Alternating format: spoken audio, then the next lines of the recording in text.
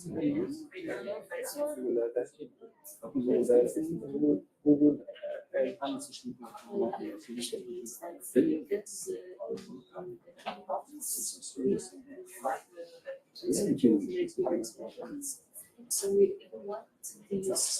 model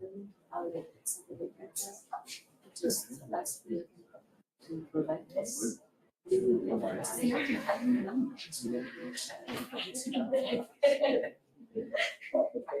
you complete it.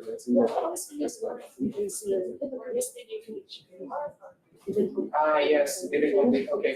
So what can happen here is that search does not automatically replace your files. You have to encode it. You don't want to erase word itself and have so. If you want to rerun a task, you have to delete the files that were put inside the directory, the output directory of that step. So you need to enter inside your experiment directory. So it has to be the segregation also. It's because you cut it, right? You made it up yesterday. Also, I need to react. So we go back. So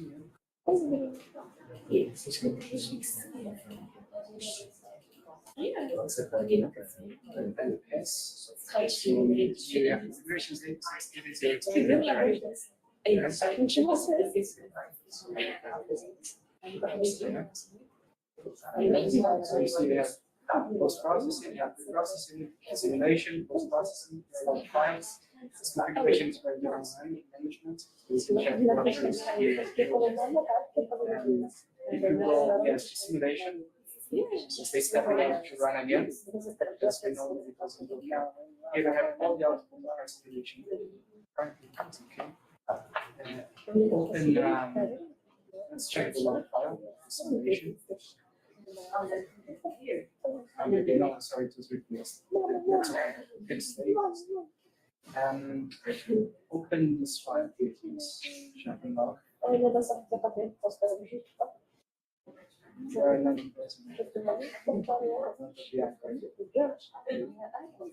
Yes, so that's the log file of the model of Sharpen. Okay. So here we are. There is a description of what Sharpen is doing and the data that we prepared beforehand and this shows other variables of the model. Let's go to the end. Not in line with the areas.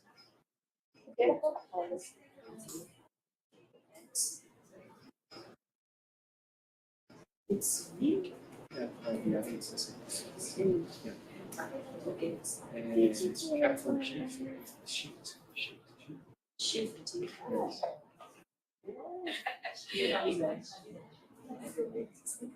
Presentation was completed. We went to the very end. So that data is here. And then here is the organization of the simulation. Training 13,000 seconds. Yes.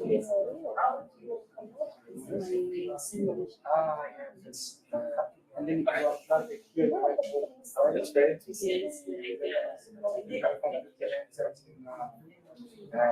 Economy mode. But it can't run. It's still running. Yes. Now we are going to do, if we have the time, some has classes. Yes.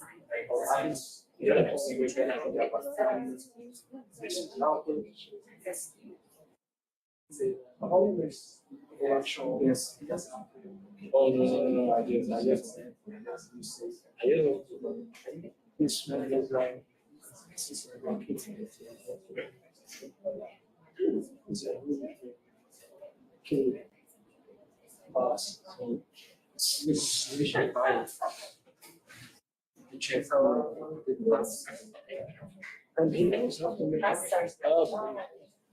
not just for the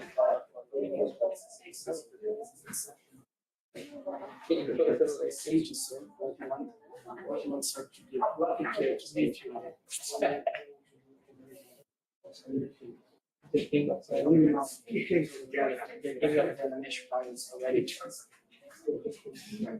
to give you that necessary information. So we want to see here, show quick few seconds. It's because in there, so just check files actually. Files.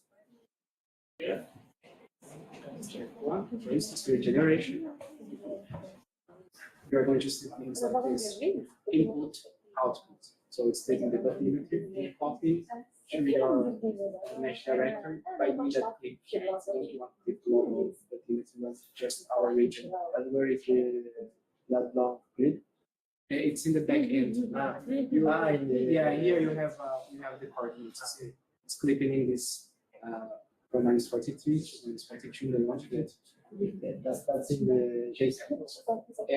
No, when you draw your domain in JSON, in the JSON file, it extracts the min max of your domain, a box containing your domain plus a buffer, a safe region, so that we make sure that we have data available for extrapolation, interpolation, and all this stuff. Right? So your input output file already exists, is keeping. So we're going to sum up this.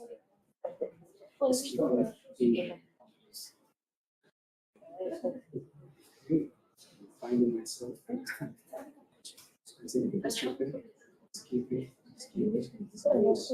The files already exist, so we're not weak. If one of the files is missing, you redo that step. That's I see.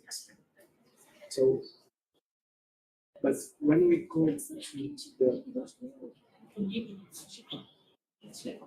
it's French, yes. Yeah, is there Sorry, no, that's okay. So here you have the next generation through atmosphere, boundary conditions through ocean air, through tidal forcing through zero boundary conditions false because we don't have data. Remember, we jumped to that step. Simulation true, programmatic, post processing false. We are jumping in step. The post processing. Yeah, it's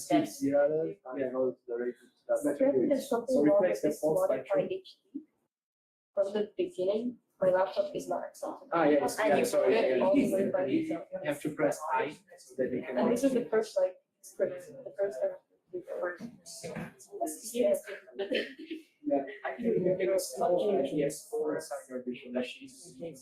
The moment you import the virtual machine to VirtualBox, you can do notifications and keep it always safe. And I help with that. So, Not really good you can programming. personalize your virtual machine. I did run like models You can do, for instance, write and save and quit. Now let's run again the simulation. So that we'll start generating some visualization.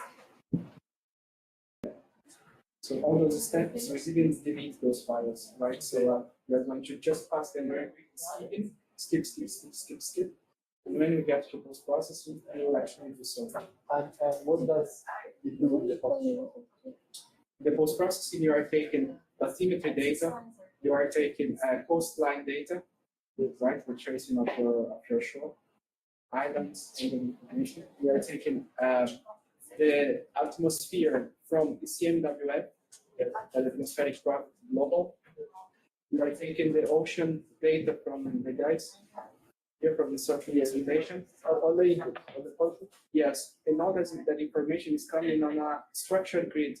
Remember, so we have to remap it to an unstructured grid to be able to force a downscaled unstructured domain. You need to remap that data to an unstructured grid. So we are doing all that with the process and writing it in a way that Python understands, because the model wants it to be written in a specific way. And then inside, this is what I want to present. I just want to make sure that everyone has the results of the simulation.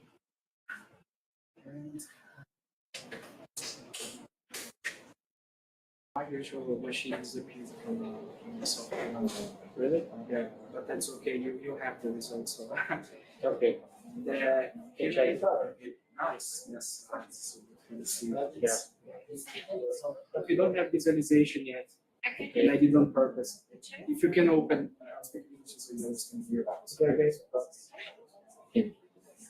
if you can open your configuration file, the one we downloaded yesterday. It's right here in my site configuration. Configuration is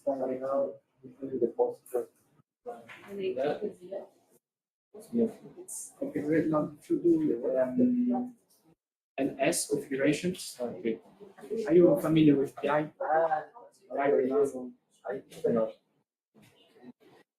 Configurations. Director. No, it's just slight type of P. That's the file. This is a file that we downloaded yesterday. We used to configure the entire thing. Remember, all the instructions to start are contained in this file.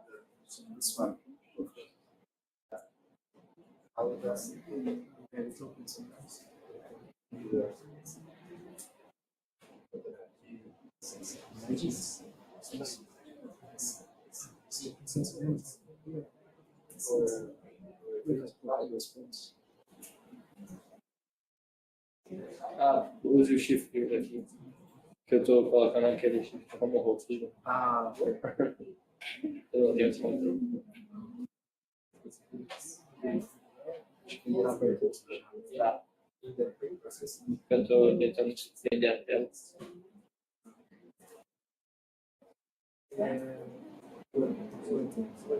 Depois você pode instalar Virtual VS Code dentro da Virtual. Beleza. Ela fica um pouco mais pesada. Assim.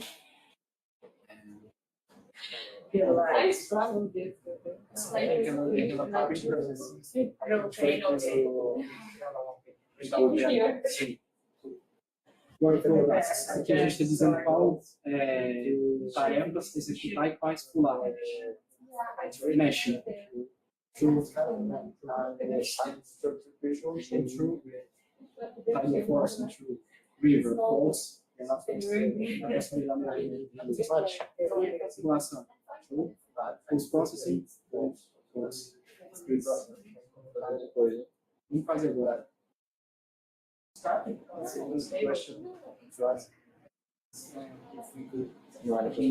Peraí. Acho que eu entendi o que aconteceu aí.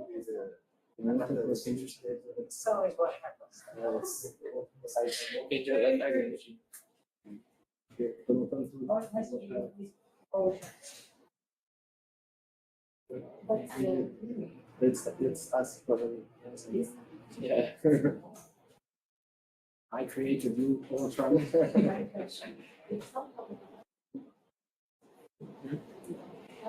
And package. Sorry.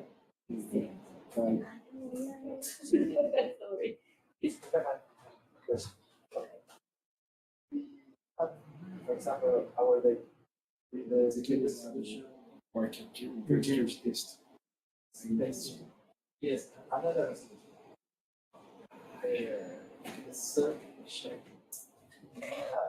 the solution to our unacceptable. I have to imagine exactly the same color. Atualizou, né? Have a solution, they want to Tasks. use as input. The inputs we have need to have the same size resolution. The resolution we have is our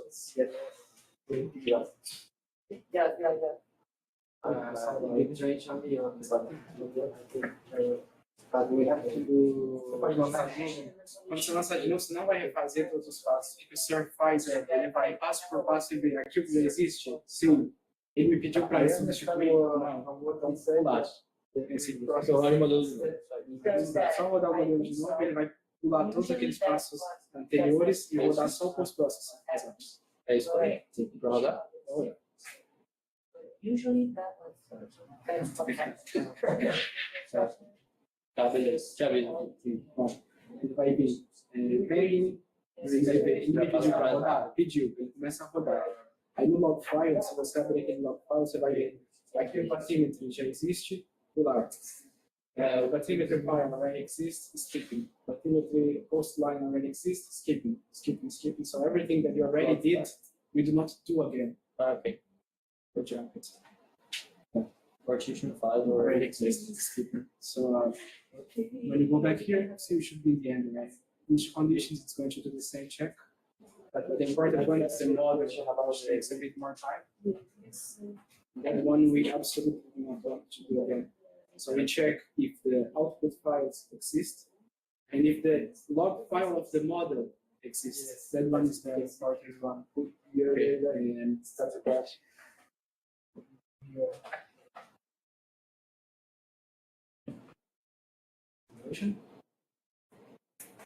Let's first show everything we have in documentation. We have that answer. And because of the things run.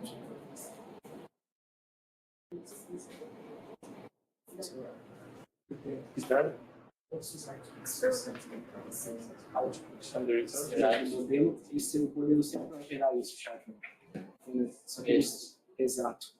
Tudo isso aqui vem no modelo, exceto os NetCDF. Os NetCDF a gente está gerando eles, porque o Chakra solta em formato próprio. Então, para ser mais fácil de explorar os dados, a gente deve ele para NetCDF. Esses dois em si. Aos em si, esse está explicado na documentação também, só para referência. E aqui já é o que tirou ontem, né? Aqui já esse aqui ele está soltando a informação espacial completa, temporal completa. De todas as quantidades que são definidas no nó da sua malha e no centro da sua malha. Ok. A gente está dividindo esses arquivos em 3 dias também. Se você tiver uma rodando simulação de 3 meses, consegue fazer as semanas. É mais fácil manipular ele. Essas foram saídas de ontem, já. Sim, ele vai passar por cima do seu time. Já passou.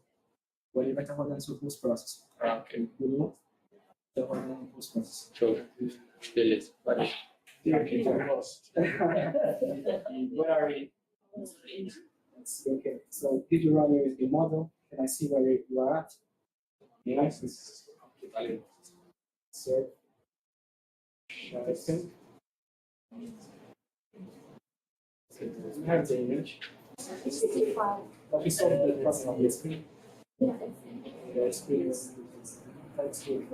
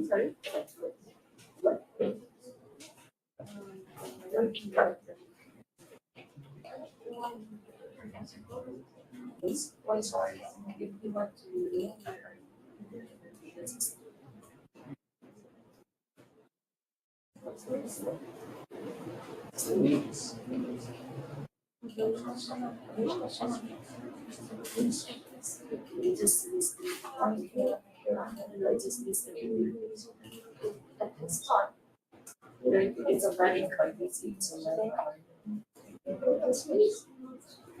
Just read this.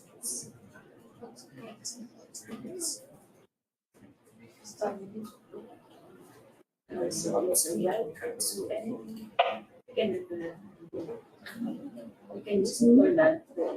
It's just like conditions inside the folder.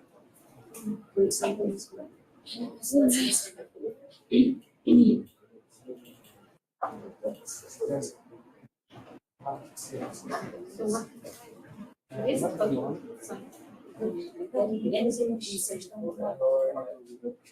mas eu acho que é coisa conceitual.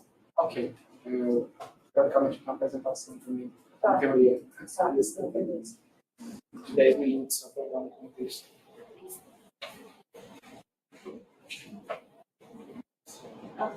Science, like emphasis. Find anything. Don't find anything. Yeah.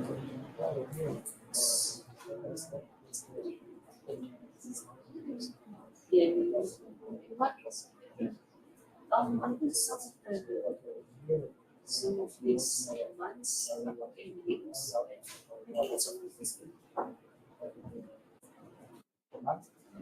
So this one is this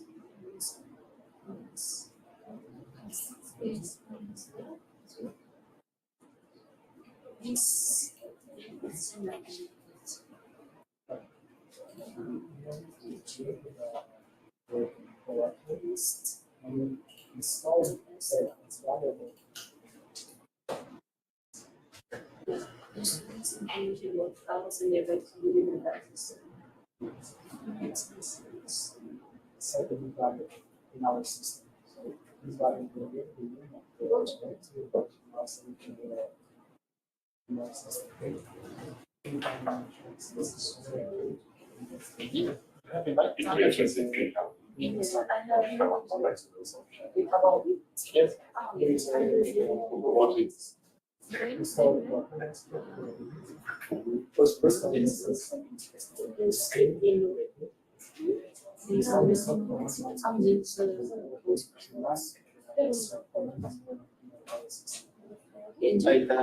Yes. See what you say. Yeah. It's just beautiful. Wow.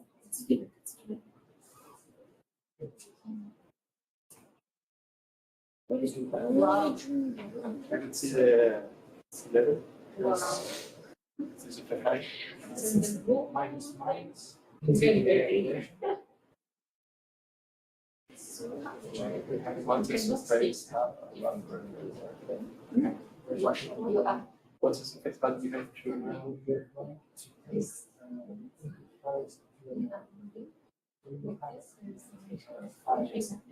see it? Sorry.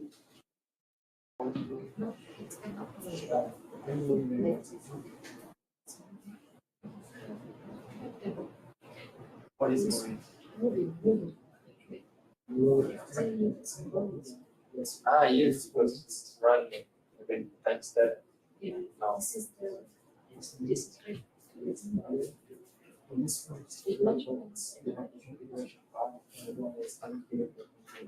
understand. I don't know This if I one, so this one it doesn't need the. Yes. Yeah, this is No. No, it's simulation. It's always in our radiation something as simulation or it takes of 1 day and 1 hour. It's right. Okay. One question. I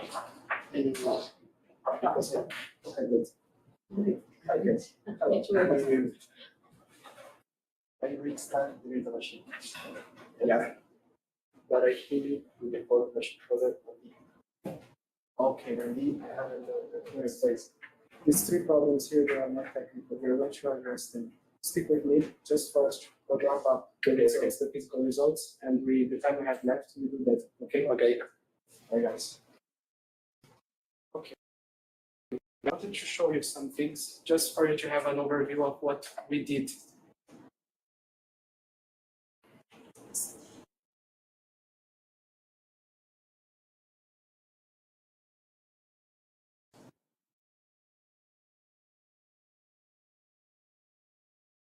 So basically, I know that some people have some technical problems with virtual machine. We're going to address that. But in general, everyone saw a bit the workflow of SERV, right? You know what we are doing in all those steps. I'll take 10 minutes, a half, 10 minutes and 30 seconds to show you one thing. And then we speak about the problems you had and how to solve them. Let me make sure that we are sharing the screen. You are. Okay, thanks, Orlando. Know that we are. It's so ugly. It was more better than the I will take the PDF. It's not formatted.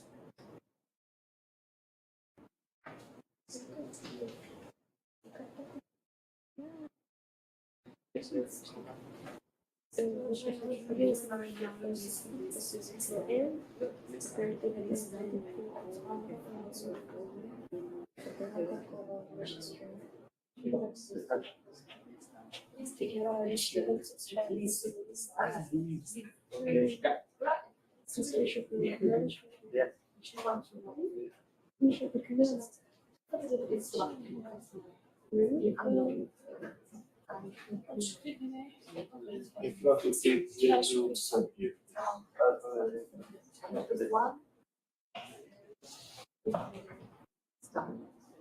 This is not is stories like a work. It's fine like this.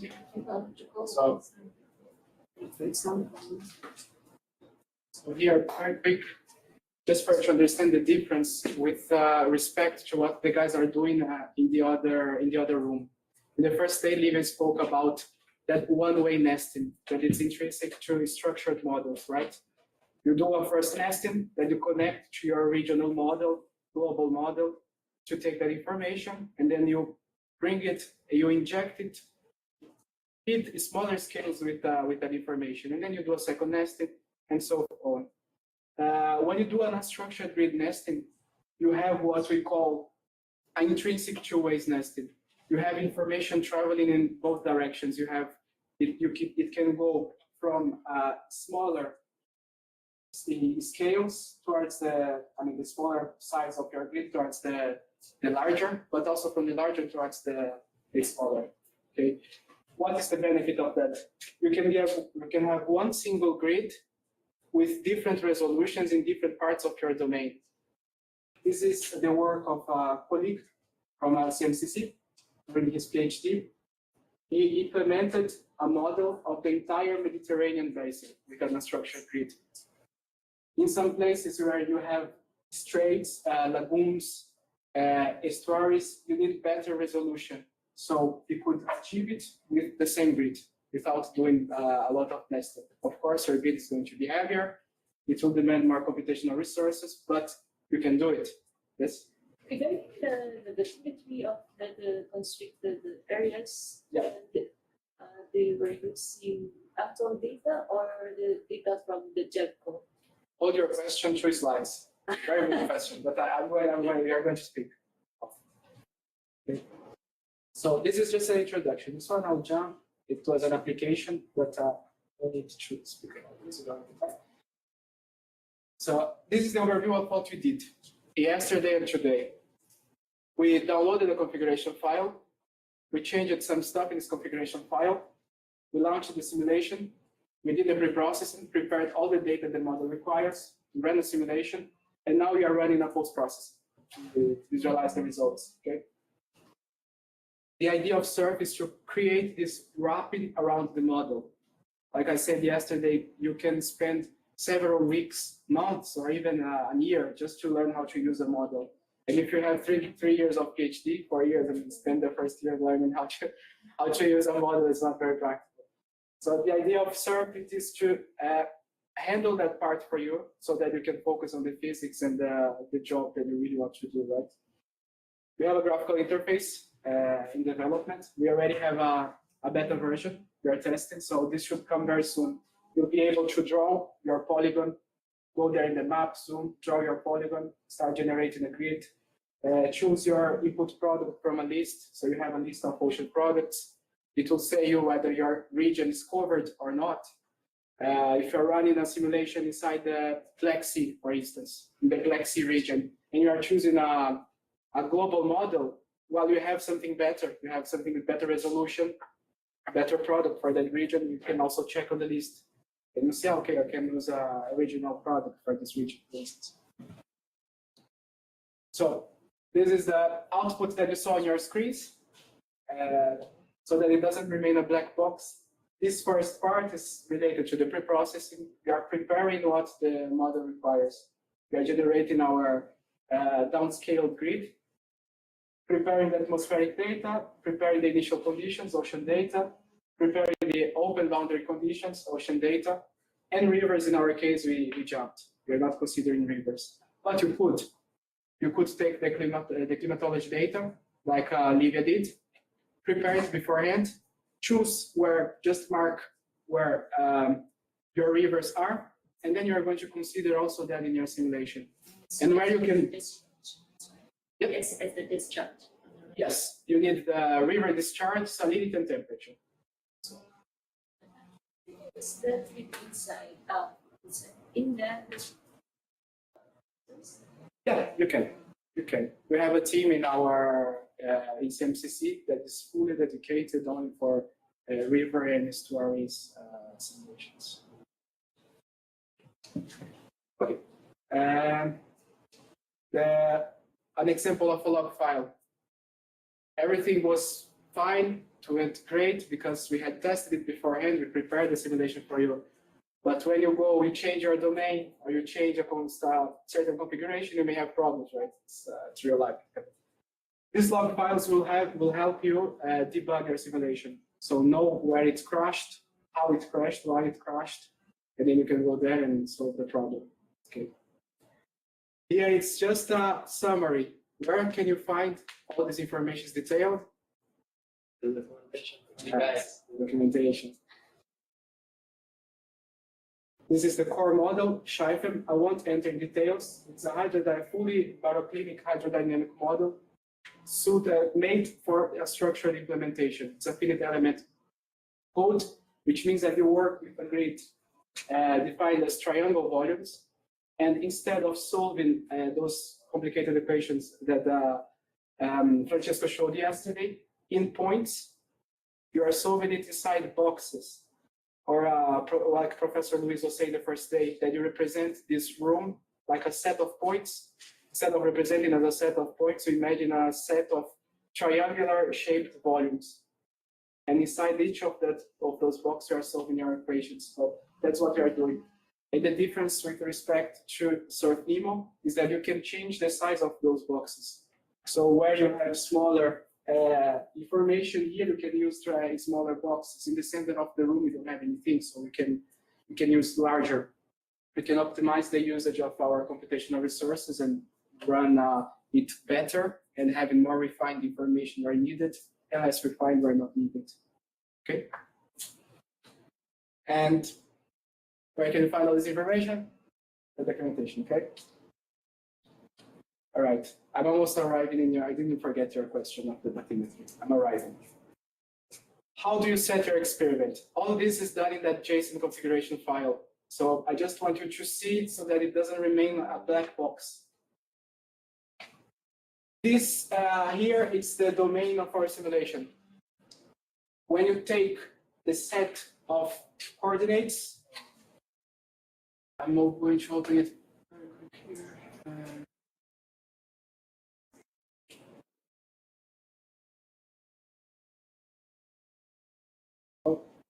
This is the configuration file we downloaded yesterday.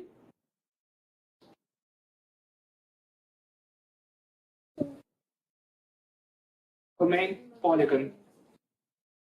You see, in this variable here, domain polygon, we have a list of coordinates. We have a list of coordinates. These coordinates are the points you are seeing.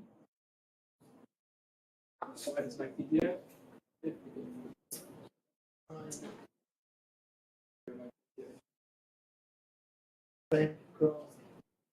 It's the same chrome.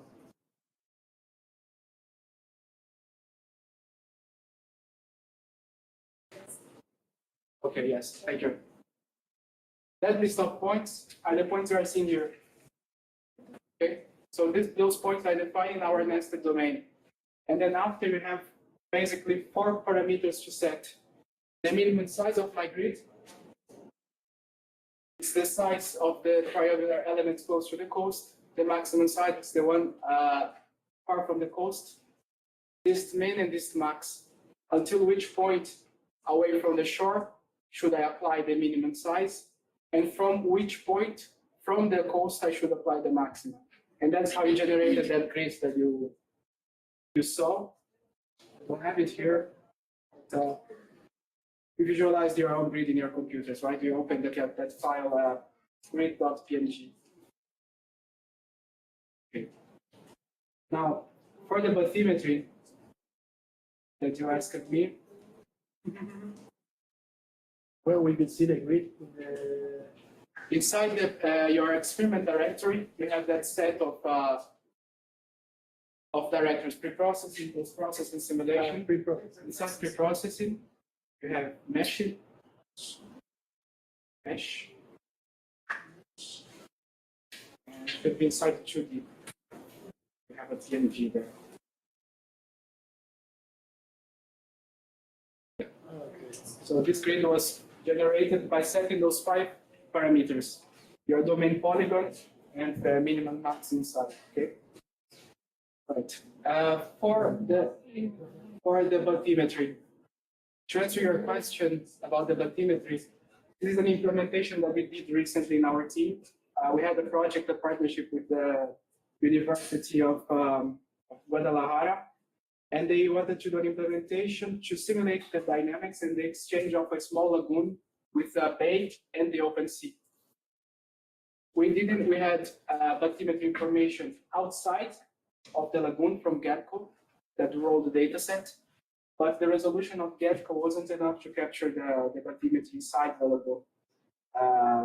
Here we have a full extension of 3 kilometers only, so it was too coarse to describe the bathymetry in the lagoon. We entered in contact with a university in Mexico that made measurements in this lagoon. So what we did, we merged the information from the university in the lagoon with the gap outside the lagoon. And so we created a new data set that contains the information of both. And we provided our own data set. So in the configuration file, we set that option offline, and we provided our own personalized bathymetry. That's how it was done in the PhD that I showed you in the beginning also, where we didn't have that fine information. Somehow with contacts, measurements, etc., you can find it, and you prepare that data beforehand, and then you provide to serve. So you have to prepare the structure grid of the bathymetry. Yeah. And the size of the size you can choose. It can be coarser, it can be finer. You can choose. You can personalize it as you want. This is another example. We did a what-if scenario study to consider the effect of barriers, constructing barriers to protect the shore this is a beach a few kilometers from my house. And the problem is that these barriers were submerged, so we couldn't represent it by a modification of the coastline. They were not supposed to be above the level of the sea. They were a few meters, 1.5 meters submerged. So what we did, we modified the bathymetry to represent these barriers, and then we made the story. It's an XYZ format? Yes. The name of the variables, all that, you can inform also in the configuration file. So you can generate your data set, you focus on that, and then on the configuration file, you say, I'm providing my own data set, where it is, what are the name of the variables, and which variables should take. If you have more than one, also inside your data set, that's okay. You can say which ones should use. An example of grid generation. Once you go through these steps, you are good to go. Your grid will be generated. Let me go quicker. We don't have a lot of time left. Just an example also of a modification of a coastline. You can provide your own coastline. Atmospheric forcing. The same. You can also provide your own atmospheric forcing if you want to make a study of what-if scenarios. Remember, you said yes, they're changing the direction of your wind. To see, which is what we did in this study case of the beach also. Once the barriers were represented, we considered the wind in 3 different directions, which are the most common, statistically speaking, in the beach, and mostly in the summertime. They wanted to know how it works, because tourists like a lot our region, in Israel during summer. The same for the ocean. These are all the layers that you have. You are receiving your information in a structured grid, either for a global regional model or from another simulation. another nesting simulation, and you are doing all this manipulation. In case you provided open data. You can also, yes, which is what you are doing here. Normalize this. You should provide, that's a good question, you should provide velocity, temperature, salinity, and sea level. These are the 5 quantities that Scheifen requires because it's the 5 primitive quantities issuing from your governing equations. Okay, so you should provide those 5. And sea level, yes. The two velocities, yeah. Salinity, temperature, and sea level. Once you have it in a structured grid, you are good to go. So inside It's the, like data. yeah. So in the configuration file, we are saying type of input, 2 mems global, 2 mems Med Sea, 2 mems Black Sea, or offline. We are putting offline. And then which quantity corresponds to U velocity, the name of the quantity. Which quantity corresponds to temperature, the name of temperature variable. So that circle open, your Pandora box netcdf will find will cherry pick the variables you chose, and it's going to do the forcing with those quantities. Of course, if they are wrong, you're forced not to wrong. So you have to ensure the quality of the data before when you use offline data sets. Like here, or you need to. Yeah, you can have some diagnostic tools on the side, like written in Python, simple Python scripts, just to check that your quantities are well defined, are correctly defined. And you can do it also in the preprocessing folder directory that you have in your experiment. For each one of these steps here, you have a set of files. If you check inside, you find a bunch of netcdf files that for each step, you are saving those files also, so you can check if they are being correctly handled. If there is a problem, it's because something went wrong here in the beginning of the chain. So we have something to correct here in the To know when we're wrong, we have to always check in the log.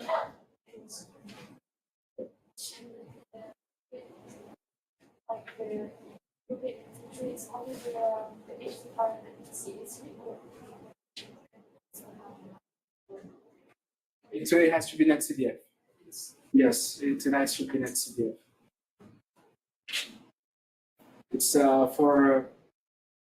It's the most user-friendly solution that we could find now, the one that goes the best. Cleaning time. Okay. So we made it. Yes. We also made it the surf memo. Okay, those processing. Those processes included. Not yet. They are running it. Okay. Yes. Surf memo It's is amazing. Yeah. shallow levels. Yes. Yeah. Scheifen is made also for implementations in shallow areas. It is the main purpose. But the levels with 2 meters left. What is the difference between a shallow area model and a deeper area model, in your opinion? What? What is the difference between a deep ocean model and a shallow water model? So, so the difference is the consideration of the stratification, the density, right? So if you don't consider the density, everything is shallow water. So it is homogeneous. And this model was at the beginning was so-called Scheifen is shallow water model. Okay, so, but then the three-dimensional part of the stratification was added. Okay. So this is a kind of an old model. It was very old as it was written. And then they did the parallelization, they did all that management of the memory that was terrible, and the input, which was a text file like we were doing at my age. Text file and input, impossible. Input the global oceans with a text file. Yeah, thank you. Yeah. So the most people use shallow water. Let me tell you, all of a sudden you start to do shallow water and sea level storm surge, okay. Okay, then somebody tells you, your environmental agency, oh, please, I need marine trace. What do you do? You're stuck with a model it took you 6 years to develop and has no temperature. So better to start with the most difficult one, which is the one that has certification, and so you can prepare a model that has many users. Okay, so if you, otherwise you go into a narrow and you find that you have a model you cannot use for marine waves, that is a very big problem in place. That cannot be done with a shallow water model. Don't use the shallow water. Would be my advice.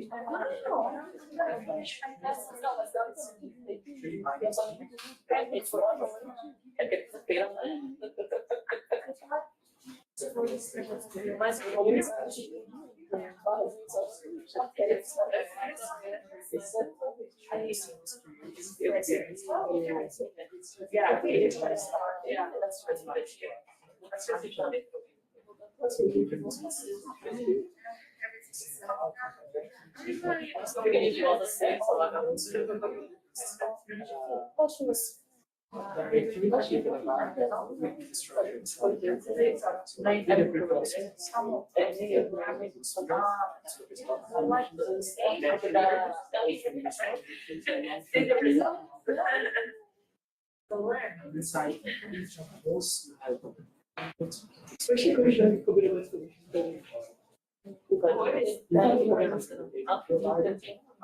Não, também não entendo isso aqui do trabalho, né? Que todo mundo se faz. Ou das nuvens. Isso aqui tem as migrações. Importante. And then you have a calculation. You're passing from this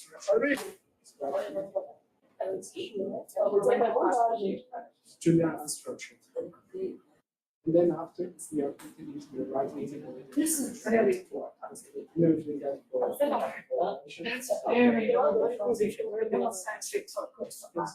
Are you keeping it running? Are you keeping it running? Good. Look at it. And keep it always under your scrutiny so that it was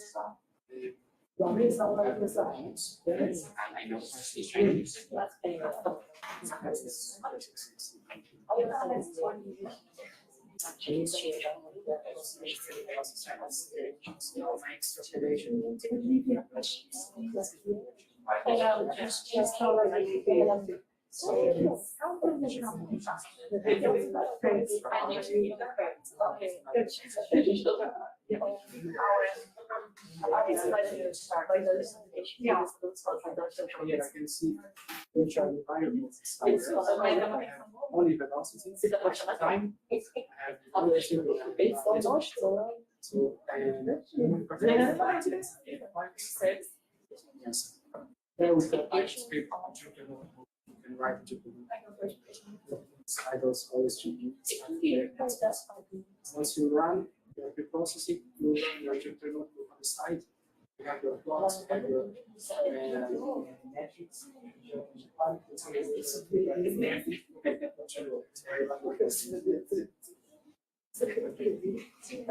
Hi, everyone.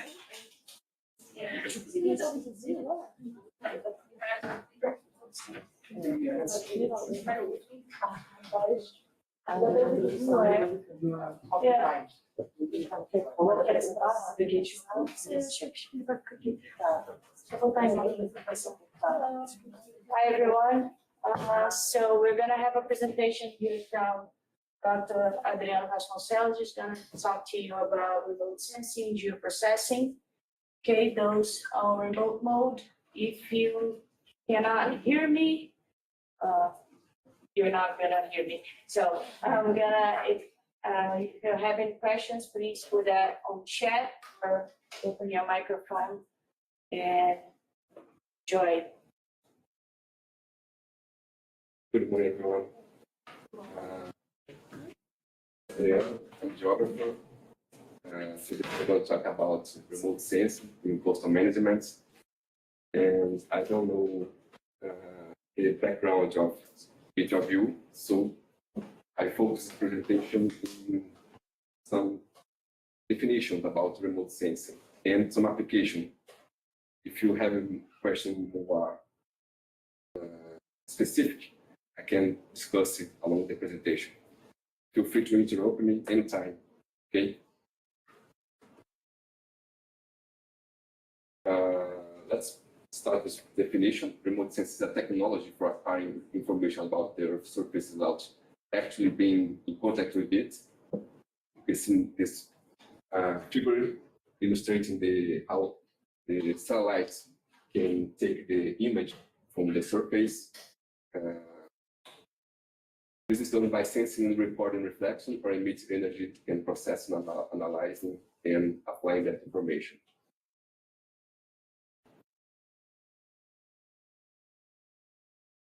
We have two different kinds of sensors.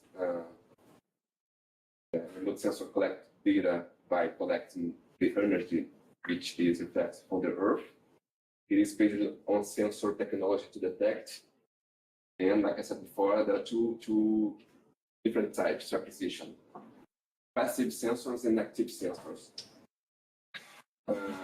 Passive sensors, like the figure illustrated here, use the energy detected to surface energy from the sun, to surface direct to the sensor.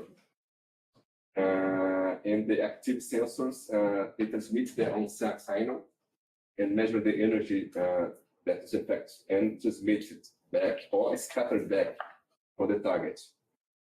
The most common sensor used in this case is radar. So in general, they provide their own source of energy to the object, and then they collect the back scattering of the surface. So this is how process the remote sensing. We have here the first the energy source. This situation here is about the passive sensor. So here we have the energy source. It's usually the sun. They emit the radiation and atmosphere, and interact with atmosphere and touch the surface. The sensor get the interact with the target and record the energy of the sensor, and then they usually transmit, reset, and processing to the base. Sometimes they use the support of communication satellites to send the information to the base. After that, we have interpretation and analysis and application.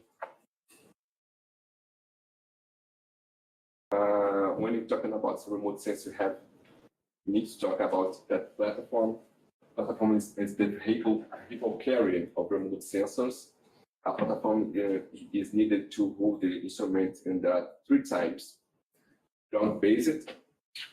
Nowadays, the ground-based more common is drone, but in the past you use tower, air balloon, and kites.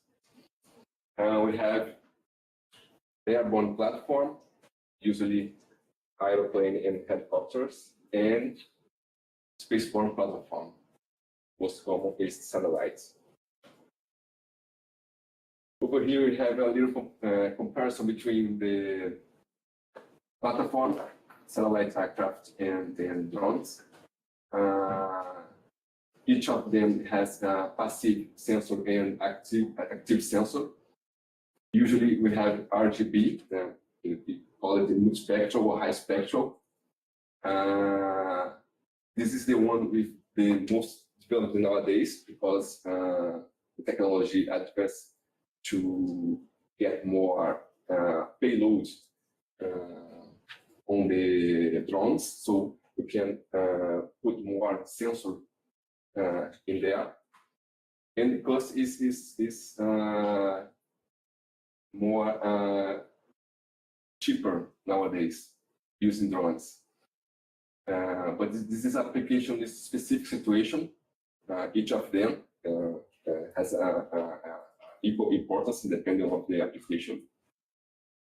Spatial resolution, of course, drone it's greater than the others. And what more here? I think that's it.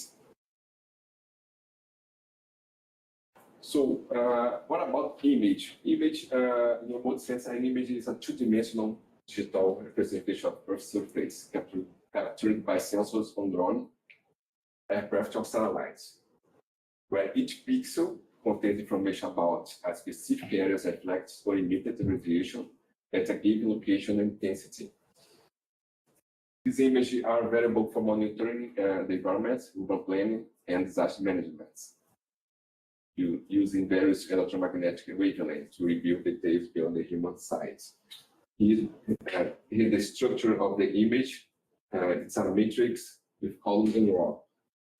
But we have some specific characteristics of remote sensing we're gonna see right now. Next one.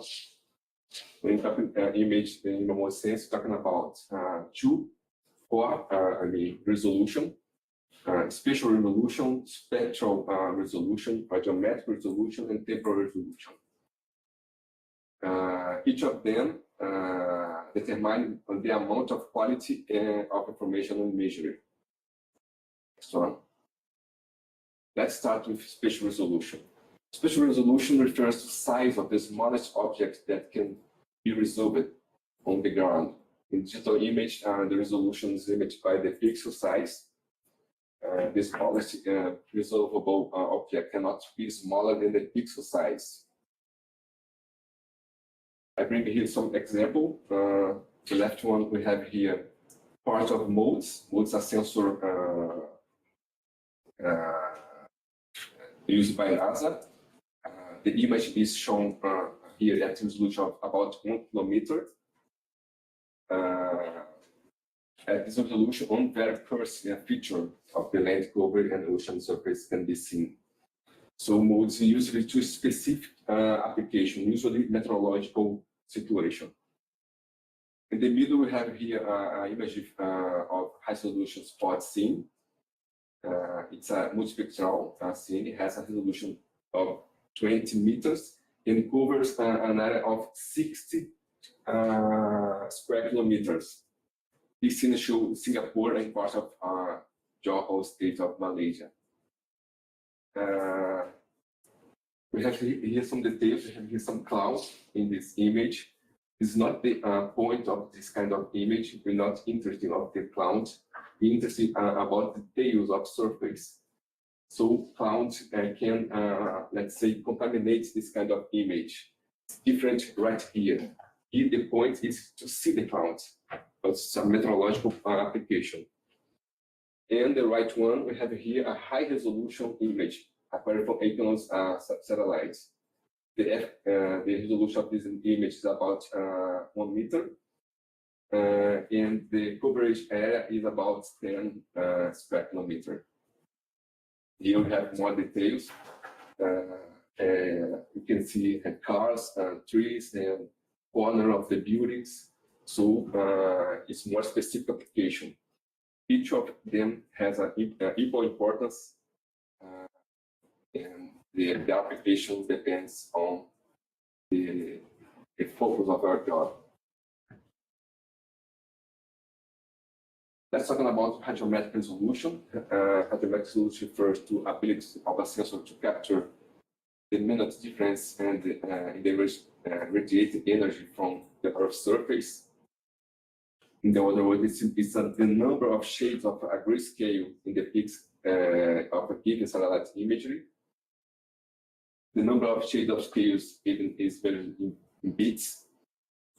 So we have here some example of the same place but different hydrometric resolution. Over here we have 1 bit. It's basically a binary image, 0 or 1. 2 bits, 3, 4, 6, and 8 bits. But it means 256 levels of gray shadow. This is the most common of the sensors, but we have other sensors with 11 bits even. Spectral resolution is the ability of our instruments to discern finite wavelength that is having more in our bands. Many instruments are considered to be multispectral, meaning they have 3 to 10 bands. And other instruments have 1,000 of bands and are considered to be high spectral, hyperspectral, I mean. We have here 2 different compositions. A color image is made of 3 channels, red, green, and blue. And we have here different bands for the sensor. To compose the image, we have to put different bands, specific band to each channel. In this case, if you put band 1, that's captured about the blue area of wavelengths in the blue channel, green band to the green channel, and red band to the red channel, we have here a resulting image called true color image. Why true color? Because it's exactly what the human eyes can see. But this is not mandatory. You can choose any band to put in any channel. When you do something different like this, we have false color image. This is important to emphasize some specific target of the surface, like forest, urban area, whatever. And finally, we have temporal resolution. Temporal resolution is the time it takes for a space-based platform to complete an object and revisit the same area, same observation area. In other words, temporal resolution means the frequency of capturing image of a certain area by a satellite in a given period of time. Please. We have here a good example of temporality. We have here Las Vegas City in the 73, 2000 year, and 2006. We have here the evolution of the urban area of the Las Vegas City. This is what we're talking about temporal resolution. Temporal resolution is useful to monitoring some phenomena, some damage. And temporal resolution specific for one platform, orbits platform, because drones and aircraft depends the activity of the human. It's not so independent to consider a temporal resolution, because that depends on climate condition. You don't have a flight every week, for example. It's different for orbital resolution, orbital satellite, because orbital satellite has a schedule fixed. So the satellites take image in time the same frequency. Excuse me, sir. The first one is which sensor? Over here, The Landsat, lens. Landsat 1. The first, It's all Landsat 1, the images? Or? yeah, it's the Landsat family. Over here, it's Landsat 1. I'm not sure about this. Maybe Landsat 5 or 7, I'm not sure.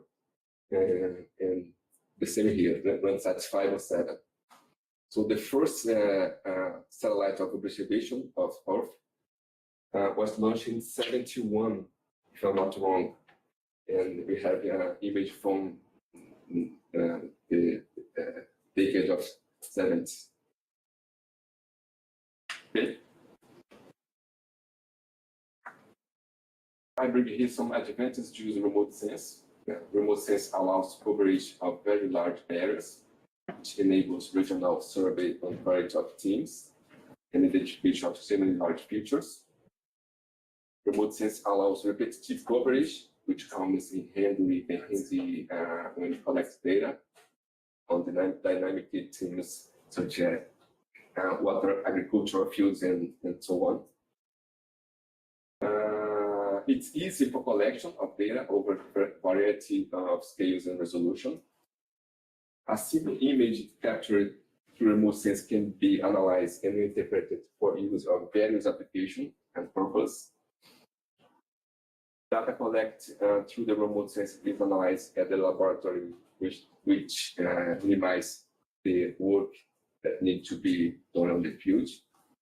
This is important advance when you consider the marine or ocean environments. Remote sense allows for mapping revision at small to medium scale, which makes a bit cheaper and faster. And finally, remote sense is a relatively cheap and constructive method of reconstructing the base in the absence of detailed lens survey methods. On the other hand, you have some disadvantage here. Remote sense requires special kind of training to analyze the image. It could be expensive. The instrument used in the remote sense may sometimes be uncalibrated, which may lead to uncalibrated remote sense data. And sometimes large-scale engineer maps cannot be prepared for satellite data, which makes remote sense satellite incomplete.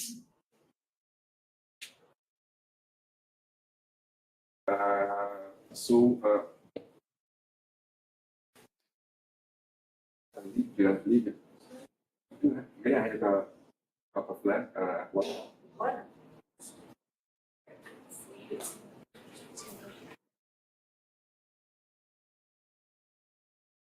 Here we have some applications.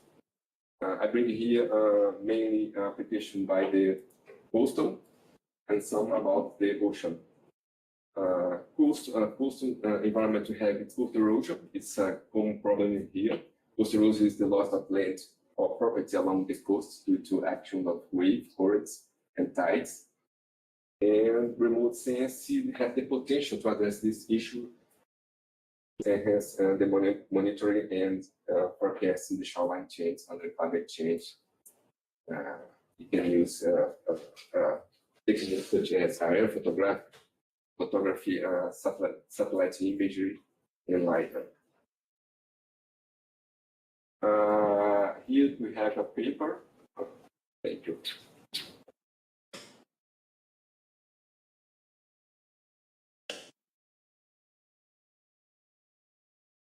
We have a paper here showing locals which have erosion and accretion. The red hotspot we have erosion, and the green hotspot we have accretion. So this is a phenomenon you can see around the world, and it's we have the behavior of this phenomenon along the longitude and the latitude. The greater is the hotspot, the greater is the change, the erosion or accretion. Next one, please. The same work we have here, example using satellite imagery. So we have here sand mining and the subsidence in Vietnam. It's trying to show that this kind of activity can cause some prejudice in the coastline. Over here we have some coastal structure in Mauritania. Here we have some nourishment in Australia. Each line of that is different river along the years. and the interception by structure, Aveiro, Portugal, the same year. Had different lines here and along the year. So this is a specific kind of application, the emergency satellite to monitor the line coast to study. Structure, nourishment, substance. So we're going to see other work about this in the next slides. Sea level rise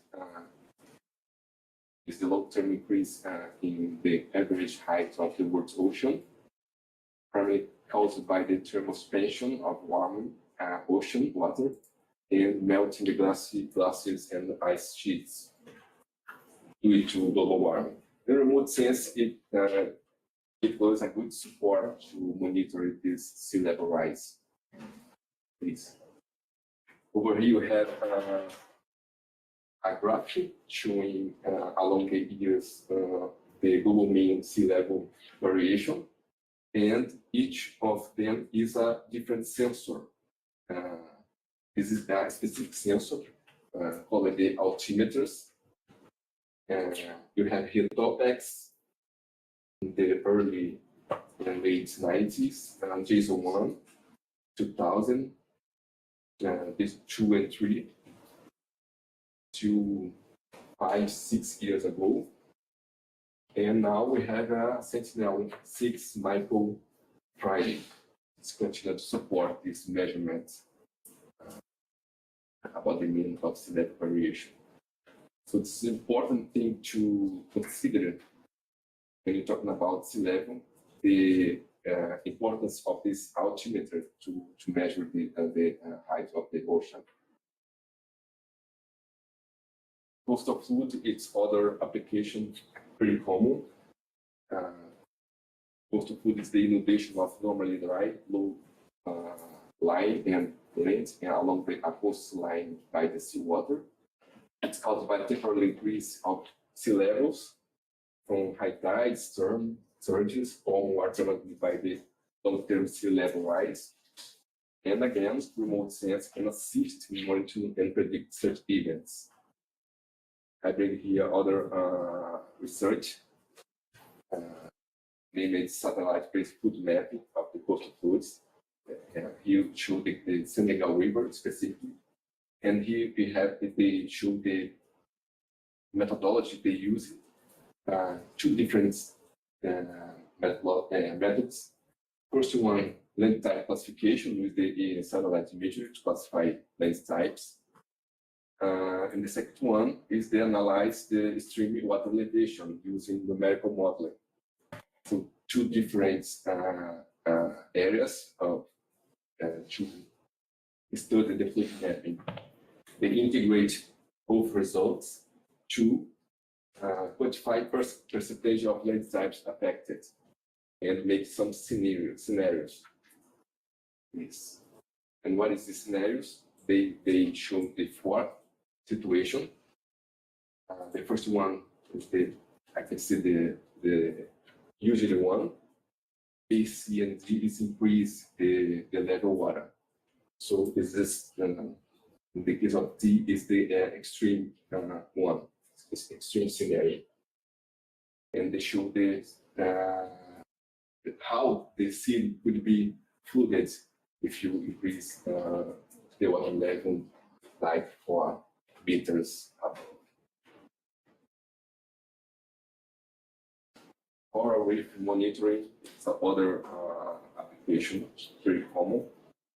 Coral reef are one of the most diverse and productive ecosystems on the planet, provide habitat and food for a wide range of marine life. But, however, coral reefs are under threat from climate change, ocean acidification, overfishing, and pollution. And again, remote sense can contribute his techniques such as high spectral imaging to monitor coral health, bleaching events, and the overall state of this critical system. We have here another job remote sensor pro reef for monitoring and management design review, and show some studies around the world. Over here we have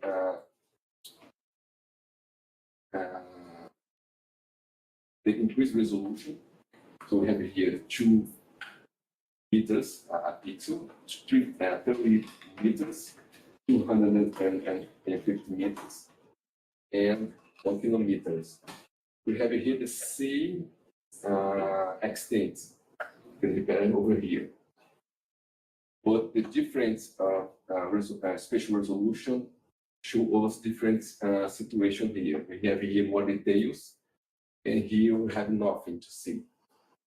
But this is not worse than this. We change is just like here, the extent of the same. We have here the same sensor, named quick bird. Over here we have Landsat.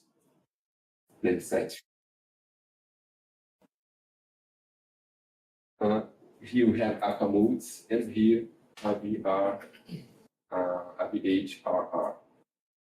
Hi, I have a question. Sorry, I interrupt like that.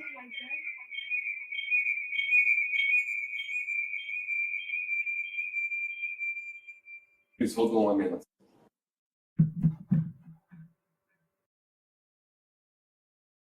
Okay, yeah, now you can hear me.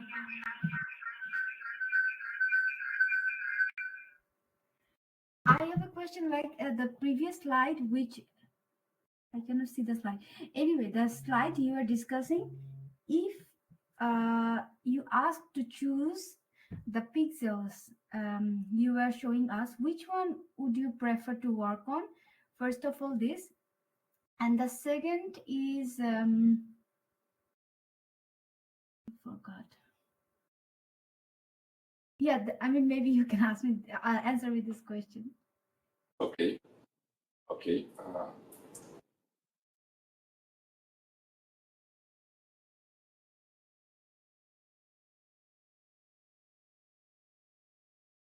I think she's meaning the coral reef monitoring.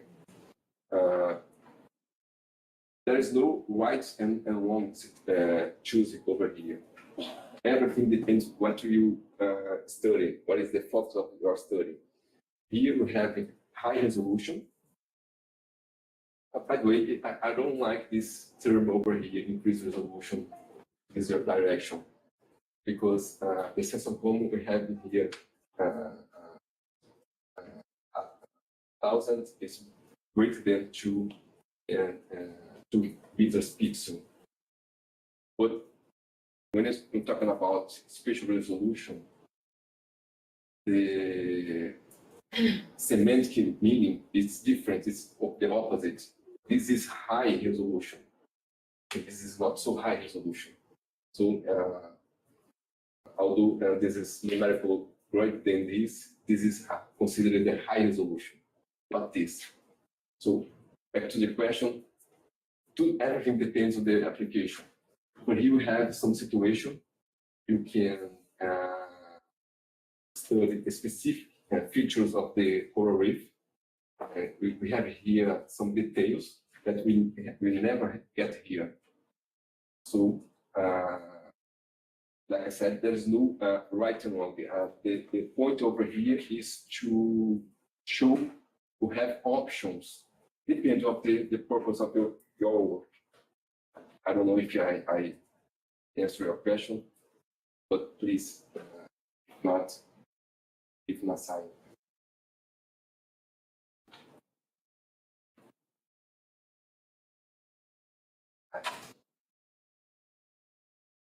Yes, it did. She just answered. Yes, it did. Go ahead. The other applications are water quality monitoring. Water quality is essential for the health of marine ecosystem and community that depends on them.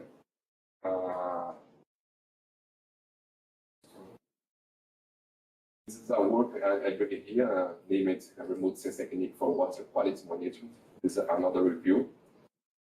And here we have two different methods you can contribute to do something, do some training modules. We have here a simple field sampling, and standard procedure for the lab analysis and data sets. In the other branch, we have image acquisition, select of the bands, and calibrate image. You can make a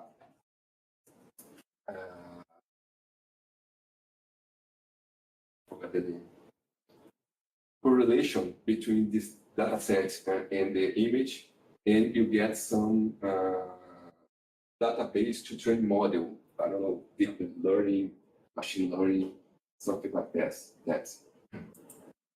We have in this same work, we have here a comparison between the sensors and showing some research around the world.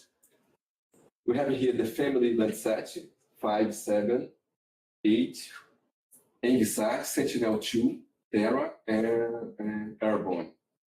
And the correlation over here about chlorophyll A. So in this specific study, they get 83% of correlation. So it's a good correlation using exponential regression.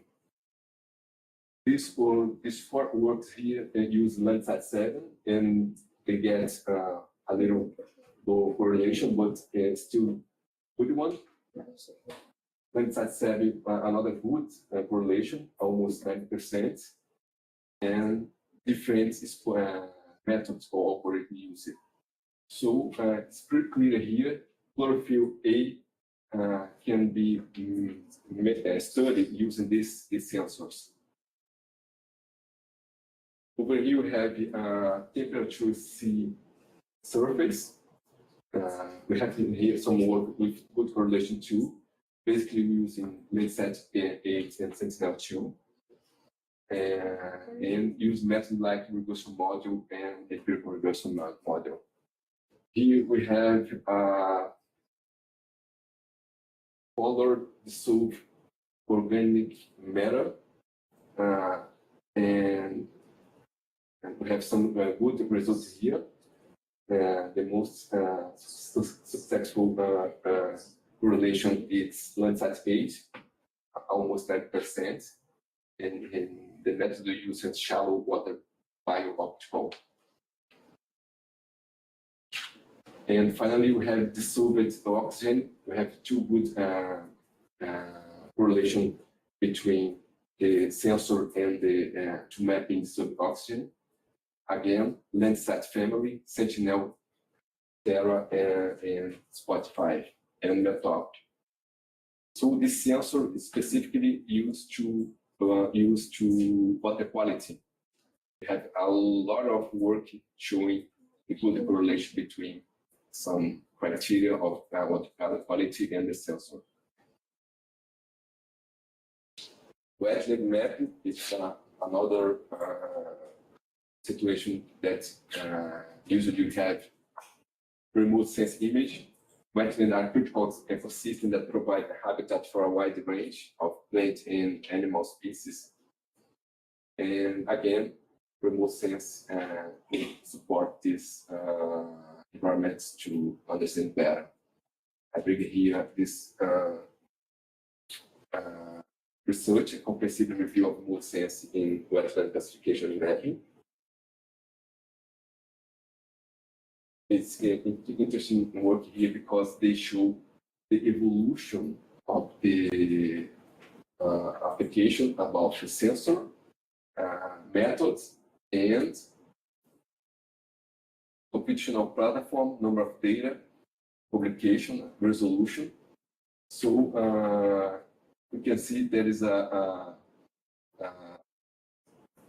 trend to use a cloud platform to study this phenomenon more than local. Over here we have an increase in the publication about the wetland mapping. And here we have what kinds of region, country, continent, phase is single temporal or multi-temporal, methods. So we have here an increase of this application, especially when we're talking about continental region. It's a good situation to use image satellite database.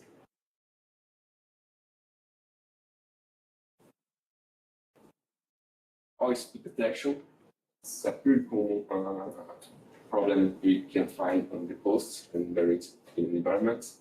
Oil spill are the major threat to the marine environment. Remote sensing technology, particularly radar, is highly effective in detecting oil spill, even under adverse weather conditions. I didn't talk about how this radar works, so I try to synthesize here. This is a satellite image of radar. They look like that in the marine environments. And the color part is a profile, just like to understand how the signal of the radar interact to the target. The first one we have here dark gray shade, and how it's interact, how it's the result from the image. We have here a oil. This oil make a tension over the capillary waves and make this smoother than the part with the oil. The radar incident energy interact with this smoothed surface and reflect almost all the signal. When this situation happens, we have here something about the dark gray shade, very close to the black. Here we have some medium gray tone. This is a free surface of the sea, no oil. And this happens because the capillary wave can diffuse reflection at the roof surface. So part of the energy that radar has sent to this target back to the sensor. So we have this mixed gray tone. And finally, we have here some white spots. Why that's happening in this image? Because the radar sends the signal, they interact with the ocean, and part of the reflection can go to the physical structure, like a rig or ship, and they can back direct to the sensor. When this thing happens, the backscatter is so strong that make this bright. Okay, and here we have the phenomenon like double bonds, named double bonds. So this is the situation about the radar. The advanced use that is, like I said before, they don't depend on the sun and the condition, meteorological condition. We have here a emblematic case here. The deep water horizon is a great accident happened here in the Gulf of Mexico, 2010. Yeah. And this accident puts a lot of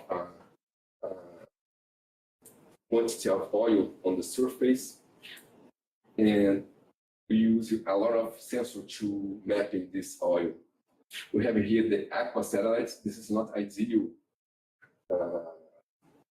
sensor to use it for this purpose because, like I said before, aqua satellites is for meteorological situation. But we have an open window free of clouds over here, so you can see the situation about deep water horizon. please. It's another image here. Same here as the NASA Terra. It's not an ideal sensor to use for that, but in this case, as an open window, you have show the oil over here, the ocean. Next one. This is a right sensor to use in this situation. It's a radar set imagery to the horizon. It's much more clear to see the oil over the sea. So here we have the showing the deep water horizon and details over here. Ships, and I don't know if it's deep horizon like over here. Another situation, or as I tuned the other day, deep horizon and the oil spill over here.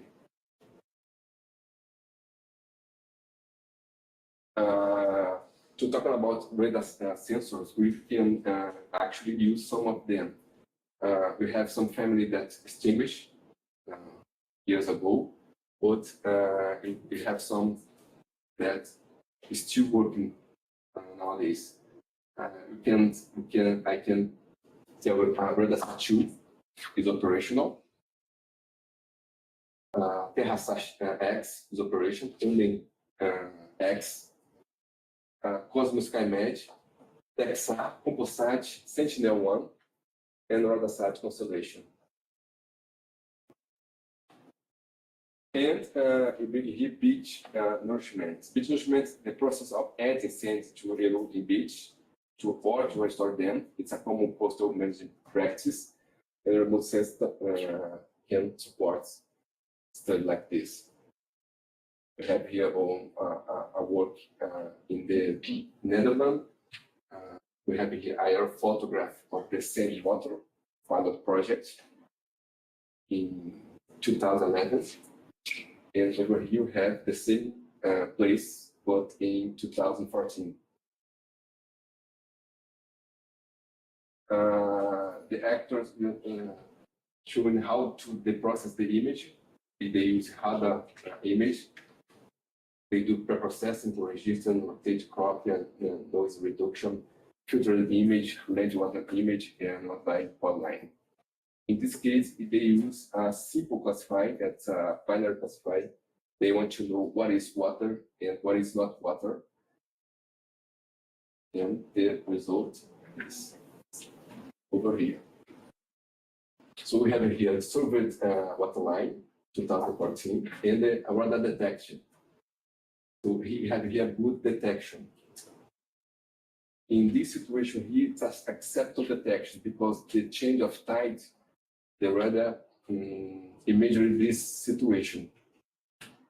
But the line is not so matchable of the on the radar results. Over here we have a poor detection in our day, and here we have other example of poor detection. This situation is caused by the tide. The tide, high tide can bring some water over the water line, the coastline, and it's not a match with the what they consider the right one. Please. The percentage about the good and acceptable is about 55%, and poor and defect image 45%. It's an interesting work. If you can read this book, it's worth. So anyway, I could talk about other example, but I feel afraid about the time, so I move to show you a database for remote sense. If you're interested to get some image, I bring here some platform you can use to download of some satellites sensor. First one, we have Globis, is the management by the USGS. It's available for use to access remote sense data. this is the link. And what they offer is digital orthophoto.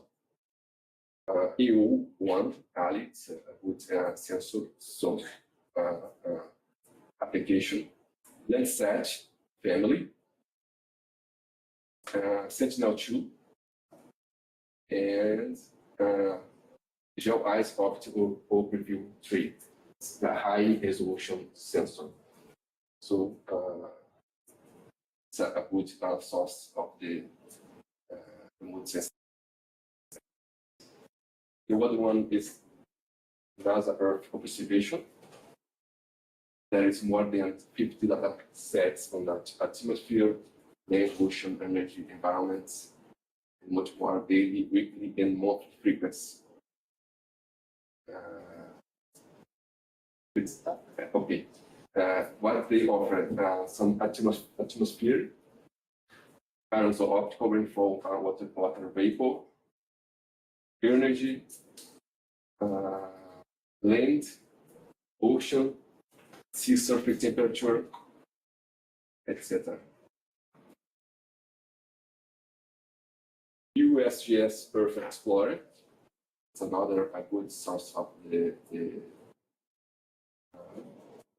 access data. They offer aeroimagery, a VR, a VHRR, digital elevation, digital maps, land cover, landsat, radar, drones, vegetation monitoring, etc. Copernicus Sentinel data. It's a platform with tools, and there is an open ecosystem that provides free instant access to wide range of data and service from the Copernicus Sentinel missions. And they have data from land, ocean, and atmosphere. The main products here is a Sentinel family, 1, 2, 3, Sentinel 5. And NOAA. NOAA it's other agencies that support this database of remote sensing. They use class no information technology system designed for support on Earth, secure preservation, and standard-based access to environmental data collection information. They offer here environmental data from polar orbiting satellites, defense meteorological satellites program, sea surface temperature, altimetry, sea surface, height, data, etc. I think that's it.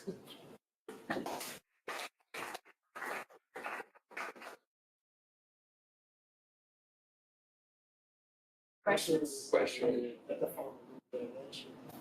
I'm sorry. Regulation plataforma. It's a good one to offer a high resolution image. It can use to map interactive on his platform and do some operational thing right there, like engine. It's a good source.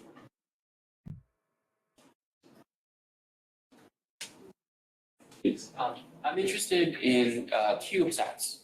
The reason is that for satellites now, none of them are geared towards, let's say, my area specifically. The resolutions are so low that when data is being collected, once I get to my islands, there is no data at all within the coastal zone. So I wanted to see what would be the cost, you think, of developing a CubeSat, sending it to space. You know, is that a good idea, a strategy? I don't know what would be the cost of this, but I can say that everything depends on demand. So I don't know what is most close sensor in this situation to use, but you can. I don't know. I have to discuss more detail with you, but I don't know. I don't have the idea about the costs like this.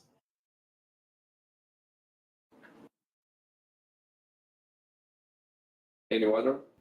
I just want to ask about if these platforms are open access. Or ecosystem open access with the others. Yes, everything is open access, free. Maybe if they ask for you login, you can see a email and a password, but nothing more than that. So it's free. Yeah, hi. I have a question. Because we are talking about coastal system with remote sensing, and also it is possible to use the remote sensing for atmosphere. I'd like to know, is there any difference when we use maybe remote sensing data for atmosphere analysis, but not coastal?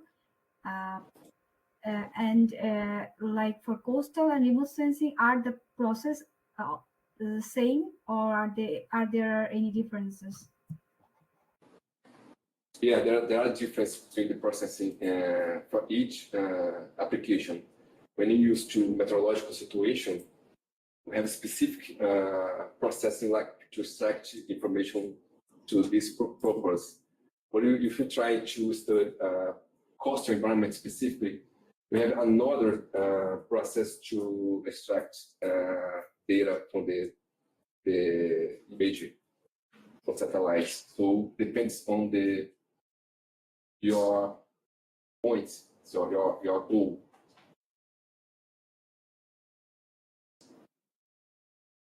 Is that okay? Thank you.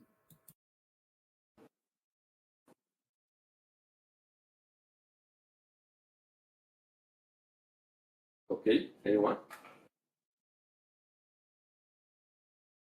So guys, this is not the end. I'm not done here. I can speak about the remote sense with more detail, about 6 months. It's a whole course about this. I just try to resume some definition and application, but keep in mind there is so a lot to understand. Okay. Thank you, Adriano. It's a lot.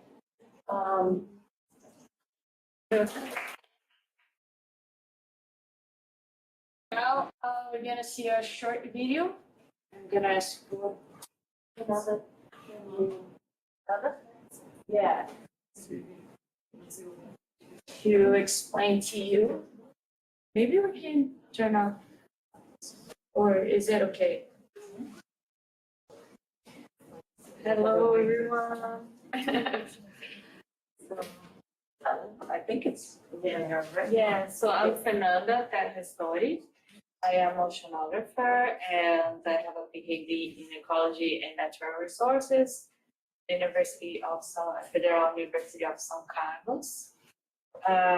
So now I'm going to present this video. So just before the video, a brief explanation how I get as a scientist. I started to do a video. Perhaps is of interest of you. So I've been working with traditional ecological knowledge, features throughout my career. I'm also a consultant for the Intergovernmental Oceanographic Commission of UNESCO for traditional ecological knowledge in marine spatial planning. But I was living in a place in Santos. I am living in a place in Santos which is constantly flooded by storm surges. And I lost a car during a storm surge, with the garage of my building was flooded. And then I thought I should understand better this phenomenon and how we can adapt, what we can do to prepare the communities, prepare ourselves to respond to climate hazards. And so I did a postdoc in Ireland regarding adaptation in coastal areas. And with that knowledge about adaptation solutions, then I returned to Brazil and then I produced the movie with all this background, these concepts about adaptation solutions to climate change. And I tried to do this video as a movie, as a film, not as a lecture, which is very difficult for us because we are researchers. So there are a lot of work behind of editing and showing to the public to see receive feedback on how we can best arrange these narratives. So I've been working with communication. So it's important that we know how to communicate the results of our research to the broad audience. So we say, oh, how can I say that or talk about that climate change with my mom, with my colleagues, with my niece, so everyone. So I hope you will enjoy the movie, and after the movie, we can have a brief discussion on learnings and how we can progress.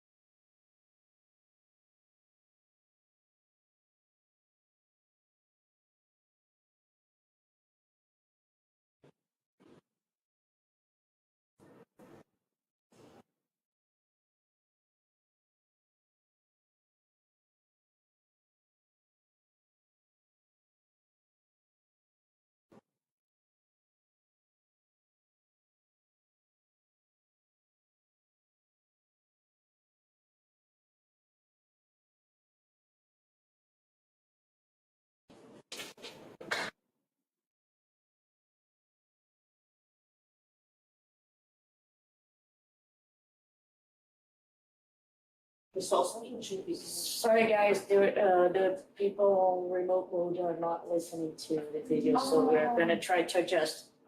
Okay. So no, because The audio, You have to share the audio. is there a way to?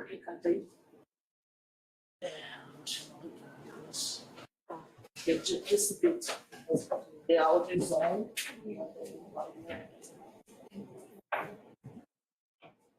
When you share the screen, to share the audio. Oh, okay. But they're seeing the screen, right? They are seeing the screen, but You you're have not. to share. Let me just. No, is it so? I'm not. Yeah. Oh, I think now we're gonna. Yeah. Okay. Okay. Okay, guys, I'm gonna close my microphone and play it again. Otherwise, I think we're gonna have an echo in the sound. Yeah.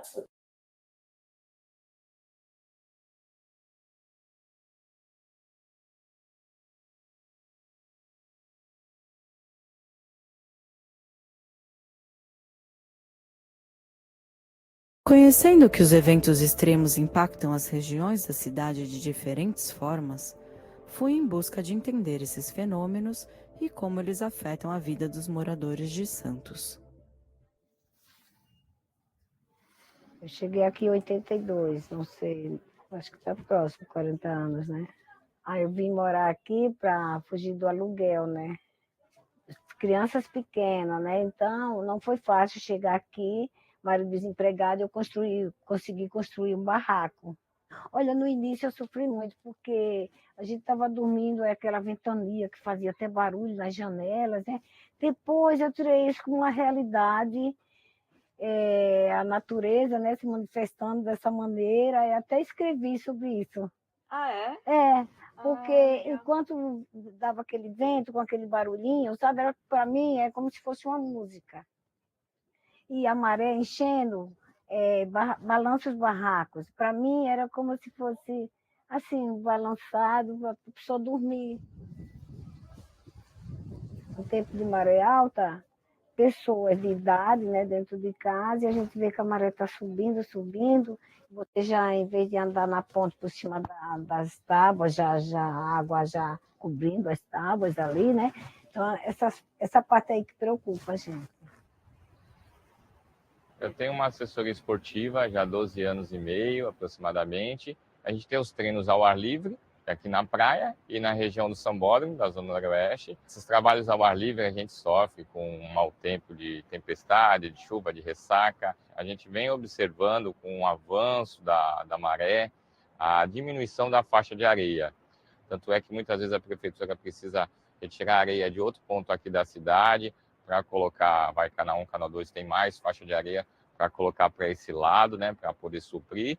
E essa mudança a gente percebe não só na faixa de areia, mas principalmente nos coqueiros, que existiam bastante nesse local, agora já não existe mais. Então a maré vem subindo e ela é gradativa, então a gente realmente, hoje é um dia que não tem condições de usar a faixa de areia, porque tem um risco da gente montar o nosso treinamento e a maré ali passar pela gente. Então já fica um pouco mais em cima, já fica na praça, mas eu acredito que principalmente a turma que fica mais próximo na ponta da praia sofre um pouquinho mais, principalmente por causa da ressaca, né? Batendo na mureta, invadindo até a calçada, a avenida da praia. As ressacas, elas são uma resposta do oceano, né, dentro do processo de interação do oceano com a atmosfera. É uma conjugação entre eventos meteorológicos e astronômicos. Então, a maré ela oscila todos os dias, né, por motivos astronômicos, pela rotação da Terra, pelas fases da Lua. Porém, o que vai causar eventos anômalos de maré é quando tem aliado a esse efeito astronômico um sistema meteorológico fazendo acumular mais água na costa. Ventos muito intensos, né, vão transferindo energia para a superfície do oceano e o oceano, com essa perturbação, vai propagando, né, essa energia até a linha de costa. Então, no nosso caso, são as frentes frias e esses ciclones que são, né, os agentes que forçam essa subida, né, do nível do mar e também ondulações maiores.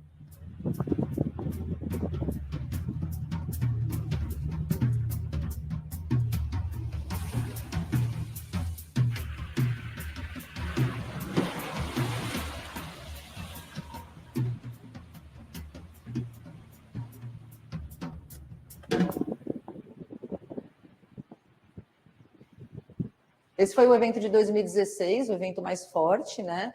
Que, enfim, causou grandes prejuízos para a cidade, destruiu o deck do pescador, inundou alguns edifícios. Quebrou mureta, a água invadiu a ponta da praia, alagou garagens subterrâneas de prédios, né?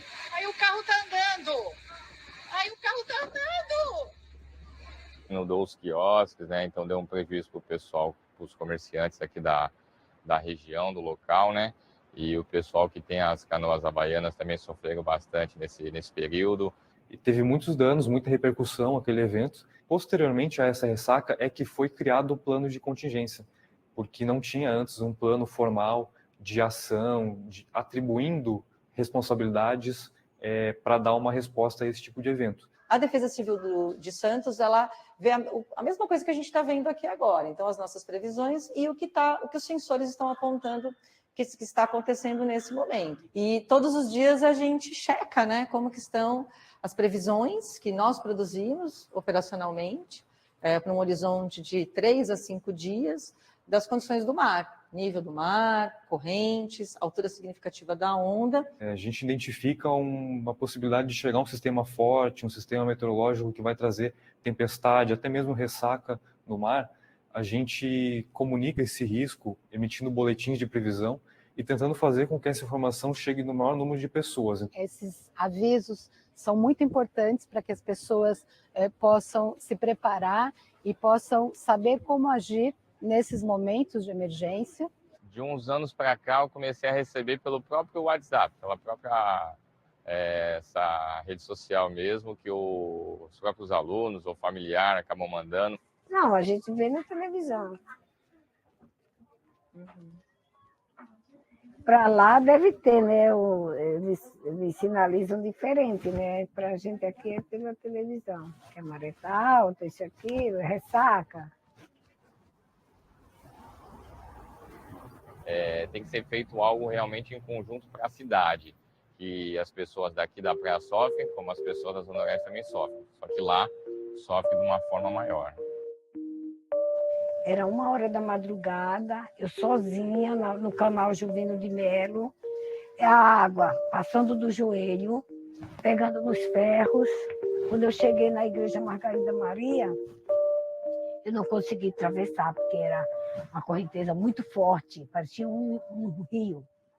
Daí apareceu o senhor, um rapaz, dois homens, e me deram a mão para me passar. Outro dia eu ouvi falar que futuramente a cidade de Santos pode sumir. Porque você vem de São Paulo para Santos, você vê que aqui é muito baixo. E eu acho que com essa mudança climática, como você fala, a tendência é piorar. Essas mudanças climáticas podem estar afetando o nosso dia a dia, né, e com o passar dos anos. Ruas que são paralelas a praias, uma quadra da praia alagando bastante, ou que seja feito algo para que possa realmente diminuir esse avanço, né, ou tardar, né, esse avanço da maré. Mas a gente tem essa preocupação, como é que vai ser daqui a 10 anos, ou daqui a 15, daqui a 20 anos, né?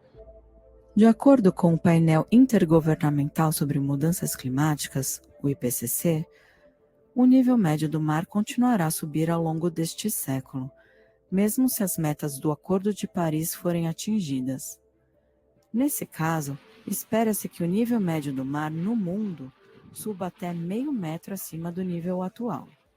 Mas, caso as emissões de gases de efeito estufa se mantiverem no patamar atual, poderemos ter uma elevação do nível do mar de mais de 1 metro até o final deste século.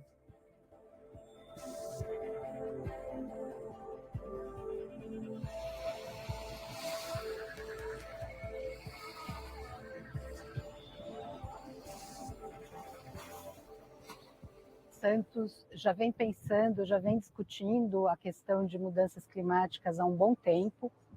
O plano de Santos é um pioneiro, é um dos primeiros do Brasil. Ele é de 2016, o primeiro plano. E a partir disso foi possível entender com mais detalhe para o nosso território como essas mudanças climáticas ocorrem atualmente e devem ocorrer ao longo das próximas décadas. Ressacas mais intensas e mais frequentes, elas podem ser um cenário, sim, que pode vir a acontecer aqui na nossa região. E as cidades não estão preparadas, elas foram construídas, se desenvolveram dentro de uma outra realidade climática. A cidade vai ter que se preparar porque vai acontecer de novo esse tipo de evento e vai ser mais frequente, inclusive. Então, a gente tem que pensar em se adaptar aos efeitos de mudanças climáticas, de eventos, e esperar que os efeitos sejam o menos danosos possível. Se não tiver uma política voltada para acabar mesmo, tentar acabar com essas enchentes. Se não tiver uma política voltada para isso, a tendência é piorar.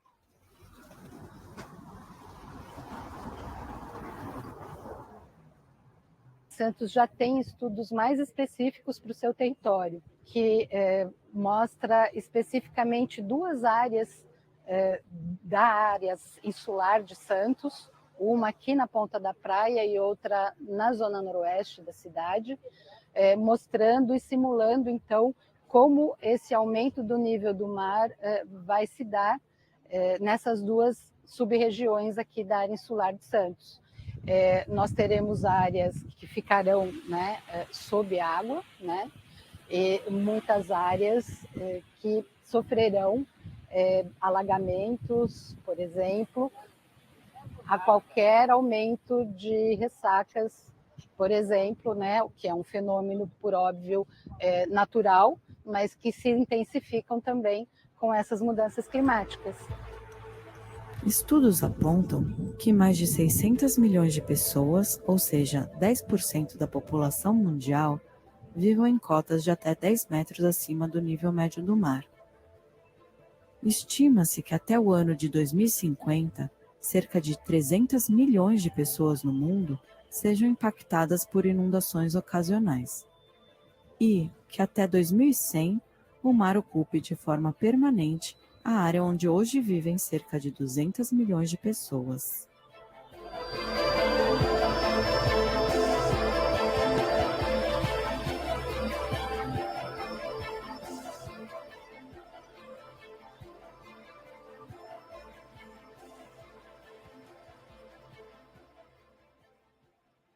Que as cidades costeiras, especialmente Santos, precisa fazer é, primeiro, avaliar a capacidade da infraestrutura existente hoje e da característica da cidade, a gente poder, em cima das projeções futuras, entender qual é hoje a resiliência que o município tem, se é que ele tem alguma. O Plano de Ação Climática de Santos trabalha com uma visão de futuro, que é tornar a cidade mais resiliente a essas mudanças climáticas.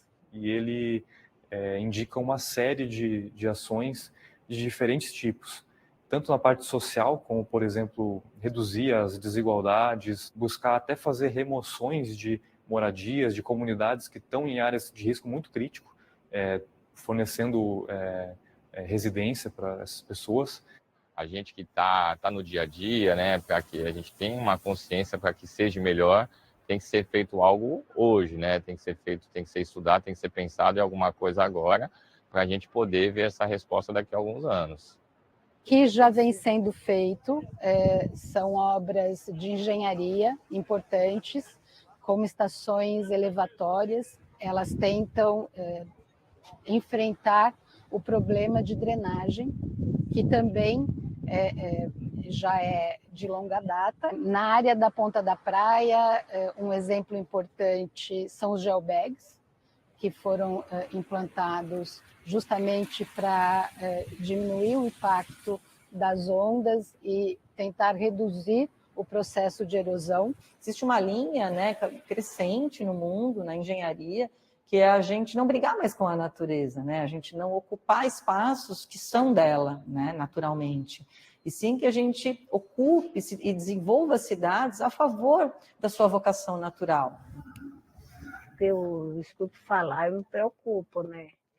Futuramente, não sei, eu acho que as pessoas deveriam até sair da parte que é da maré, né?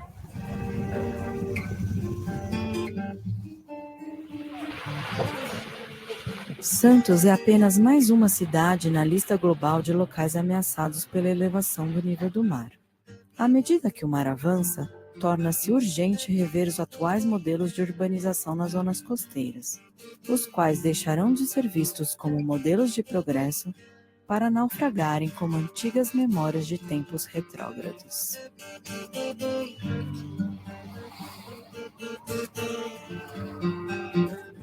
Para além da adoção de soluções cinzas e verdes, é preciso também ampliar o debate sobre a realocação das ocupações humanas para longe das áreas ameaçadas. Será que nós estamos ocupando historicamente os ambientes de uma forma correta? Essa área é do homem ou é do mar? Né? A quem pertence esse espaço? Tantas vezes, tantas imagens que a gente tem, né, da água batendo nessas muretas e arrebentando essas muretas, né?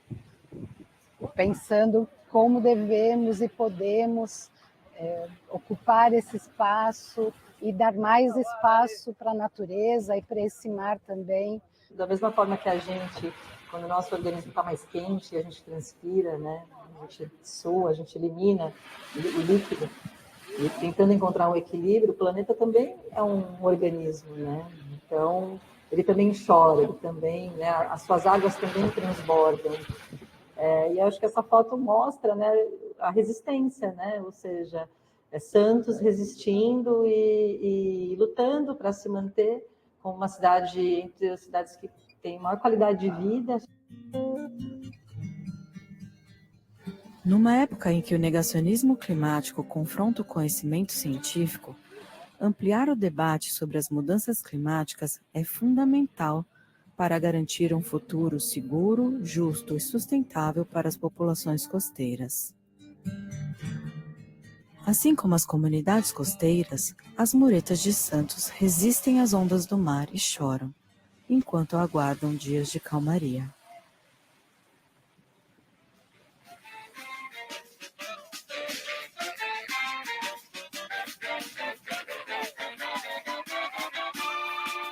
Pela profecia o mundo ia se acabar. Pelo vagabundo deixa o mundo como está. Pelo ser humano, pelo cano o mundo vai ou não.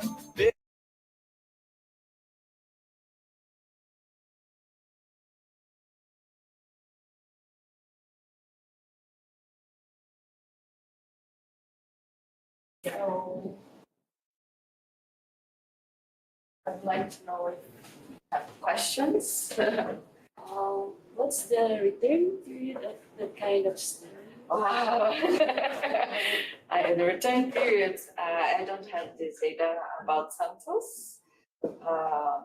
Partly, I'm not working with predictions. I interviewed, and she worked with the professor from the university. She works with the European and the American models. You've been working with those here, but I cannot.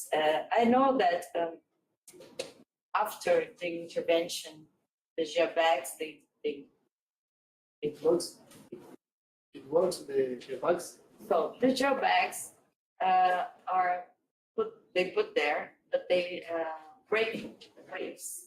So it's good for as a protection for waves. So people believe that it's working, but then this year, and it worked for many years, but this year we had a very strong. I think it was last month, a very strong storm surge, and it floated again, like not like the worst one, but in 2016 one. So this year we had a very strong one again, but we are having storm surges every month, all the full moon, not like the 2016 one, but every month in the full moon, and especially during the autumn period and winter periods, we have likely, and it's a combination of high tides and atmospheric conditions, and heavy rain. So the city doesn't have a drainage system, because you drain the water to the sea, and the sea brings it back. So you drain so you don't have. So that's why we try to discuss in the film concepts of adaptation in a lighter and understandable way for coastal communities. So we are talking about gray in infrastructure, so engineering infrastructure. We are talking about green solutions, nature-based solutions. But we also we are talking about soft solutions, which are policies. They have the contingency plan, which is the emergency plan, but also a climate change action plan for the future. And we have to discuss also the possibility of relocation, which is another solution, relocation of communities from threatened areas. So we are trying to discuss all these concepts, but in a way that is a more natural, but it's behind.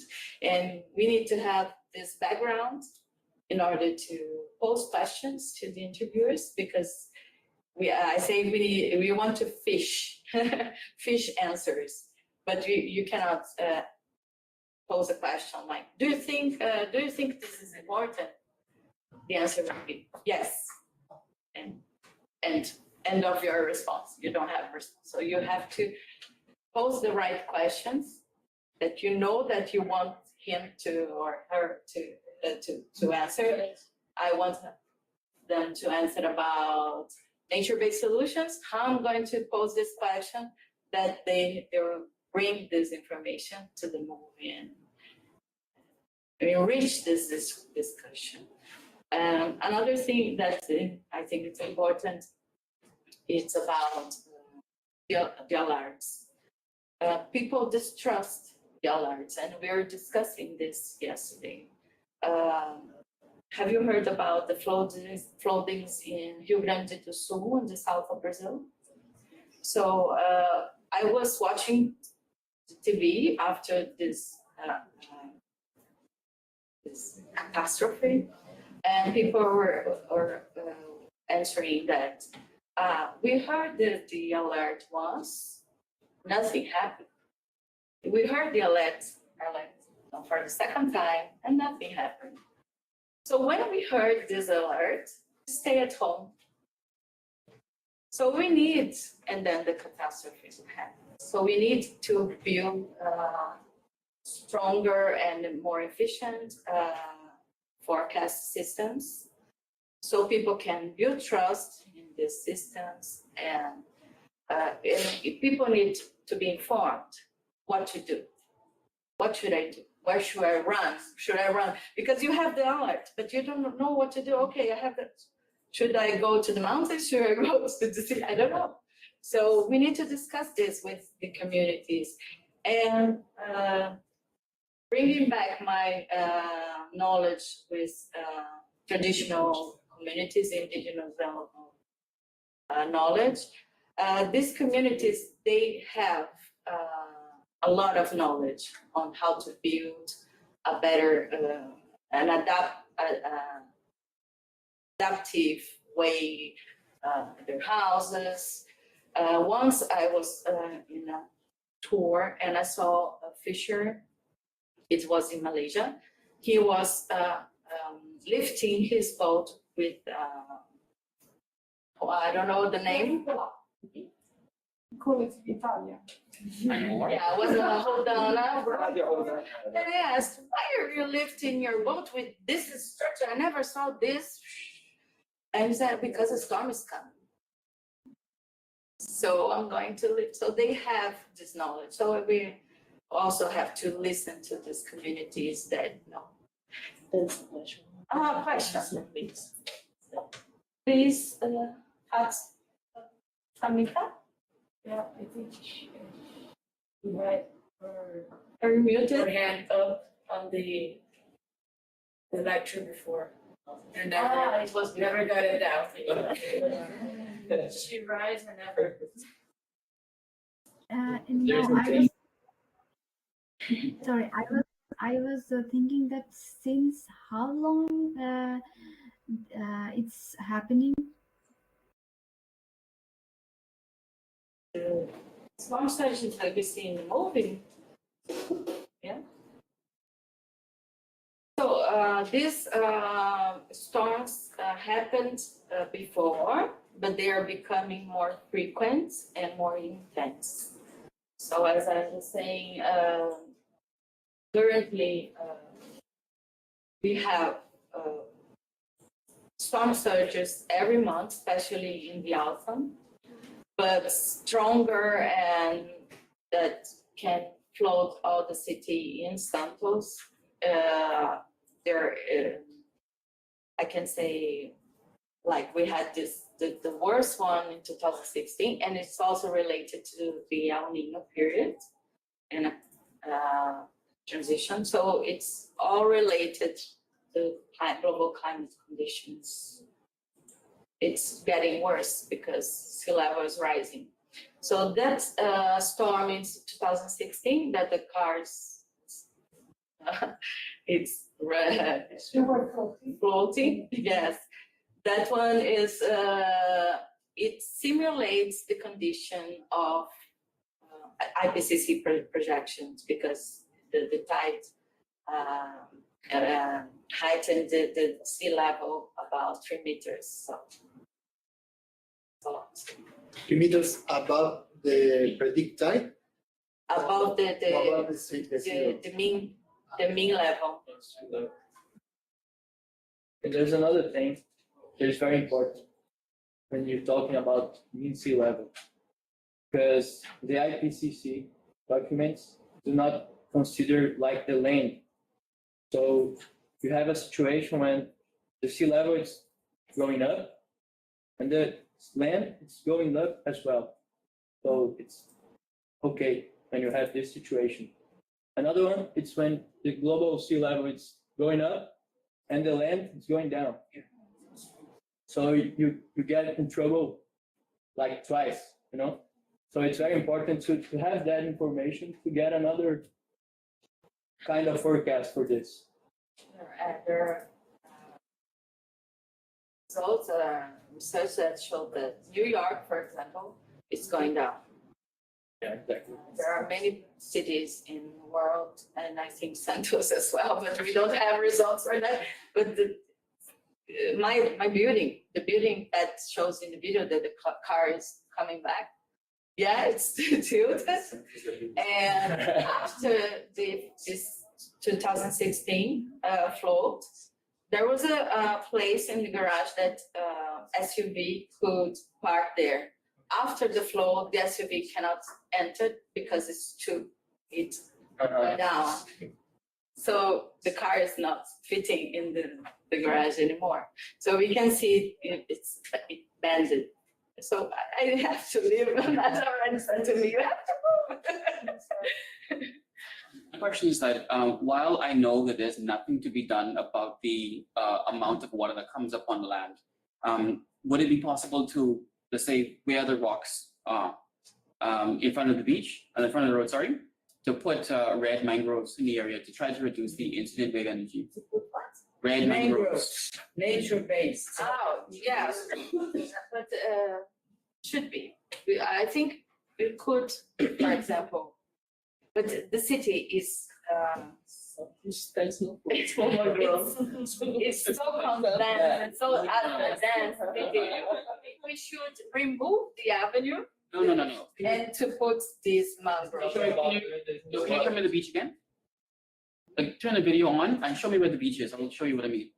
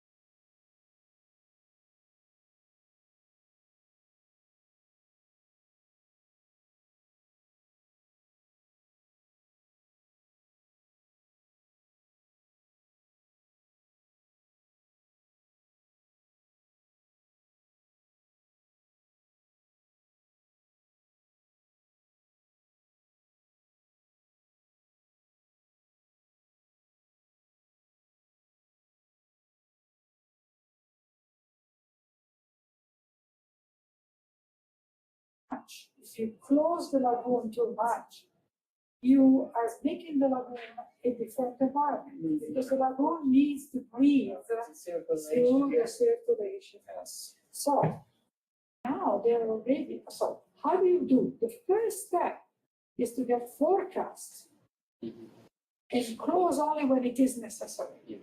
And you cannot do it without a good forecast. That's right. So now we have a specific Schleifen implementation for Venice that looks at the best forecast to decide, because you have limits when the water becomes dangerous, and you shouldn't close if you don't reach that limit. Okay, so that's one. The second step would be to recreate the canals that were around the Venice Lagoon in the past, that they have been closed. Okay. Third step, and maybe some people put it as a first, is the subsidence, what you were mentioning, the land subsidence, and how to change that. Okay, so you can find a way also. So, but for one of them, we have a digital twin. For the others, not yet, we will progress. So. I think the last part is like when to warn the people, like you said about the alerts.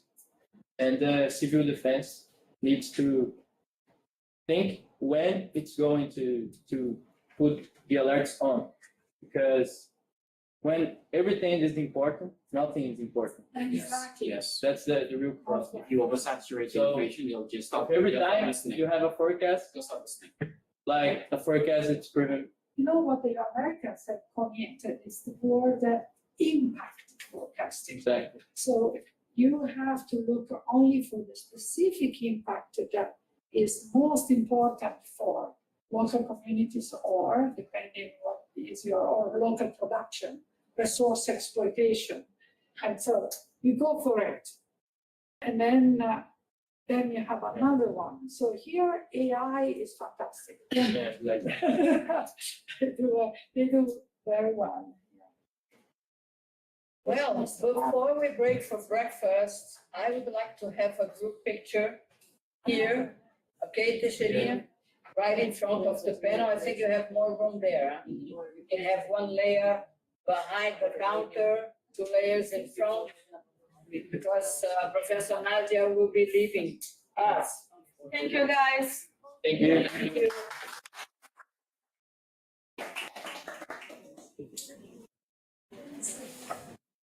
Go.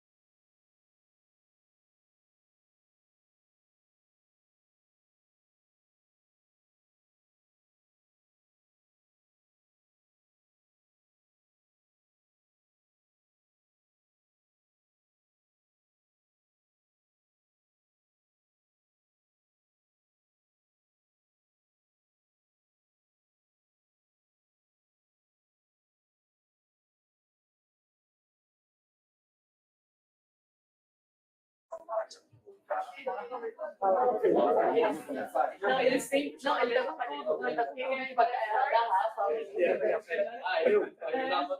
Não, você ele gosta. É porque exato, olho claro, olho claro. É minha cor preferida. É que combina com a gente também tem uma cor que só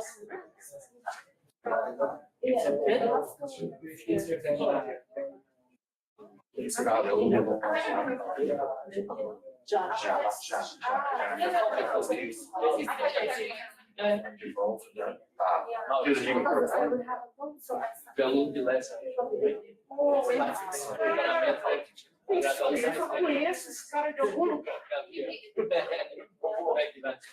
Prazer. Ele fala bastante começou lá depois que eu saí.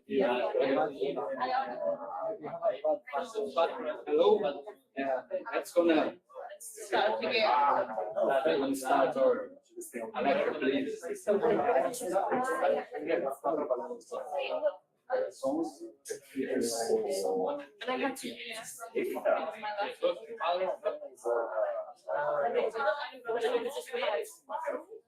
Você trabalhou com Matheus? Ah, não, Matheus é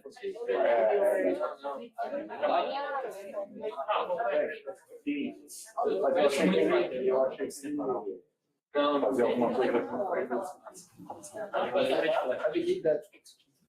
So, good afternoon for everybody, for the presentation, and the people that is online also too. So today you're going to have the privilege and opportunity to have a colleague of mine, the pleasure to say that, Dr. Mauro Silano, that is also a professor at the Meteorology Department of the Federal University of Rio de Janeiro. And I must say, you know, like, it's one of the biggest reference that we have in physical oceanography here in Brazil, especially in observational oceanography, in operational oceanography.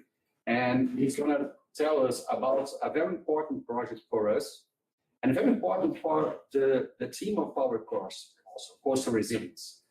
The project is in Portuguese, Sistema de Monitoramento da Costa Brasileira, or Brazilian Coastal Monitoring System, okay?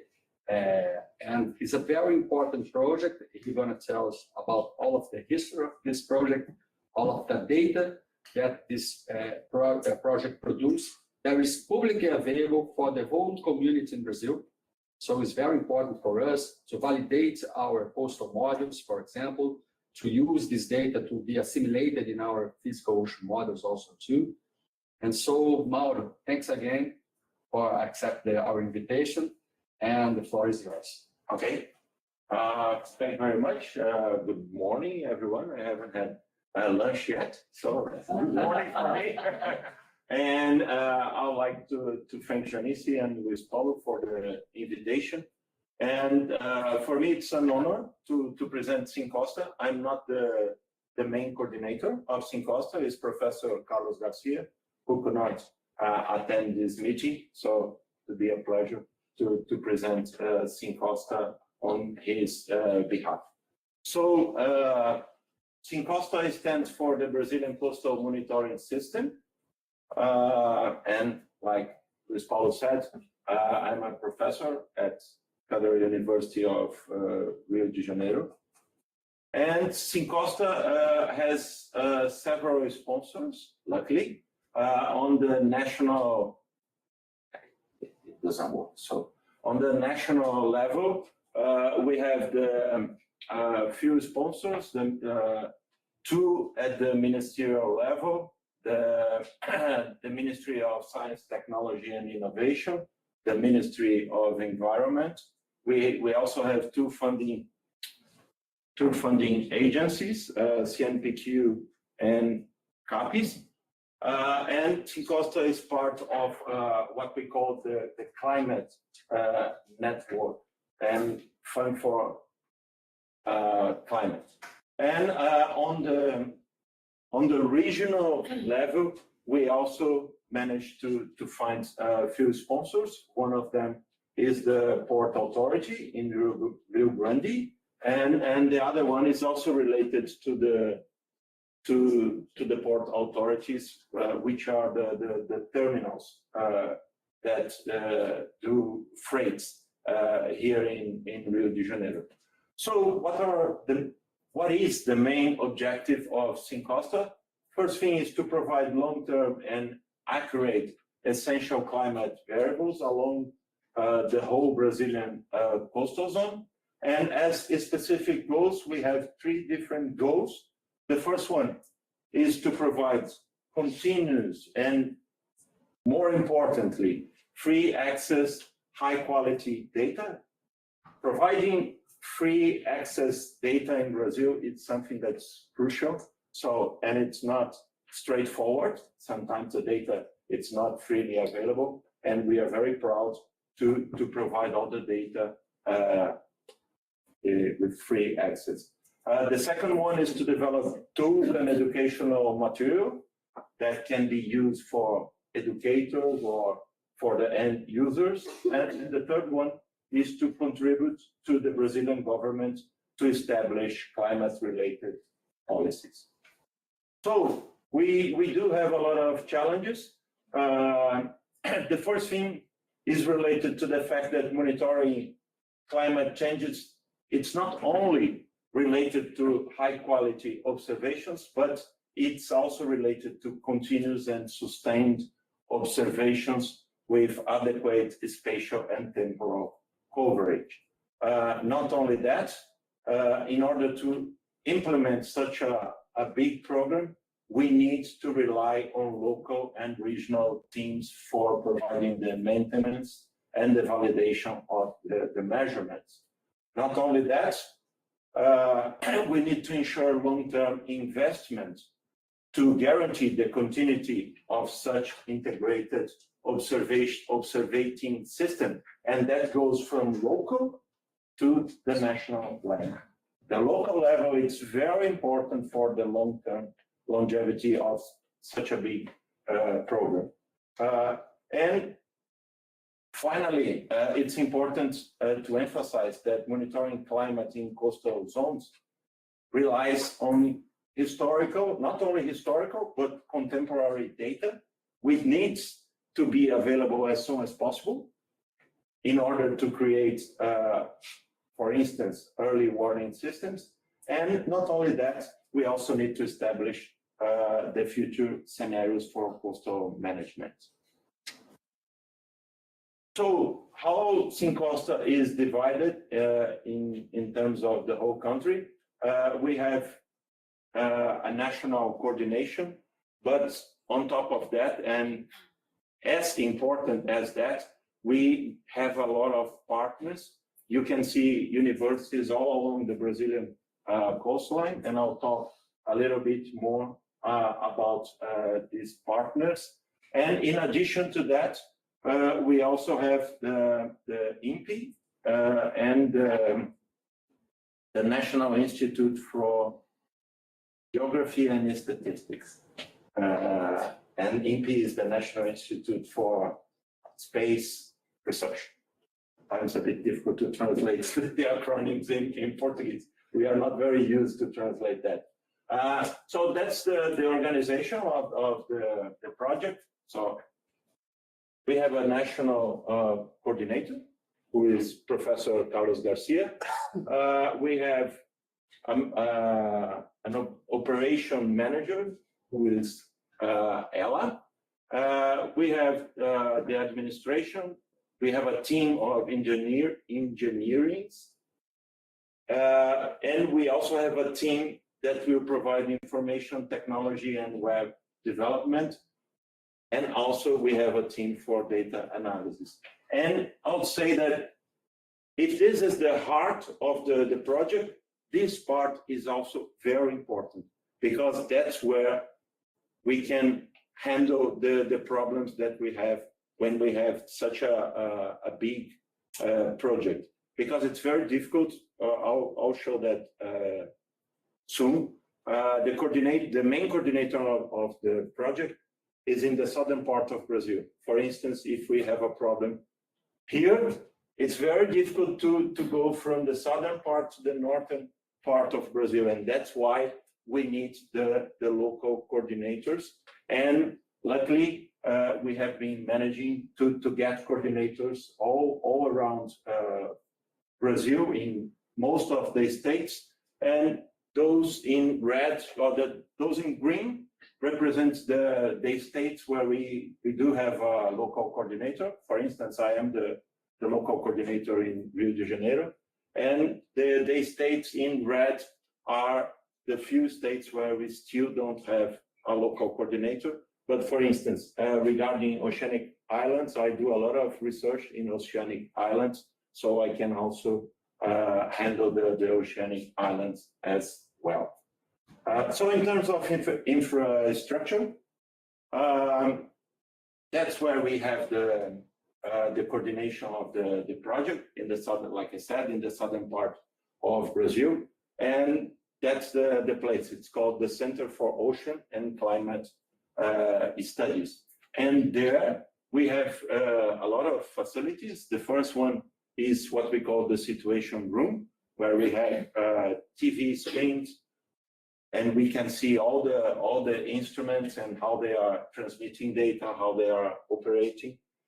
We have an engineering room where we fix all the instruments, and unfortunately, we use that room quite a lot because we have a lot of instruments in the water, and we also have a lot of trouble with these instruments. So we have a hardware maintenance and development part associated to the project. Like I said, there we can repair the instruments, and I think that nowadays, apart from the problems where we need to replace few components, we can barely do most of the repairs for the instruments. So what are the platforms that Syncosta uses? Basically, we use three different platforms. The first one are the monitoring buoys, and since Syncosta is started in 2015, so due to that, we have a few different configurations of instruments. So the most recent one is this one, is an axis buoy. So that's I would say that nowadays is the most reliable instrument that we have for this kind of measurement. And here on the right side, we have the tidal gauges.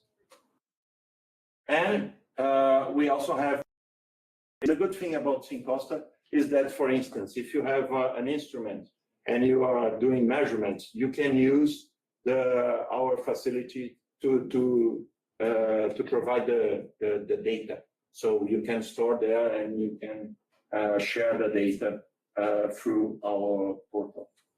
So what do we monitor?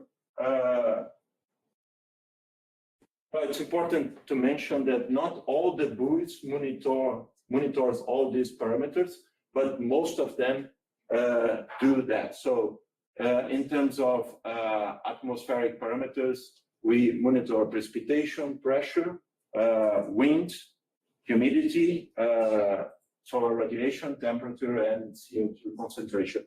CO2 concentration is not monitored in few buoys, but apart from that, we do the other parameters. And for the ocean, we do turbidity, fluorescence, CDOM, dissolved nitrate, dissolved oxygen, pH, salinity, sea surface temperature, currents, waves, and sea level. And it's the same thing for the optic sensors. Few buoys don't have, or for instance here in Rio, where we have three buoys, only one of them has the turbidity and chlorophyll sensors. So regarding the data quality control, we do a lot of things in terms of data quality control. It's a very important part of the project. So we do in situ validation, we do intercomparison of the sensors. What does it mean? So in addition to the buoy, when we go for a maintenance, we also do a CTD cast to compare the measurement.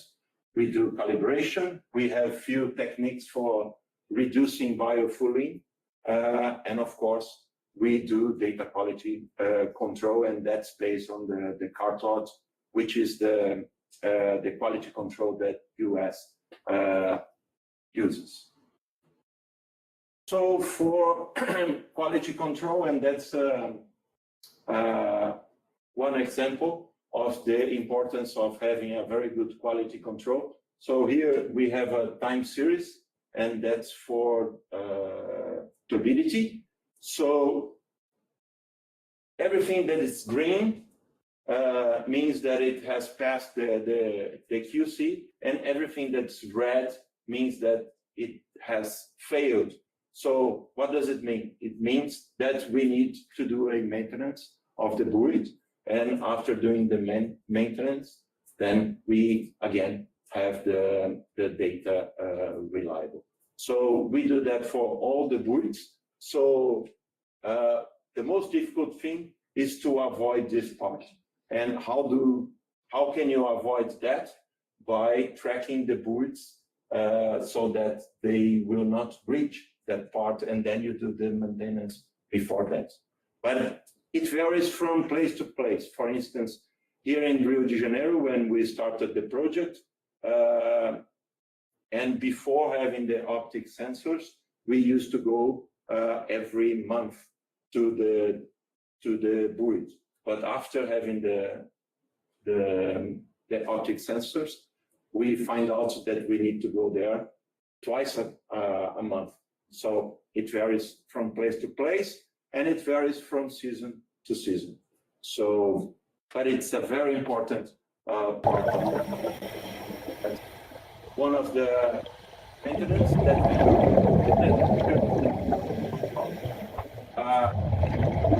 Here is what you get when you don't do the maintenance. So we need to use diapers to remove all the life that stays at underneath the buoy. And that's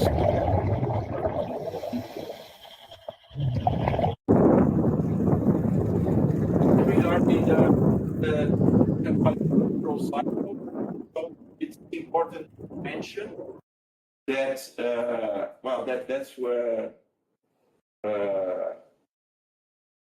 when we are doing a quality control together with it, so we are casting a CTD so that we can validate the data that the buoy is recording with the instruments, because sometimes it's very common to have drifts when we are. It varies from parameter to parameter. Salinity is very complicated in coastal regions, so that's why we need to do the intercomparison of the instruments. And that's those are a few examples for some variables. On the left, you have temperature. On the right, you have salinity. So we can see that it's a very good comparison, but we do have a few problems, and that's where we eliminate the spurious data. The same goes for chlorophyll. Like I said, these sensors are more complicated, so we need to do the maintenance more often. So in terms of website, tools, and users, if you go to the Syncosta website, it works in 2 languages, in English and in Portuguese, and you see all the instruments that recorded data along its existence, but you can also click on the sensors that are active at the moment. So I did that this morning. So we have at the moment 25 active stations, and among them 10 are buoys, 5 are ADCPs, and 10 are tidal gauges. And there you can do whatever you want. You can download the data and process with Python, MATLAB, or using any software that you want. But in addition to that, you can also do graphs. And I'll show you a few examples of that. Well, we have many types of graphics, but that's just an idea of what you can do. You can define the period where you want to analyze the data. It can go from a quick zoom, but it goes from a quick zoom to the whole period where the data has been recorded. That's an ADCP data. That's for wind speeds, wind rows. So what are our users? We have a wide variety of users. At the university level, they can be students doing undergrad or postgrad courses, could be researchers, it could be lecturers that use the data for classes. We have the environmental agencies. In Rio, Syncosta started as a tool to provide data for the Olympic Games. So that's what we call the legacy from the Olympic Games, and it was very good for us. So we were able to start the system for the first 3 years, I guess, and after that we managed to do partnerships with the local clients. The Brazilian Navy uses a lot our system, the port authorities, and the oil and the oceanic gas and oil companies. The good thing is that we have a lot of partners, but the bad thing, or the good thing as well, is that every time that we have a problem, my mobile calls and there is someone really worried because they will not get the data. So, and generally that happens during weekends, always. So weekends or long holidays, so that's where we have a lot of calls. So we have something like 15,000, 16,000 users. Sorry, it's in Portuguese. Most of our users are in Brazil, but we also have few users spread all over the world. To track the scientific production using Syncosta, it's very difficult. I think that this graph reflects not all the production that we have, because it's difficult to acknowledge the use of the data.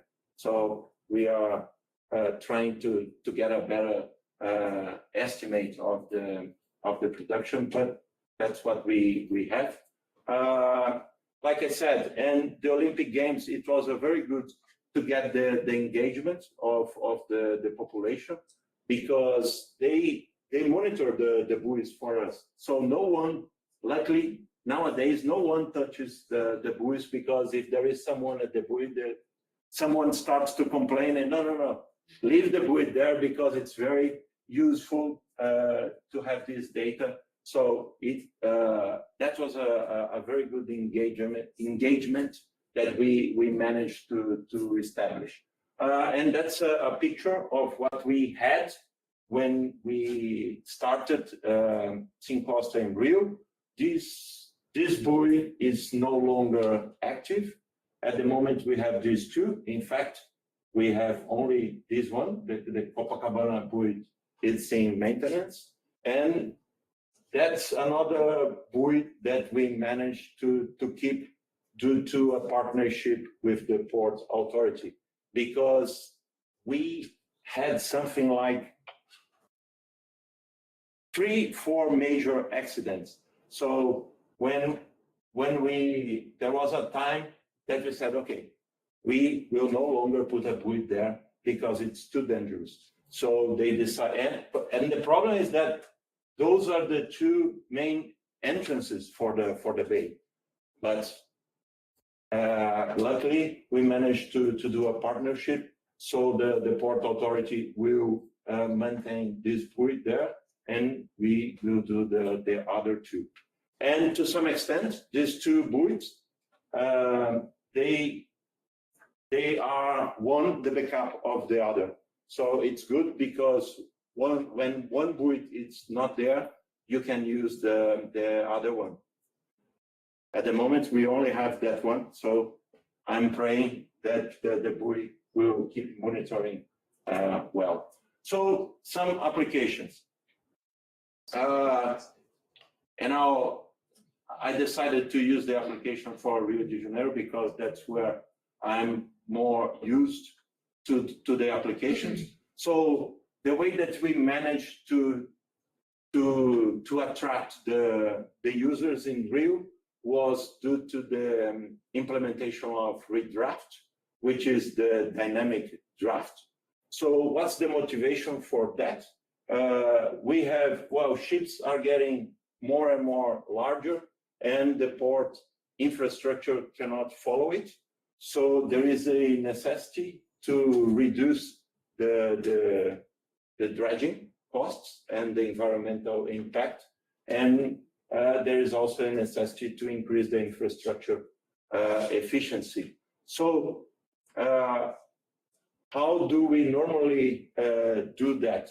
So the maximum draft, which is draft, for those that don't know that, is what the water column that you have below a ship. So the maximum draft is defined based on conservative safety parameters.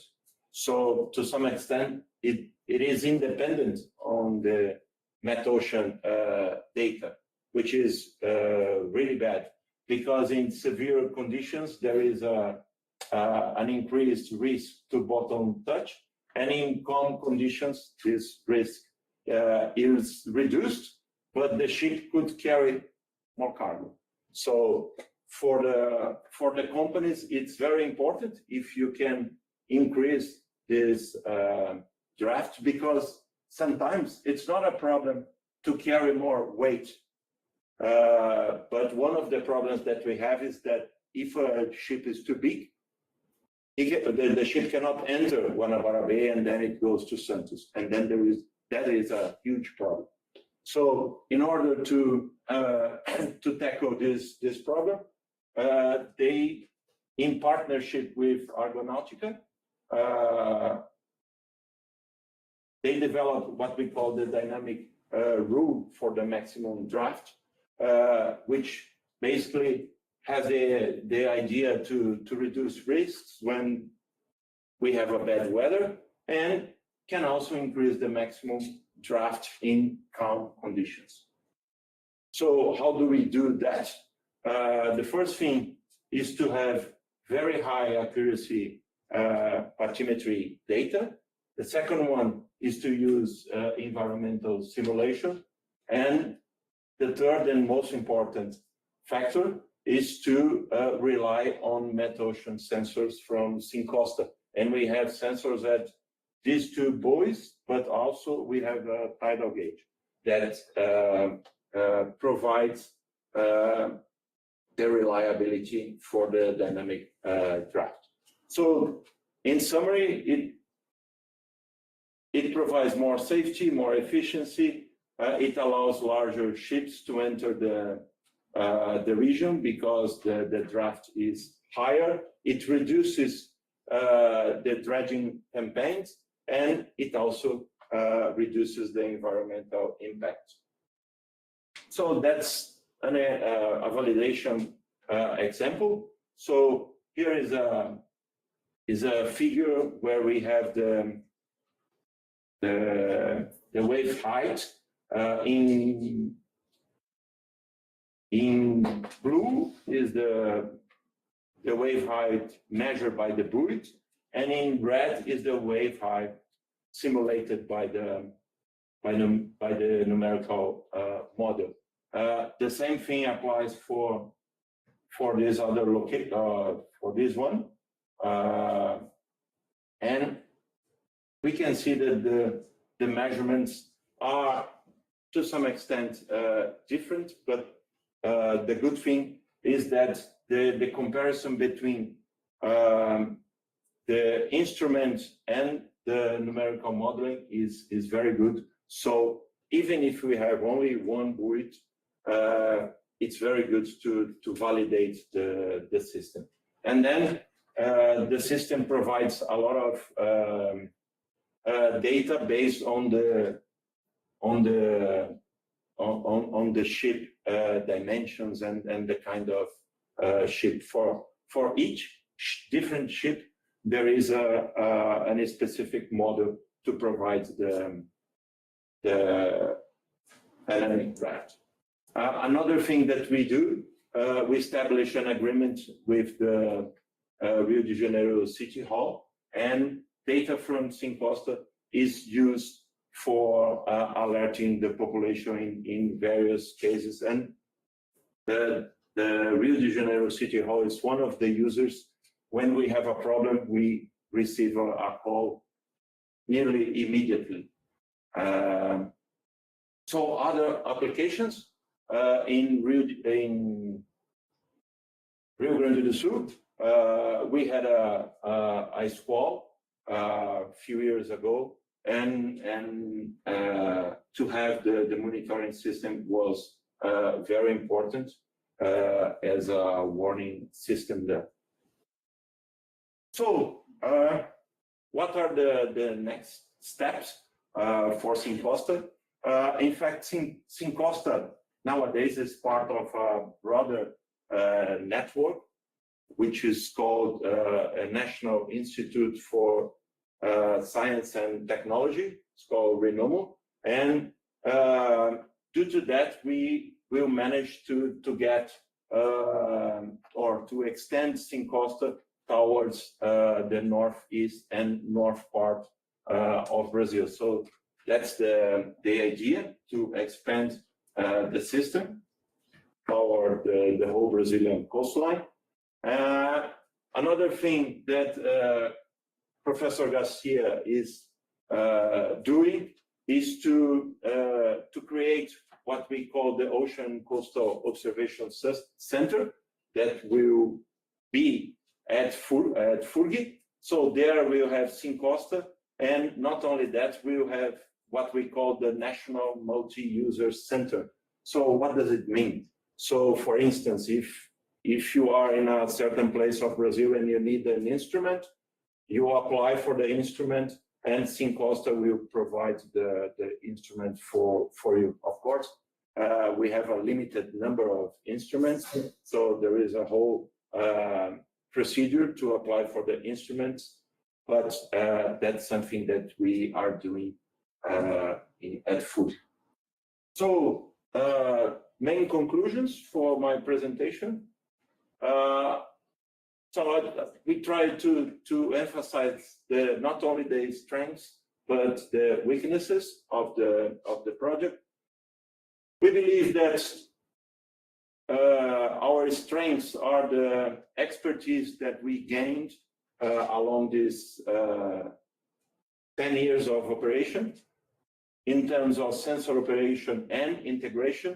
So we have proven experience, not only for the deployment of the buoys, because we have done deployments in several ships, but also maintenance, because it's very complicated to do maintenance in Brazil. We have a very good quality control system. The data management of Syncosta, we believe that it's robust. It can be improved, but at the moment it's robust. And the interface is user-friendly, so the way that you access the data. What are the weaknesses?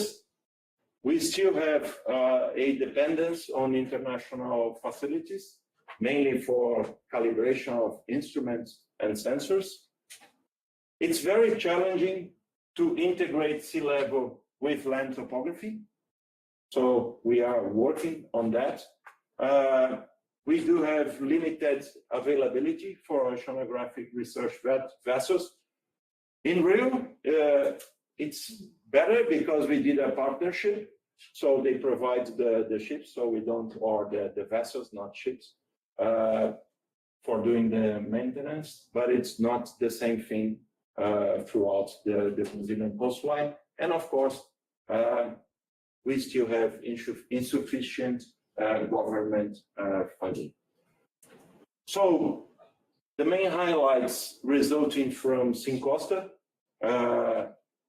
we managed to form a very good network of academic institutions with shared goals. That's very important for the project. We do monitor essential climate variables along the coastal waters. We are getting better with the merge between sea level and land altimetry.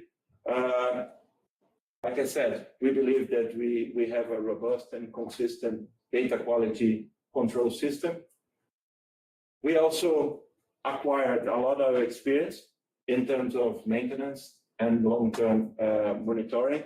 And we have a broad range of partners and sponsors. So what are the gaps?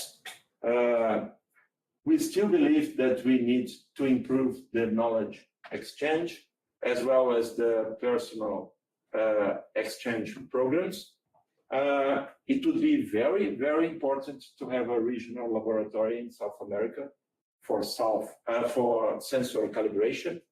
And we need government financial support for maintenance and expansion. Nowadays, the problem is that we rely on a sort of 2 to 5 year funding, and that's really bad for such a long project. So what we are trying to do is to have a sustained government support.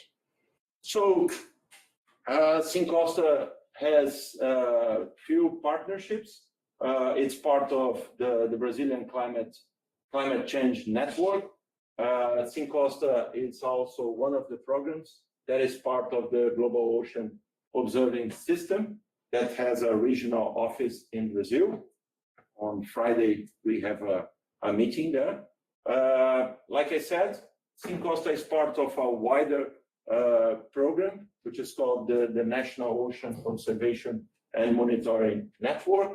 On the international level, it's part of the Coastal Ocean Observatory for Climate, CO2, and Acidification.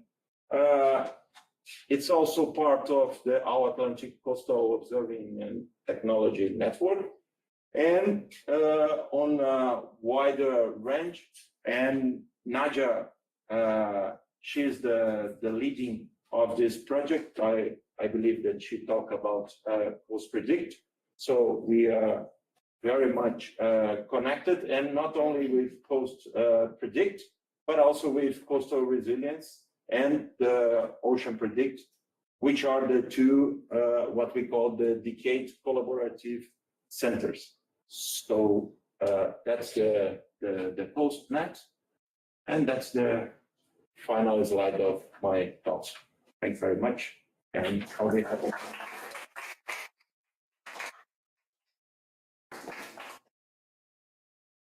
question? What is the major hurdle or hurdles do you think would exist for countries that are just establishing these capabilities? So, for example, we in the Bahamas, for the coast project, and I agree, I'm supposed to set up all of this for us. What are some of the issues I'm going to have before I get there? How many time do we have? It's a very long time. Well, no, I'm joking. I would say that it's good to start step by step. It's better to start doing few places or just one location, one or two locations, and do it very well. So it would be very good to get the local partners. We truly believe that you need to find the end users that will use the data. If you don't have that, it will be very difficult to maintain a long-term monitoring program. So I think that's the key aspect of having such a long-term project. For instance, if we take Rio de Janeiro as an example, so we have partners here. Of course, we can enlarge the partnerships always. So the buoy, it's a very good platform where you can add sensors.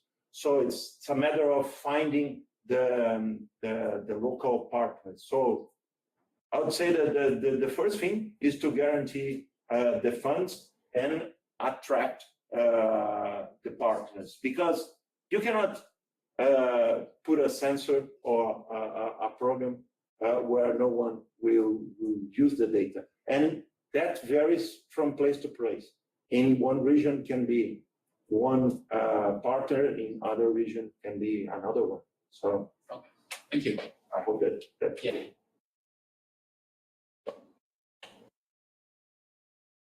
More questions? All set to follow the right track in your countries or far from it? What's the challenge? Far from it? Please, do you have like local fishermen in Brazil? Or yeah. So if you deploy the buoys, do they take it or how? Oh yeah. Because in Ghana and West Africa, we always experience that. The buoys is They'll take off pieces, right? If they can't take the entire thing, they'll take off pieces because they think it's valuable. They can sell it somewhere. And so the solar panels are sure gone. Maybe I can share with you my experience for 27 years. I was leading with other colleagues from INPE the Pirata program. It's a pilot moored array in the tropical Atlantic. So it's a set of buoys sitting right at the tropical Atlantic.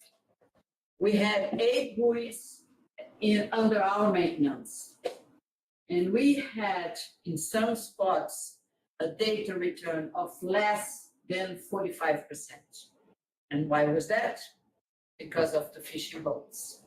Because the buoys serve as an attractor.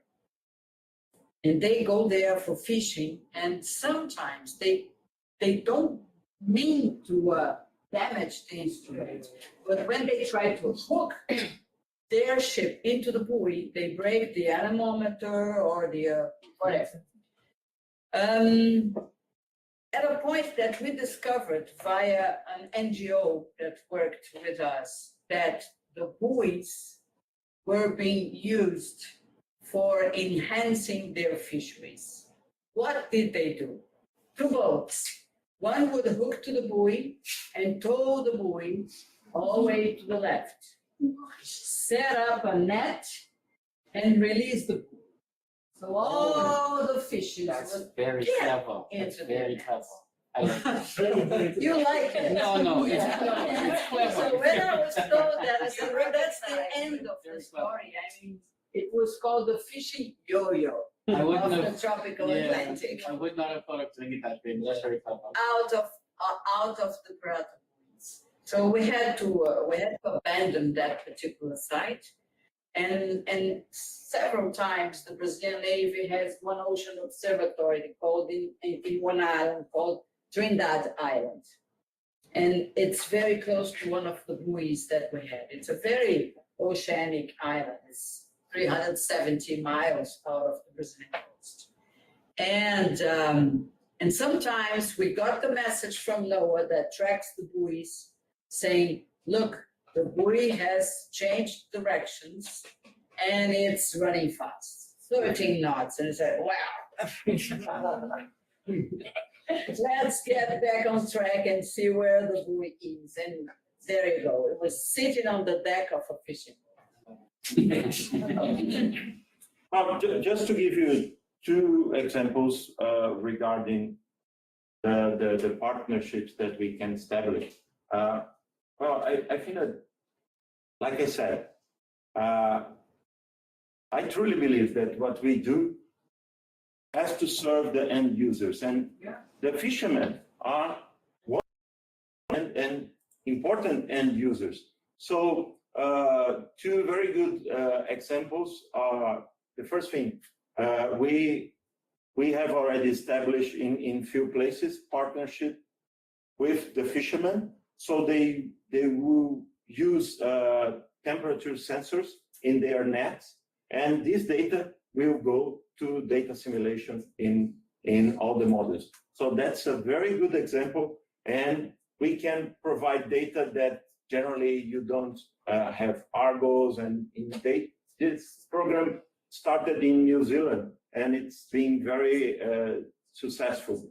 Another example is we faced that a month ago. So we just started a protection area in Trindade. So we had a meeting for the council, and half of the council is formed of people from the fishing industry. So they have a lot of questions that has to be answered by the research. So it's a very important thing that we need to develop. So we need to sit together, understand the problems, and I believe that we can work together. That's the best way to go, because we need to work together. Otherwise, it won't work. So we have to develop strategies. We need to listen. It's very difficult for researchers to listen.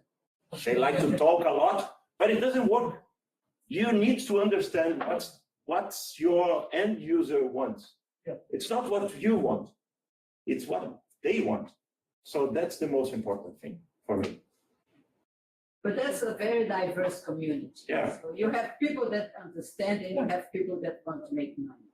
Yeah. So it's a challenge. Yeah. It And it will goes always in the be a opposite direction. Yeah, it will always be a challenge, but I think we cannot do anything about it. We have to keep trying and keep educating people about what is the use of the data we're getting out of it, on top of the fish that they are catching, and see how far we can go.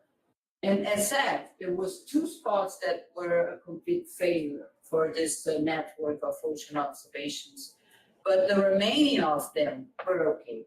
One in Africa was a difficult one as well because of the, we cannot even call it vandalism. This is something that I've learned and I want to pass it on to you. Vandalism is when you deliberately do something on purpose. I want to destroy this thing. You cannot prove that easily on a legal sort of environment. So sometimes we cannot call vandalism. This is a lesson that I've learned while I was working at the IOC UNESCO. So I agree with my colleague Mauro, it's education, and education that we have to pursue. And one day we will get there. But we are part of the process. We are not at the end of the story. Would it be possible, like say in that area where they're using a buoy to catch fish with, to put another dummy buoy there. They do that with cameras. You just put a dummy camera there, and it works. No, no, no, It not, was not a a, dummy no, no, no, not a dummy So- camera. You put a second cheap, inexpensive buoy on the side and say, okay, the red one, you leave alone. The yellow one, have at it.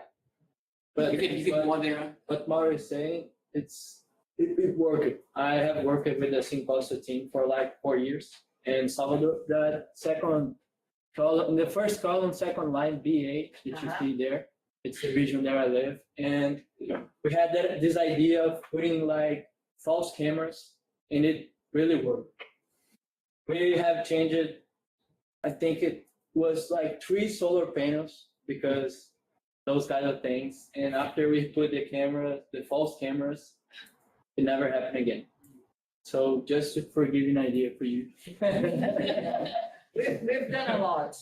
We had even the Brazilian Navy giving prizes for people that Yeah, would exactly. announce like, oh, look, there's some fishing ground being done under that specific. And my feeling that is if you put a dummy buoy, they would go for all of them. Oh The my dummy, the God. non-dummy. They go to fish. Well, now I have 2 buoys here. I wonder about that. Well, why don't I call this NGO and say, look, you have some big business to do here with those guys, get a percentage of what they get from this yo-yo thing. But it wouldn't work. Anyway, you have to carry on. It's painful, but it's worth it. One day we'll get there. And education is a process, it's not an end. And per it's se, not- so. Sorry to interrupt. Can it Please. not be included as a maintenance cost to include people at the same time? It is part of maintenance too. You could get a lot from the end users, from the input as well. Maybe not the educational level, but other input that might be useful, I don't know, technically. I think that should be part of the maintenance as well. Because for us who are working, we cannot sustain without any we see the technical problems with otherwise sometimes challenges are also it could be integrated to improve as well. Yeah. There are other issues as well, like, I mean, depending on where you moor your buoy, merchant ships don't even see those instruments when they pass by. So sometimes it's totally by accident, the buoy, starts drifting because it was hit by a merchant vessel. I mean, we're there, we are on a tractor, all sorts of possibilities, but the program that Mauro is presenting you is a very long-lived one, regardless of the problems that they face, same with Pirata and so on. So That's rare, right, to live as long as. oh yes, It's online very the rare. Pirata program is a case, is a miracle, as I call it, because the Brazilian Navy never charged researchers for a single day at sea. It was a complete cooperation, like, I will give you the ship, you give me nothing. But they understand that it was important to set up such an array of buoys. And I'm talking 27 years, probably 28 now. And we use the data until this day, so Yeah. it's still useful. Yeah, and Fernando was the captain of one of the main vessels that did maintenance for the Pirata array. I don't know if Syncosta was done out of Antares as well, no. No. It's too much. Well, we did, Also, we did a partnership with the Navy, using small boats. But yeah, nowadays we do that with the port authorities. Yeah. And I may say that I'm presently the Director of Infrastructure and Operations of FIMPO, but I 36 years at the Brazilian Navy, at the Hydrographic Office, working on this bridging of science and the Navy. So It's been a tough job. Always.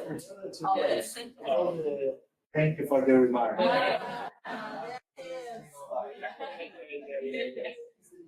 Years. Em 5 horas, uau! I don't. At the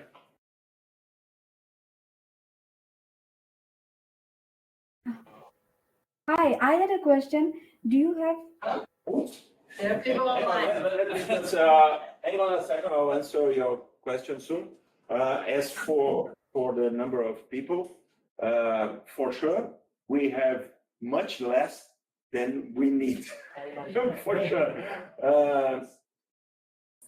For the operational, we have one person that does everything. She's amazing, but it's a lot. Then she has something like 2 people working directly with her. We have one doing the administration. I think that we have 1 or 2 engineers, one and 2 for the web. So I'll say that the core, it's less than 10. Yeah, and then we have the local programs. Here I have only 2. Yeah, so it's. The local coordinators are from parents' organization or from C? They are from, well, generally the coordinator, it's a professor at the university, and then he establishes the partnerships. So I would say that probably Rio de Janeiro and Rio Grande do Sul are the only 2 that can fund themselves totally. And we are trying to do that in the other states, because then it would be much easier. So I would say that to some extent, the local coordination, it's the key for the longevity of the nodes. But in addition to that, we need a very strong national coordination, because that's where we do the training. So every time that I have a problem, I'll call Ella. Oh, there is a problem I cannot solve. Of course, we can solve a lot of issues, but the tough ones, we generally pass them to the national coordination. And when they cannot solve that, then we go to the producers. But that's our last option. We always try to do that within Brazil, but sometimes you can flood the main module of the buoy. That will cost something like $30,000 US, and that's it. You have to buy another one. You have no option. So that's the worst case, and it happened a few times here. We have doing that in Rio for 10 years or so. We lost 3 of these modules. So yeah. So every time, so okay, guys, I'm really sorry we lost a module. It will cost $20,000 US. So how can we do that? Because we cannot put that in our cost, because otherwise I won't get the funds. We run in a very tight budget, unfortunately, even in the local sense. So when we have a major problem, then I call my partners, and then we, well, what can we do? That's the best way that we found to manage such problems. But the good thing is that they understand quite well, because that's the important part, because the data, it's really important. So when there is a problem with the buoy, it means that they are losing a lot of money. Of course, they never tell me how much they lose. I always keep asking that, because, you know, it would be much easier to get the funds. But a good thing is that they can help. So you have a question? There is another question. Yeah, sorry. Okay. Please go ahead. Please go ahead. Hello?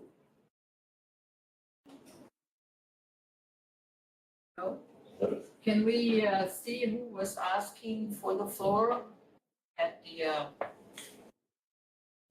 it doesn't show up.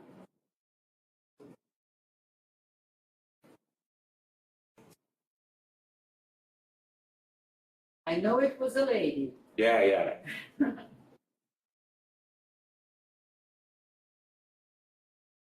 Hello?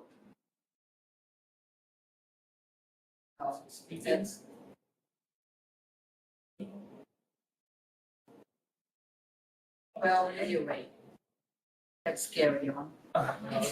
Pity, but we have the microphone open, so the person is listening to us. Anyway, so more questions for Professor Mauro? All happy? All ready to set up a coastal system in your countries? Right. Yeah. Well, you live in a place where a buoy would be of paramount importance because of the extreme events, right? Yeah. I'm just concerned that fishermen will say, well, this is more important. So I'll take away and that's you. Yeah. Yeah. Whereabouts do you live? In the Bahamas. Okay. Well, I think that Bahamas is part of the adaptation fund. Yeah, I submitted a proposal a few days ago. Yeah. So we're just waiting now to see what our university says. Once it goes through there, then we go to OPM. OPM say, okay, then Yeah, at Coast Predict, I think that we will have 3 different projects that will use the adaptation fund. The one at the Caribbean region, another one at the Pacific Islands, and the third one, I don't remember where. Yeah. Okay, so a round of applause for. What's next in our program? Lunch.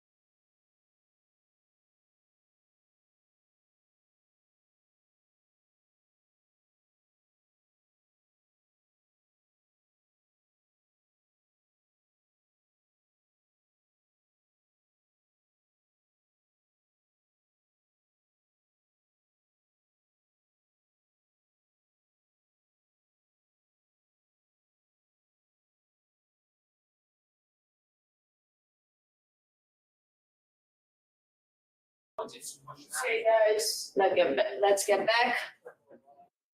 It's so, okay. Are you texting the collab? Yeah, we all? Okay, so for those who haven't heard about collab, It's environment in Google, stored in Google, and we can run Python script without installing anything, without having problems with installing anything. Other problems we still have, so yeah. So today, I'm afraid we don't have as much time as it was planned, but we are trying to do whatever we can. The thing is, I left this Python notebook already, so everything works. The figures are there, the data is there, everything is ready for you to work. So even though we cannot finish this exercise here, you can still do it at home. Nothing's missing here, okay? So, this Colab contains information to install the necessary libraries and Python scripts to manipulate all the data we need. All of it is processed directly in the cloud, so there's no need to install tools or download data locally to your computer and then put into Colab. We're gonna download everything from here. Okay, so remember to make a copy of it to your own Google Drive so you can make your own modifications. One thing that I should advise you, keep original version intact. So if everything goes to hell, you have still one that works. Okay, always do that. So we're gonna work with 3 things here: satellite surface temperature, tide gauge, and a wave forecast. Okay, another thing I should say, I tried this Python notebook this morning, okay, before I come here, and it was working perfectly. So if anything happens now, it's not my fault. Okay, we'll try to manage it, okay? So another thing is that Colab already has a bunch of native libraries within Colab, so we can, yeah, it's okay. So we can import and load a bunch of libraries without installing anything.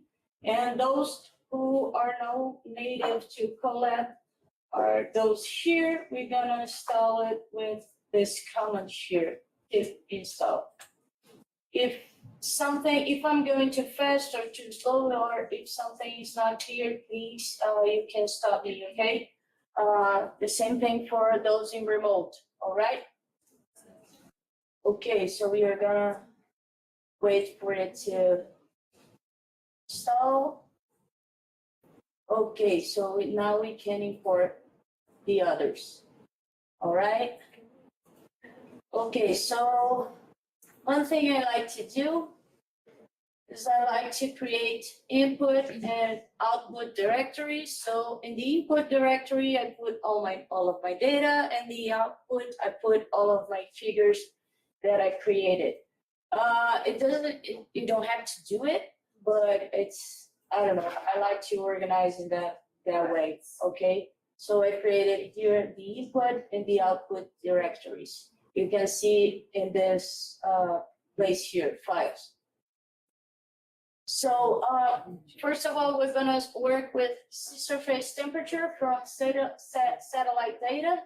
And Brandon, where's Brandon? Oh, hi. Why do I keep losing you? I don't know. So we are gonna use NOAA SST, so fingers crossed. Okay, it's downloading. So we're downloading the daily mean for the whole year of 2024. Okay. And I'm not gonna stick with every line here. The idea here is to give you an overview of how you can acquire some types of data and make some analysis. Okay, you can see line over line at home. Okay, so just to take a look at that the data we just downloaded. Okay, we have 366 days, so it's what's that called? The year has one more day. A leap year. Yes, thank you. Then we have 720 points in latitude and 1440 in longitude. Okay. So if we see here, okay, yes, I think it's 125 of degrees in resolution. Okay, and you can see SST here. Okay, daily sea surface temperature. Very important to check the units. The units is in degrees Celsius. Okay, and you can see this source here. All right, so we can see some attributes here. Okay, so now we're gonna download the long-term mean, the LTR data, okay, from 1991 to 2020. So we can perform, so we can get the anomaly of SST, the sea surface temperature. Now we're interested in how the sea surface temperature deviates from the mean. And for that, we're gonna use the long-term mean. Okay, it's another data from the same source, and we can see it right here. You can see it has the same number of points in longitude and latitude, but it has only 12 points in time, or 12 informations in time, which means they have one information per month. Okay, and you can see that here, 1, 2, 3, 4, 5, until 12. Okay. So far, so good. Yes. Those in remote as well. Yeah. Okay. Oh, Ferdinand, I had incompatibility issue between Xarray and Xarray Day3 library version. There's just since it's not. Yeah. Okay. Thank you. Thank you. Those things can happen sometimes, and you can try to use another way to install those libraries. Yeah, in this collab, they are really not being used. The thing is, we had another data source we're gonna use. We were gonna use CMIP6 data. Okay, that's why I put the Xarray data tree, but I was getting a lot of errors in it, and I wasn't very satisfied with the results, so I took it off. But I'll try to make it work, and I can send you later. Okay, that's why. But I kept all those libraries that I used for CMIP6. That's why you found libraries that wasn't gonna. Okay. So, but we are interested in, we are gonna plot the SST for the South America, okay, the South American coast. And for us here, we are used to work with the longitude varying from minus 180 degrees to plus 180 degrees. At least for me, it's easier that way than from 0 to 360, like you can see here. But how can we make that conversion between these two ways of seeing the longitude? So the longitude for the sea surface temperature data is organized between 0 and 360. But we normally use this range, like I said. Okay, so how to convert from these two systems? Okay, so let's use long 360 to refer to this longitude from 0 to 360, while long 180 to refer to the second system. You can see that in this map. You can see 0 to 360 here, and you can see 0 to 0 or minus 180 to plus 180 or 0 again. you can note that 0 to 360 equivalent to, is that okay? To 0 to 180 and minus 180 to 0, okay? So in other words, 240 in this first system is the same as minus 120 here. So in the Western hemisphere, okay, to pass to the other system, we just do it, the first system minus 360, okay? And in the Eastern hemisphere, things go as the same way. Okay, was that clear? Yeah, okay. So I prefer to change those systems, all right? So we're gonna make a plot, a simple plot, just to see this change, okay? This is a plot of the first time of the SST, okay? And you can see it's from 0 to 360, and then we can do exactly that conversion. And if we plot the same thing again, we can now see it's minus 180 to plus 180. And now I have the Atlantic Ocean in the middle. All right? It's more comfortable for me, at least, to see that. Okay, so now we're gonna calculate. Oh no. I think.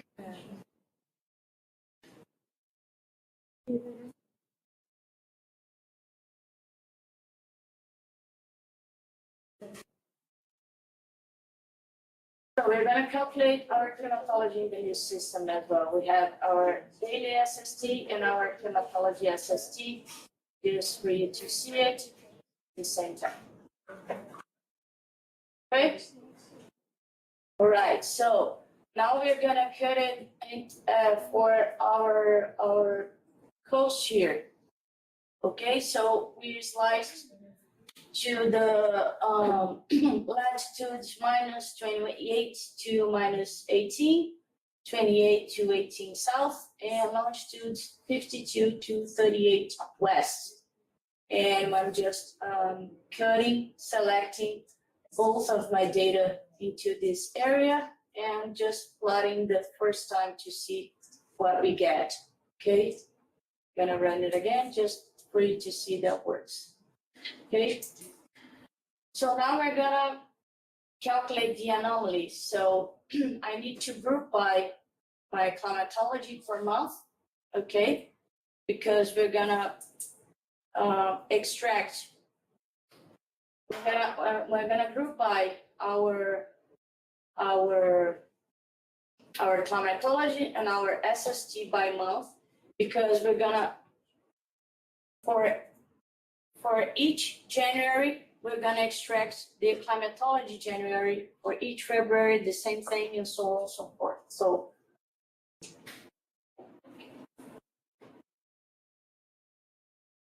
takes a little while. And then here I'm gonna just taking the last 30 days. Okay? So the max, which is the last one, minus 30. I'm taking the last 30 days. Okay, and I'm plotting here the last day of the SST anomaly just to see it. It's still a very ugly plot, but just for you to see. Now let's plot a more beautiful plot. So I'm opening a figure here. I'm putting a projection here. I'm plotting the last 30 days, and I'm getting and I'm just taking the last day of my SST. Okay, just for you to see, you could get a mean of the whole period, a mean of the 30 days, everything, anything you want. Okay, and I'm putting my minimum and maximum color bar in -2 and +2. And I'm using this color bar, which is red, blue, and white in the middle. Okay, I'm putting color lines and the states lines, and we have a very much more beautiful figure of the anomaly of the sea surface temperature for our coast here. And you can see here it's not very good, but you can see here the Guanabara Bay. All right. So far, so good.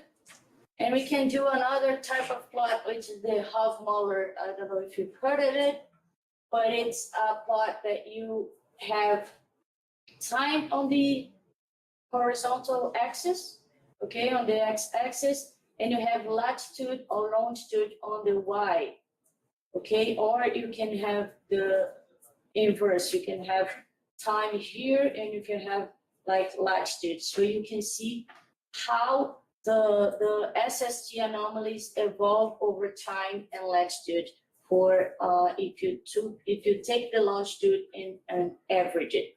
Okay, so you can see how it progresses in time and in latitude. So far, so good. Yeah.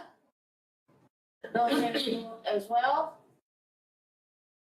Hope so. Okay, so now we're gonna work with tide gauge data, and it's the one that I told you about earlier today, the PSMSL, okay? And we're gonna use Fiscal Island, which is right here. So we can, if we access the data, okay, you can see here, and we go, I think we go to data. No. I think we can. Okay, station 0 map. Okay, so you can see here all the stations they have, okay, for tide gauge. Right.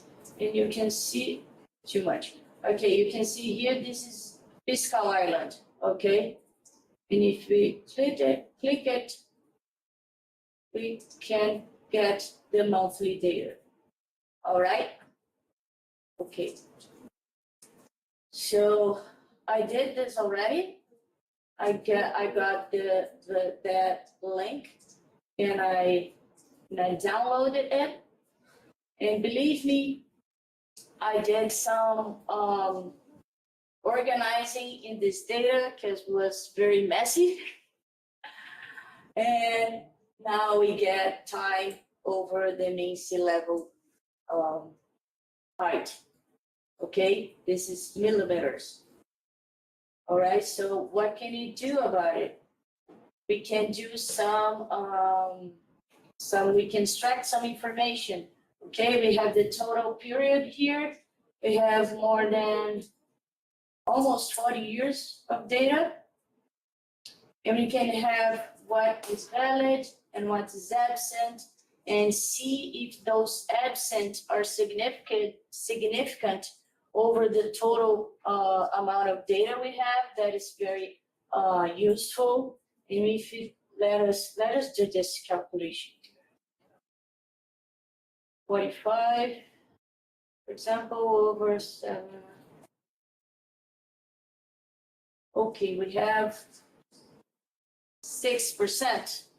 Kind of, it's okay, right? It's acceptable. 6% can be or not, depends on the data, but I think in this case is acceptable.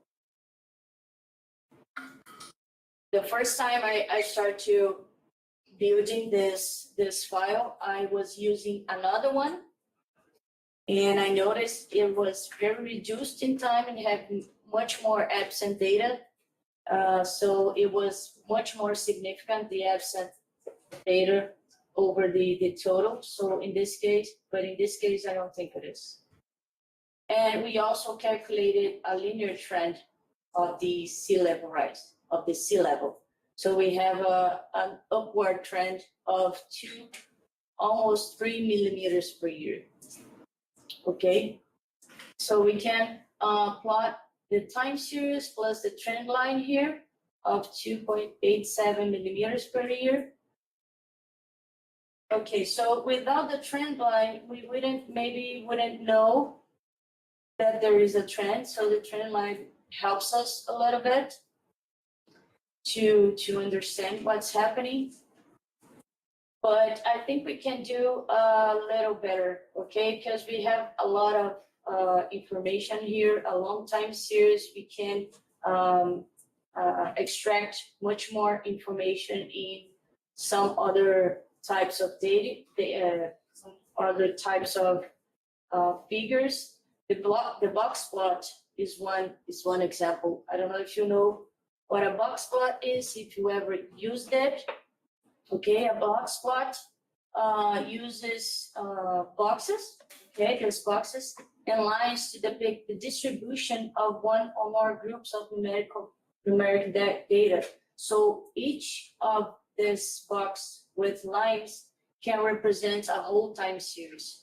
So it's a way to represent several time series in a statistical way, okay? So these box limits indicate a range of the 50% of the central data, okay? With this line here marking the median value, okay? These lines extend from each to capture the range of the remaining data. So 25 and 25, and these other dots are the outliers. Okay, so it's a very interesting way, another way to represent time series. Okay, so let's plot one of that. So this is a monthly box plot time series. So each box represents a month. So from my whole time series, I got all of them, the Januaries, and I plot this box plot. The same thing for February. And what it says, it gives me a characteristic of that month. Okay, each month has these characteristics for my time series. All right. So far, so good. Yeah. Yeah. It's like a climatology, right? Yeah, it's like a climatology. I have a climatology here. But more than plotting the line of one information of each month, I have the whole statistic information of the month here. Okay, so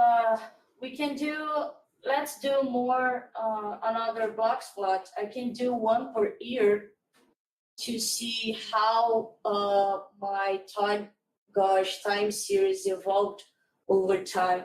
And I did it here, and it's not so good because it's very polluted. Okay, so I had an idea why I don't pick the first 10 years and the last 10 years to plot a box plot and see what I get. So I did this, and what do you see?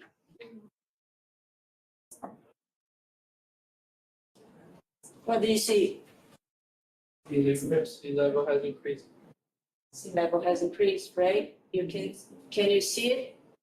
You have here a higher also homogenized data B, and you can yes, you can see here it's a lower values of sea level than here. So makes sense because we had a linear trend of almost 3 millimeters per year. What happened to the between? Sorry? What happened to in between? In between, we would have to plot it again. But, because here I plot one per year, but we cannot see anything, right? It's too polluted. So another thing we can do, and here I'm just showing you different ways to see the data.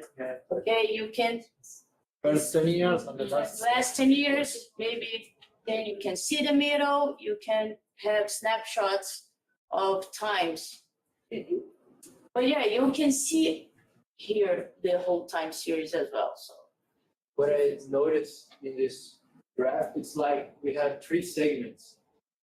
The first, the first like increasing, then you have a down, then you have a downside in the middle until the 2000s, I guess. Okay. And later you have another increase. Okay, yeah.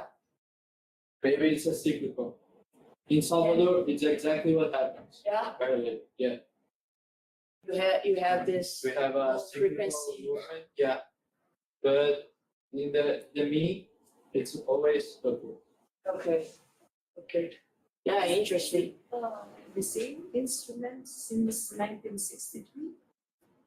Oh, the same instrument. 19, no, yeah, it's a surge. Yeah, it's a tide gouge. I would guess not. Because like 50 years, the same instruments. Yeah, and Also, really the instrument, like the same place. But if I had to guess, I would say they changed the instrument, but if not, at least did modifications, because it's too many years to cover in one. Okay. I had a doubt about the box plots. Okay. So like if the line is bigger, then it has a lot of outliers, right? The outliers are these Outliers. parts here. Outliers. But they are also told by the extension of the line, right? The extension of the line is the range of the data. The range. And Yeah. the range is the blue one, right? The box itself. The 50% in the center. Yes, the center. Yeah. So The points are the outliers, the points outside the. yes. Okay. Okay. Yeah. Yes. Okay. and the deviation is high, so it's not. Yeah. Okay, so now we are just removing climatology. So we are just removing all the mean and plotting the anomalies. So you can see here the 0, and you can see what a little bit of Gabriel told us. You can see below average, above average, and then below average again, and then above average. So it can be a cyclic behavior, okay? Even though it's rising, it can be a cyclic behavior, but we do not have an extended time series to see. We don't have long enough observations to see. So some things we cannot infer yet, okay? Until here's any more doubts, or are we good? Good? Yeah? Okay. So let's talk about wave forecast, and have to admit to you, I'm not a wave specialist. So if anybody here is, I accept help, but let's see. And another thing about that data, it's from NSAP. It's the Wave Watch results, okay, from the Sun America models, the Wave Watch forecast. And it's very, I don't know why, but I've run this code several times. And each time I ran this, I got an error in wave forecast because at one time, the time variable comes as time, and the next it comes as time 1. Yeah? Why that is? Why? God, why? Copernicus, they are very rigorous about that. I mean, Nadia eat people alive. Because it doesn't make sense. But yes, sometimes inside the same institution, there isn't that level of quality control. So when you switch from one product to another, you pass from a global product to a regional product, and then you have your code all set with that's name of variable.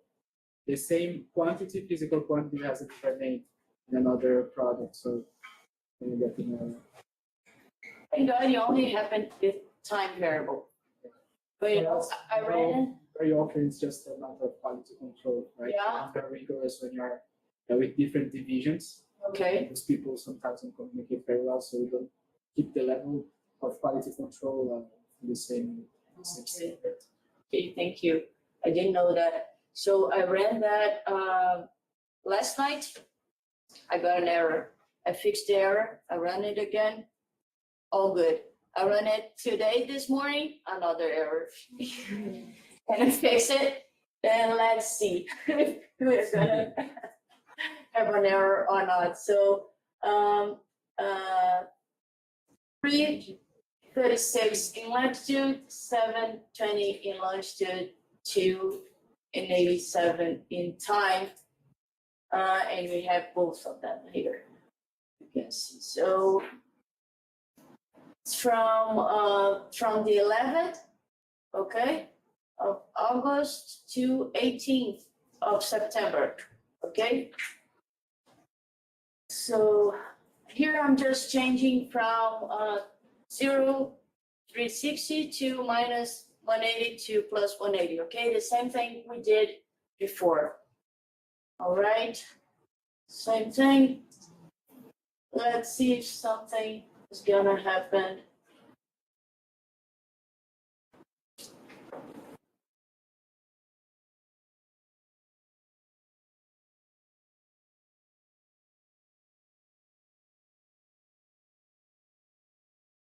Okay, so nothing happened, thank God. I think it's gonna work this time. So here I'm just plotting the significant wave height for the South American, okay? Is that okay, significant wave height? I think you select max, which is max. It's the last day, I think. Just the last day, okay. because I'm taking from the max for the variable time. Okay, So okay. the last day. It's just an example. Okay, so it's everyone okay with significant wave height? Yeah, okay. So significant wave height, and here I plot the maximum value of this place, okay, in green, and the minimum value in pink. And you can see here in pink and in green, minimum and maximum value. Okay, this makes sense, being the maximum value here is the place where has the most higher waves.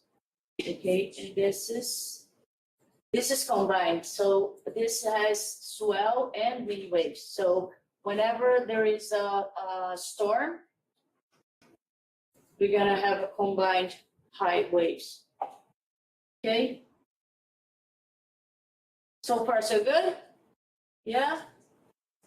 How about those in? Okay. Those in remote as well, hopefully. Okay, and I plot another 2 points. I don't know if you can see it. I plot the location in Rio de Janeiro and the location in Maranhão. Let me see if I can open this image in another. Can you see these 2 dots? Okay. So today the forecast is not as high. 2 days ago was better. The difference between both points was much more interesting. But anyways, we can see here a little higher waves than here. So let's plot the time series of both points for the combined of significant wave height for combined wind waves and swell, for just wind waves, and for just swell waves, okay? Here I'm just calculating this. I'm just extracting for those 2 points, okay? So for Rio, it's minus 24 in longitude, minus 43. For Maranhão, the same longitude, but the latitude changes. But so in the same longitudes, 2 different latitudes, let's see what this time series looks like. Can't believe it's not gonna return an error, finally. Yes. 2 weeks of errors, every day. Thank God for you. Okay, so it takes a while. We're gonna plot a field plot for the combined, okay? For the swell is gonna be in green, and wind sea is gonna be in orange. Okay, so let's see what's gonna happen here. And we have different markers as well.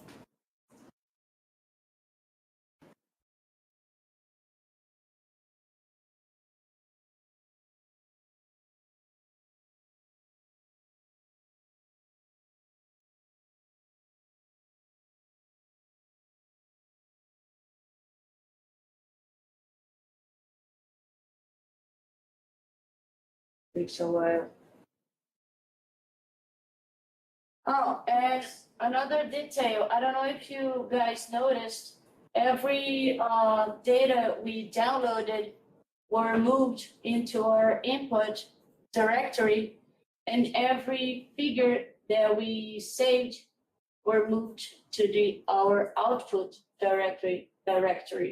So we have everything organized. I'm kind of organized freak. So here we have both time series, okay, for Rio de Janeiro and Maranhão. And we have in blue field line, the combined. In green, we have significant wave heights of swell, and in orange, the significant wave heights of wind sea. Okay, so Rabel, do you have any? My surfer guy. Surfers usually knows a lot about waves. Do you wanna We have a sun say something? here, right now. You do? Here. Okay, but this is wind. In Rio, says what? Wind waves. No, in Rio. Yeah. Rio here. Yeah. We Rio have we have as well. Yeah, because yesterday September. on the 15th, yeah, the 10th is right here. Yeah, you're right. We have a swell. It's clean because we have like low winds. So tomorrow he start. Tomorrow he'll surf. Yeah. I'm not gonna see you at the hotel. Is that right? I should not have shown you this. Surfboard here. Okay, so what is important here as well is that when you just plot the combined wave, you're losing information, right, about which type of wave you are seeing. So it's important as well to plot the swell and the wind waves to see from which energy you were looking for. Okay, so far so good? Yeah? Okay, so now it's your turn. All right, so a little exercise for us to finish. So let's evaluate how the SST for the last year is. How is the SST for the last year in comparison with the climatology? Okay, what I want you to do is to use monthly SST data, the same one that we used in step 1. Okay, step 1 under exercise 1, but the file, because we're gonna download, I want the file, I want it to be monthly instead of daily. So the file has this pattern, okay, for you to download. And remember to download the long-term mean as well to to calculate the anomaly, okay? And the region could be anywhere you want, okay? It could be your own countries, it can be other place you want. Okay, so guiding questions. How is the SST anomaly of the last year in that region of your chosen? And do you see any differences when you go closer to the coast? Okay, so what I wanted you to deliver was a map of the sea surface temperature over the chosen area, okay, for the average of the year.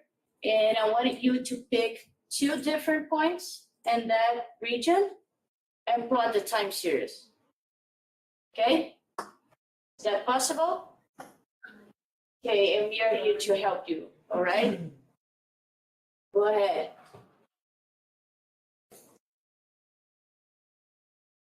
If you have any help, if you have any help. If you have any questions, please say it. Those in remote mode as well, okay?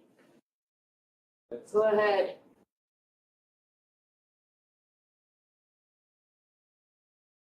And another good thing of the collab is that is together with the Google AI Gemini, so you can ask for help directly. Okay?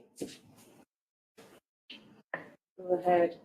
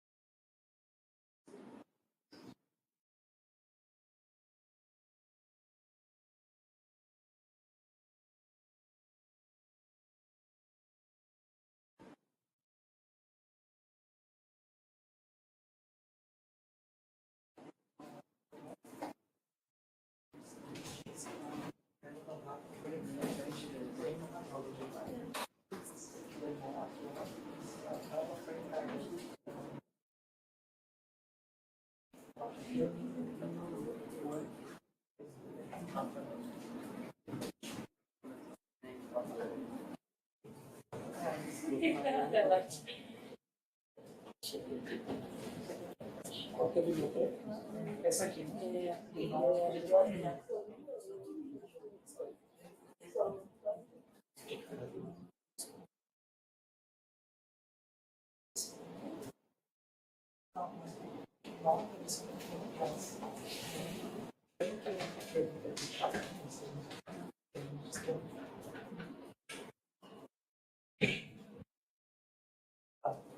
Ele está baixando e vai diretamente para o servidor original. Tá, mas o que isso é? Isso aqui é uma lista? Isso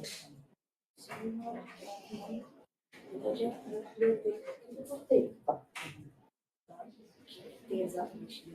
Tu tá importando esse aqui, esse nó. Exatamente. Você instalou? Você fez no plano, né? Você instalou antes. Você vai fazer Esse aí. isso. Ah, tá. É o mesmo. Sim, essa aqui é outra. Essa outra célula. Sim. Então, É só do PayPal. Só troquei isso. Eu só troquei por ele, então tá na e eu troquei o file. Você fala aqui. E faz padrão. Eu não tenho esse.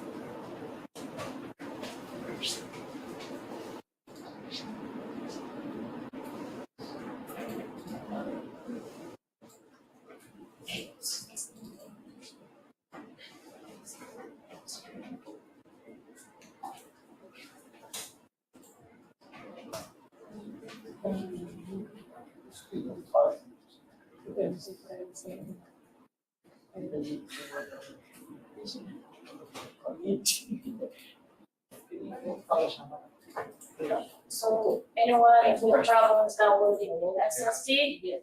What CMO is giving me an error here. Okay, so this is that's weird. Okay, so did you install it? Because this is a no native full-length library. It's not here. You have to install. Generally have the sheet installed. I think you started Oh, with the one, I right? didn't, Yeah. I see those, go down from. Okay, yeah. Okay, thank you. No problem. So it's giving you an error, right? So, but the line, it's another one. So because this is a monthly one, it's not daily, it's not the same address on the FTP. So it's at the address be used, it has the dataset /noah dot OSST.v2, erase the dot high res, the last part. Dot high res, you can delete it. Then try again. And the name is SSD dot The same. The same, only with monthly.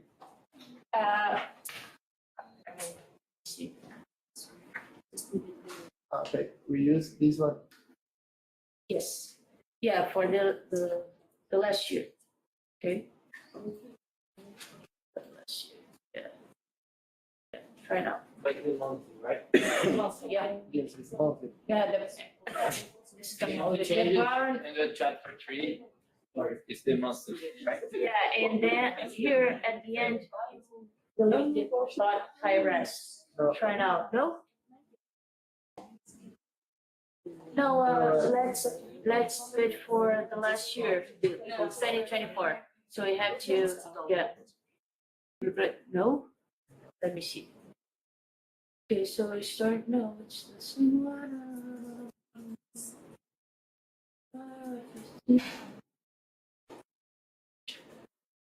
Looking for the documentation, but I don't know how to.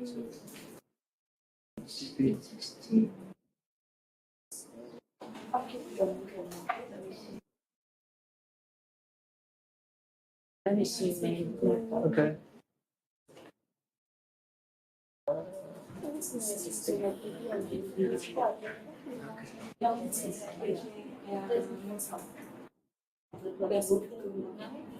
Let's just remove the dot. No. Right? The name of our file.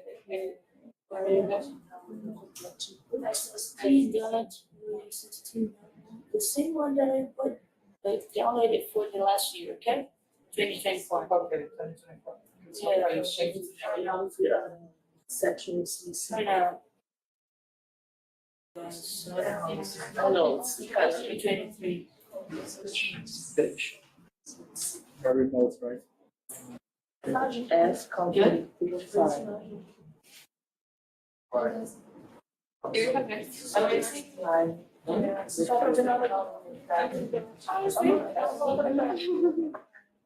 Okay, so, kind of, it seems like there's, for the 1984, the file exists, but not for 2024. So let me check here. I said the same. Yeah, right? I tested with 1984. With 1983, it's like 0.3 is above.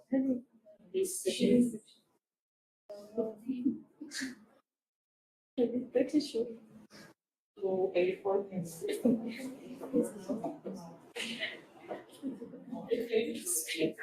Okay, so we have kind of a problem with the website. What did I say? What did I say? What did I say? Okay, so systems are temporarily out of, What did I say? yeah, out of service. So let's do with the daily, the same one that we saw, the daily anomalies. Let's do it for the 2024 year, but for another place different than what we saw, okay? The system is temporarily out of air. So for those in remote mode, we noticed that I tried it. It wasn't monthly, Oh, for those in remote mode, we noticed that the monthly data, this NOAA site has some trouble with it and it's out of air. So please do it for the daily, the same one that we show in the notebook, okay, for the year 2024, but for another area, all right?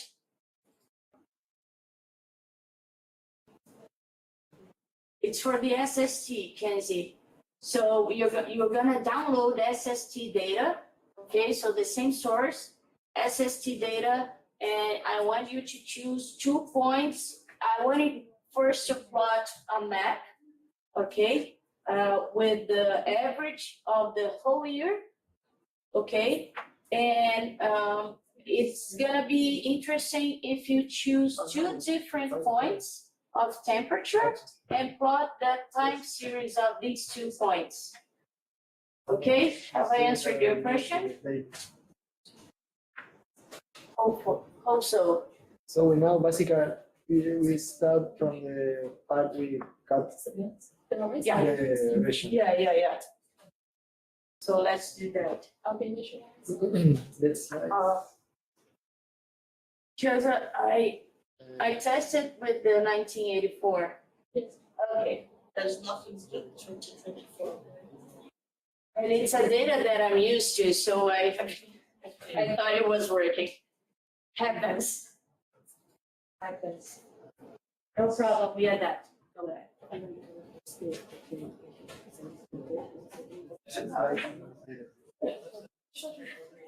Então, o que acontece? Esse dado diferente daquele diário. E esse fica fora lá. Então, vamos fazer um diário mesmo. Esse mesmo que a gente então, você usa o mesmo link para fazer isso aqui. Isso. Só que escolhe o horário. Ah, tá. Não precisa nem baixar o dado. Não, precisa baixar. Aí ele vai desenvolver, não sabe o que fazer. Não, mas isso é de ontem. Escolhe uma área, uma outra. Are you writing it down? Média I copy do and paste. tempo, bota na Aí So you just copy. você Come on, you gotta take it all in. Yeah, it's practice. It's practice. I'm taking it all in. I'm like, what's so slow? Poderia continuar escolhendo o Brasil, mas pegar ao invés de Rio e Maranhão. Não, aquele é para onda.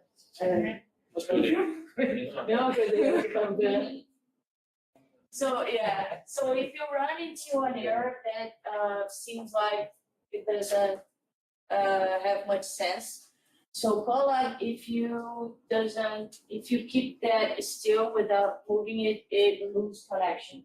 So just run it again or restart the kernel, okay?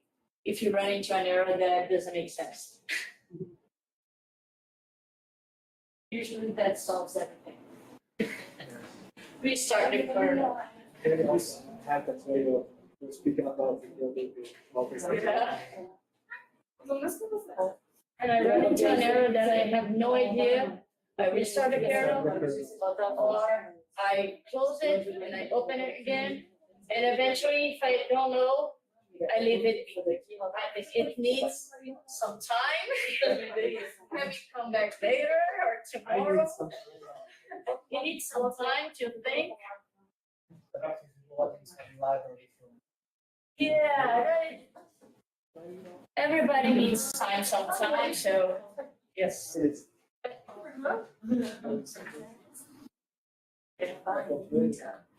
You know, in university, we have a very common error. Everything. You know, you have an comma The same 20. for that error.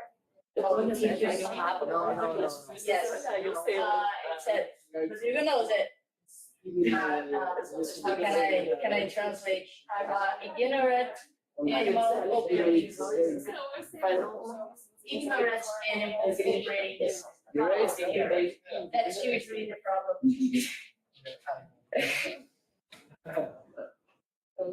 It's always between go to the answer. Yeah. Always. I can't understand why. I can't understand how.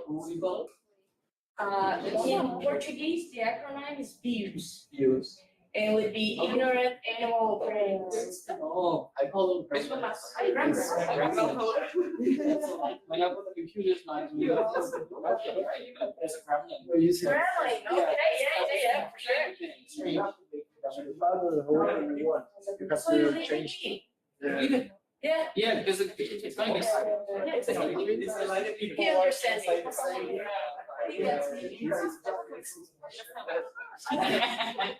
Does it work? Because I can't say. Got the same box and then.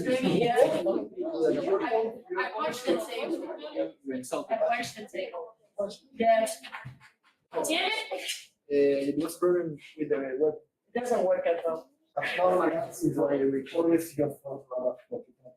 Yeah, videos. No, because you already doing when you run everything. Yeah. It's already running At the end of August, they ran into that problem. The site, the website. Okay, so the website was being here. Down for a while. Use the ceasefire temperature that she already found out. But you do it I right. really thought that maybe as we And it's like a college. And you got it. No. It wasn't you. This box. Here. With this slide. Change those. Use the slice you want. here, for example, I use this one for Do you know what this is? Rio de la Plata, Argentina, on site. Doesn't remember the latitude. For example, years ago, you have to go 25. Yeah. 25. Oh, yeah, yeah. Okay, makes more. And then No, longitude is 5, 9. Okay. You know, you have results already? Almost? No problem. Eu não sei se eu declarei isso aqui antes ou não, aí eu tô vendo na hora. Okay.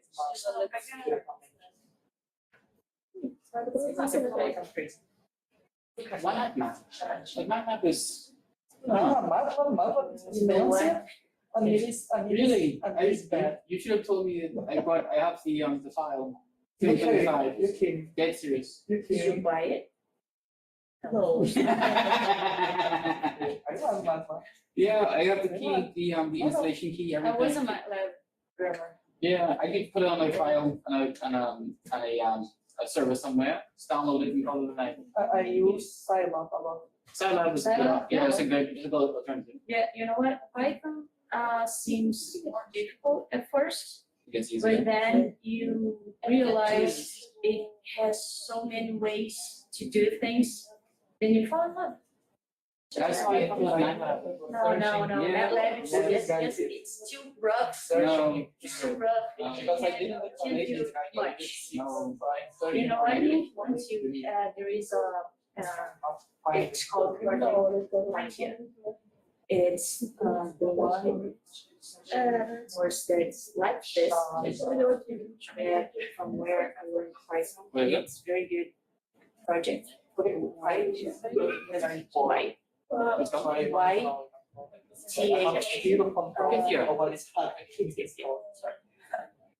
And you there,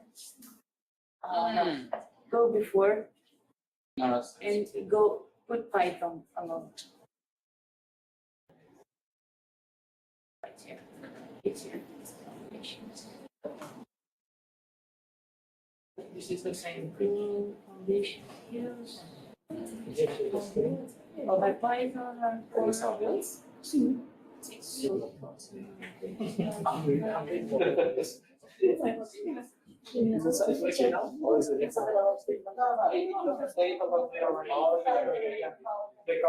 the site,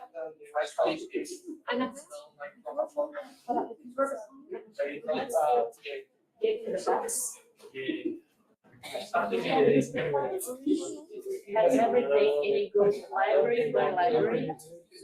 Yeah, I mean, environmental data, so. Okay. Yeah. I like this. Thank you. where is this was born? Like this? Yes. Use the same data as some download. If you run all the cells, Oh, or no, sorry. I'm waiting for this one up and then. Sorry, without. I was kidding. Without. Okay, I did this, sorry, I did, okay, I'm sorry, you run all the cells. Yeah. No praise. I like yourself. You're doing it, no? all this. That's it. That's it. No, but that's it. And you know what? Programming is copying and pasting from another place to a new one. You change a little. That's the essence. Do you think I know everything by heart? I don't. I just copy. That's it. Good job. Okay. And if you, so did you already choose two spots? So maybe choose two very different ones so you can see. Yeah.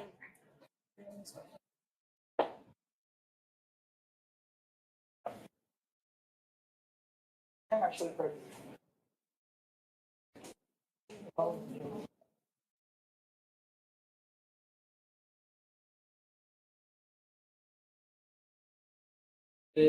no, no.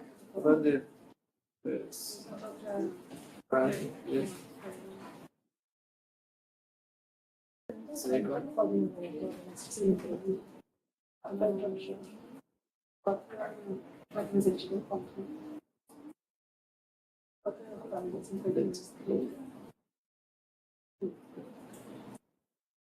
It's true. It's true. Yes. Second.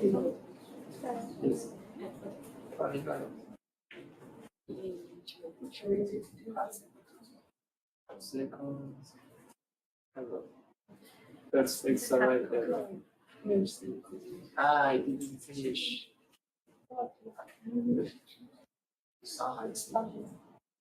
In French.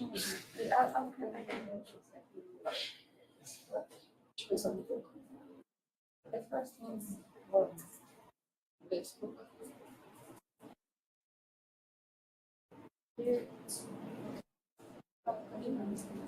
No, it's Like you have to sound it, it's alright.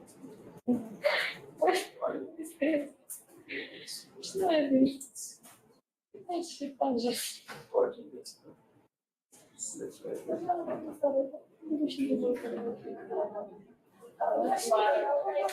That's Last page.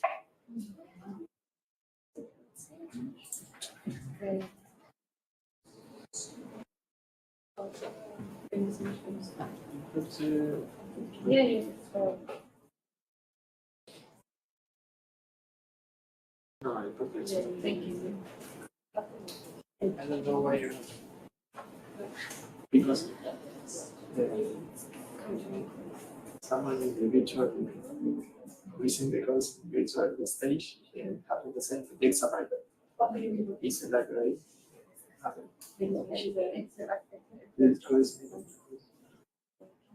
No, I think he's very wise. Yeah,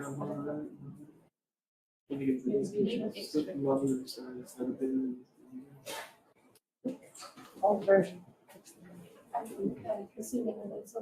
Anybody know when is the program with Excel, right? Version? No? No, she studied, but She told me like we have an old version of Excel, right? So how I can do this?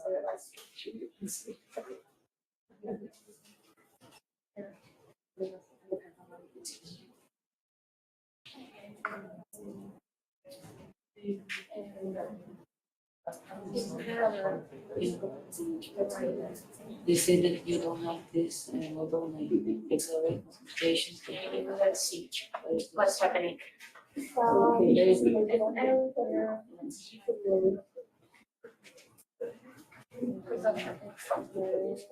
Thank you. Thank you, Mark.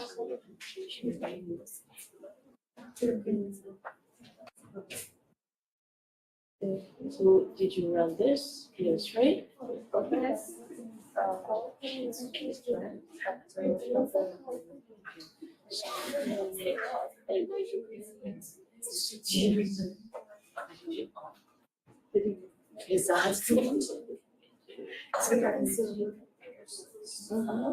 Sorry, what did I do? It's okay.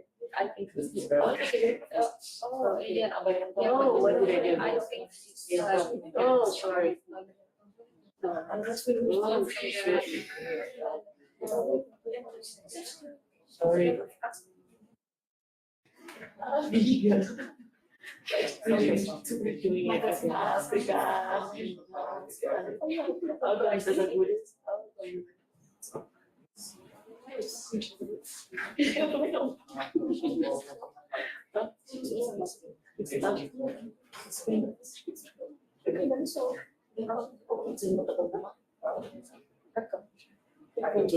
Now I took the weights now. Anyways.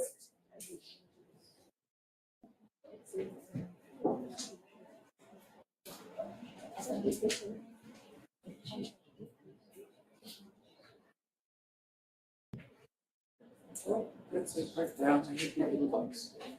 There it is, right here. Yes, right here.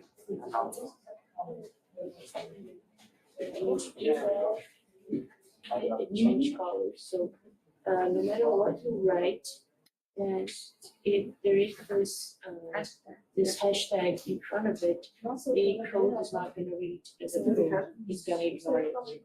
Okay, so many times we have a line, I think it's not important, it's gone, and the code's not gonna read it. Finalizando o Now it worked. Now it worked. Let's see. Yeah, go ahead. I do.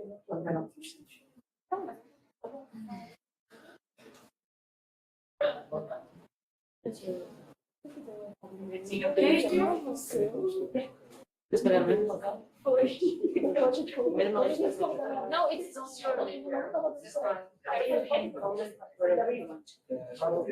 My variables will be just you. Wait a minute.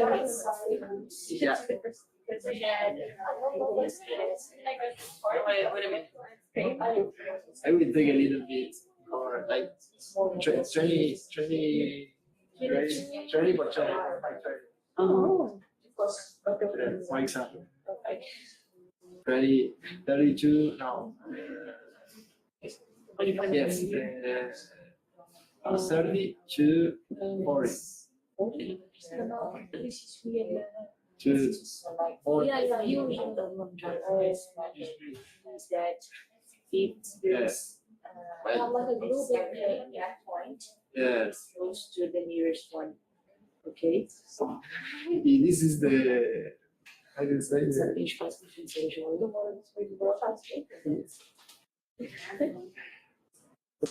Let me show you the first one.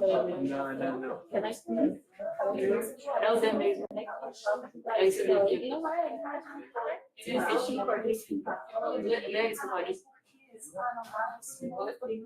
Não, esse pode junto com esse daí. Assim, nós vamos fazer 1, 2, 3. Não.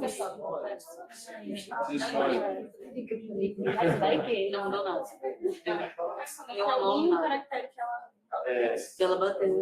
That is Gibraltar. Is Gibraltar?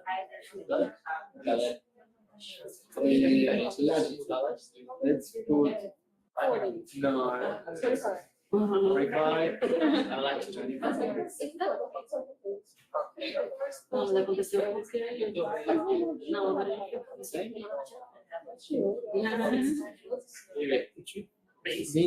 Aqui é melhor. Fazer média.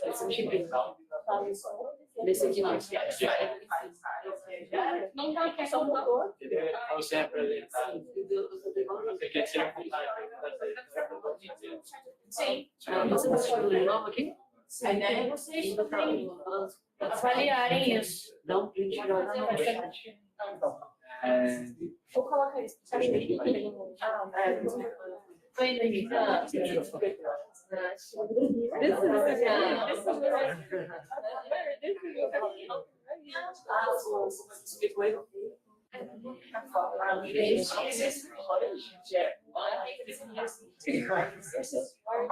Oh, meu Deus.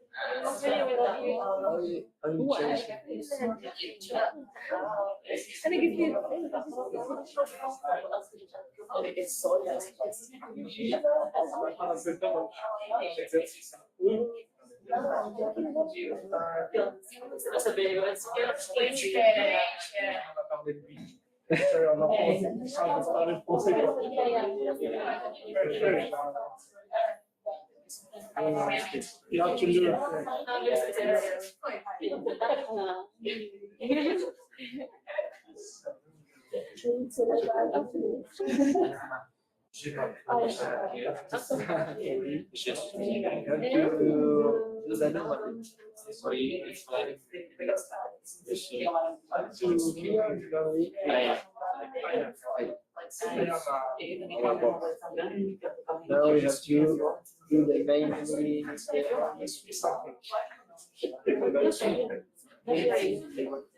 Pode ser isso. Então, E execução dos ativos. Demorar um pouco mais, mas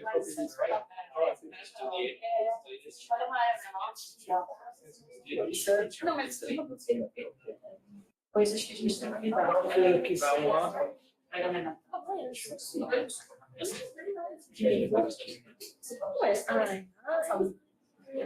Tudo bem? Mais ou menos. Chegando lá? Não, tá. Mas aí embaixo tem outra coisa aqui que você fez. Eu não fiz. Isso eu falei com ele. You girls. Not yet. Getting there. Oh, great.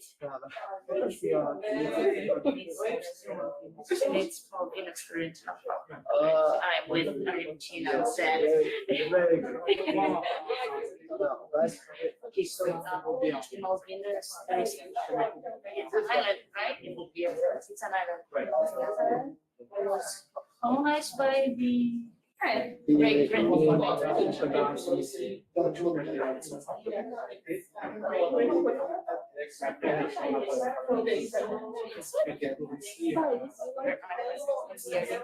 Say it's their island.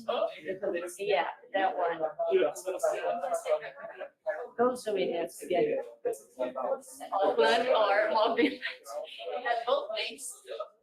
So it has this current zoom out please that goes here, and for the British people it's the current us, and for the Argentinians that's current. World that's current. Another one for us. Yeah, you can see that the complex is bigger. Yeah. Yeah, 2 points to the one there. Yeah, the difference. Going to the So, just a heads up, don't worry if you're not finished, okay, it's okay, we have 10 minutes, but don't worry, you can finish at home, on the day, or you can suffer me, okay? I didn't hear you. Oh, okay. What should I do? I have to confess, I cannot know geographically where I am. I could use a zoom out, so but yeah. Okay. Oh yeah, yeah. For a first thing. Okay. Yes. Thank you. Yeah. Much better. All right. So yeah, you did the plot of the average in time. No. Anyway, you plot the side. So we wanted to do it instead of that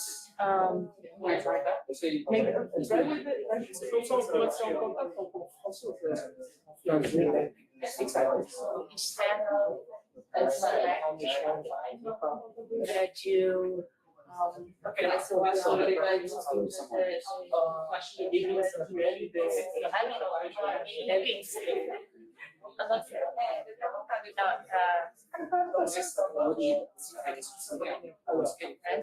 time, yeah. Just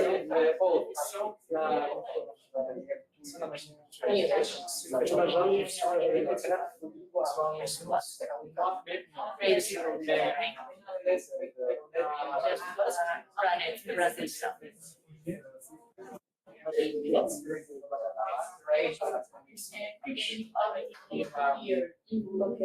average time, you're plotting it. Okay, the average. So good job. So maybe you can point maybe here in one folder. See the difference over time?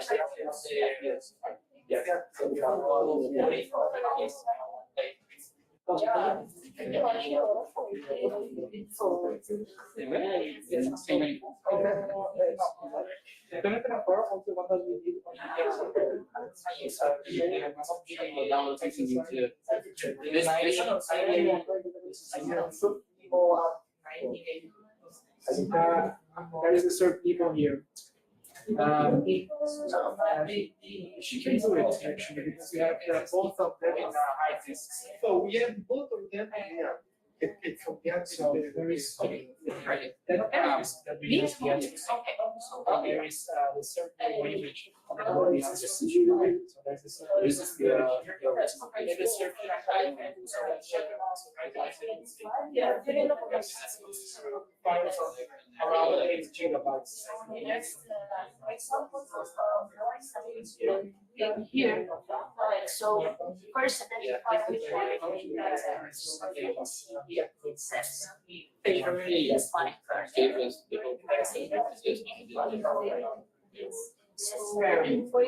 so data sets.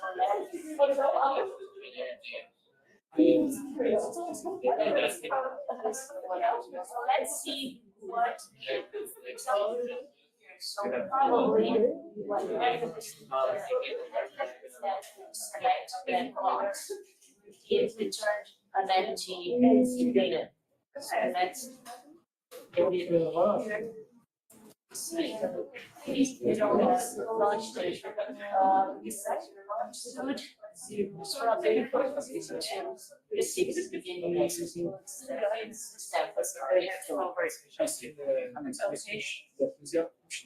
so first thing when you got an error is look at the error and identify which line and try to figure out why. Yeah. All right. Yeah. So that's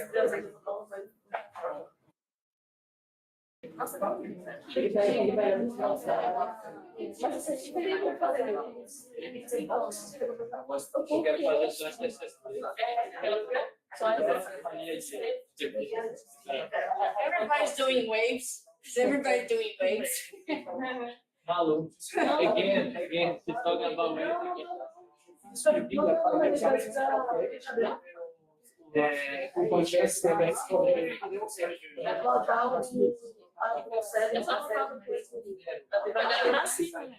Não, dá pra você também fazer uma cópia salvar, porque acho que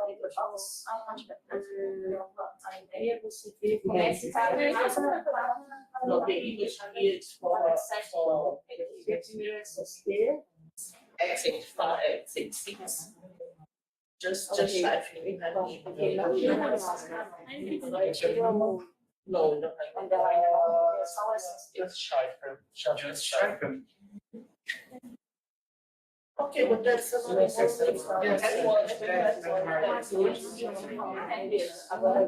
but this work in use that means like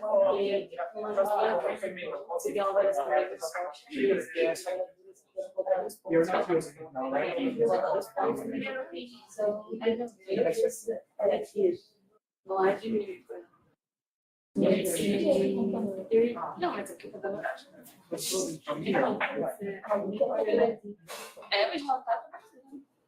Eu quero gerar.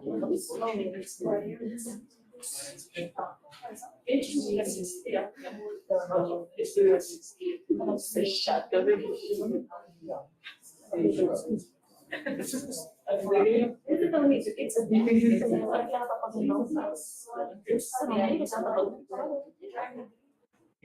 Ah, eu tenho mais. So that should be. É, então, tamanho de grade diferente. Sim. Não sei, ela já hoje morreu, ela falando isso.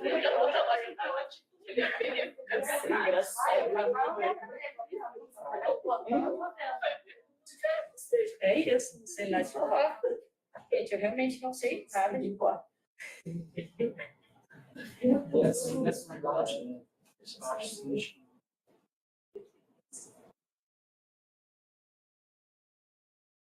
It's just yeah, front copy the collab because it's the same.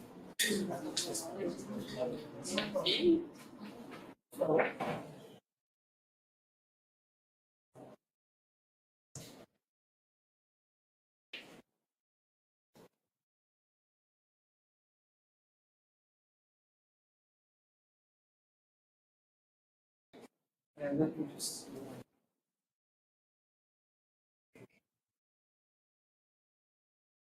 What about those in remote? Were you able to get something? Tell me if you run into any error, okay?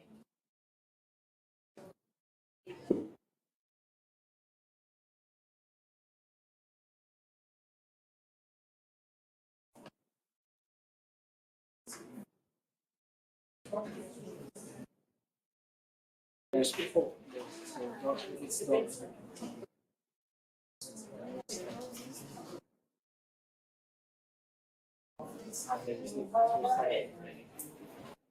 Good? Okay, guys, just let's wrap it up. If you want to, you can finish tomorrow.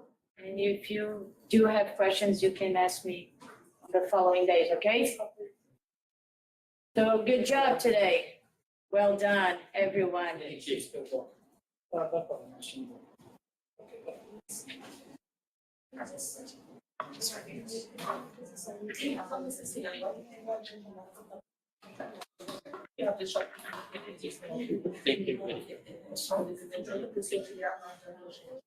So thank you all in our remote mode as well.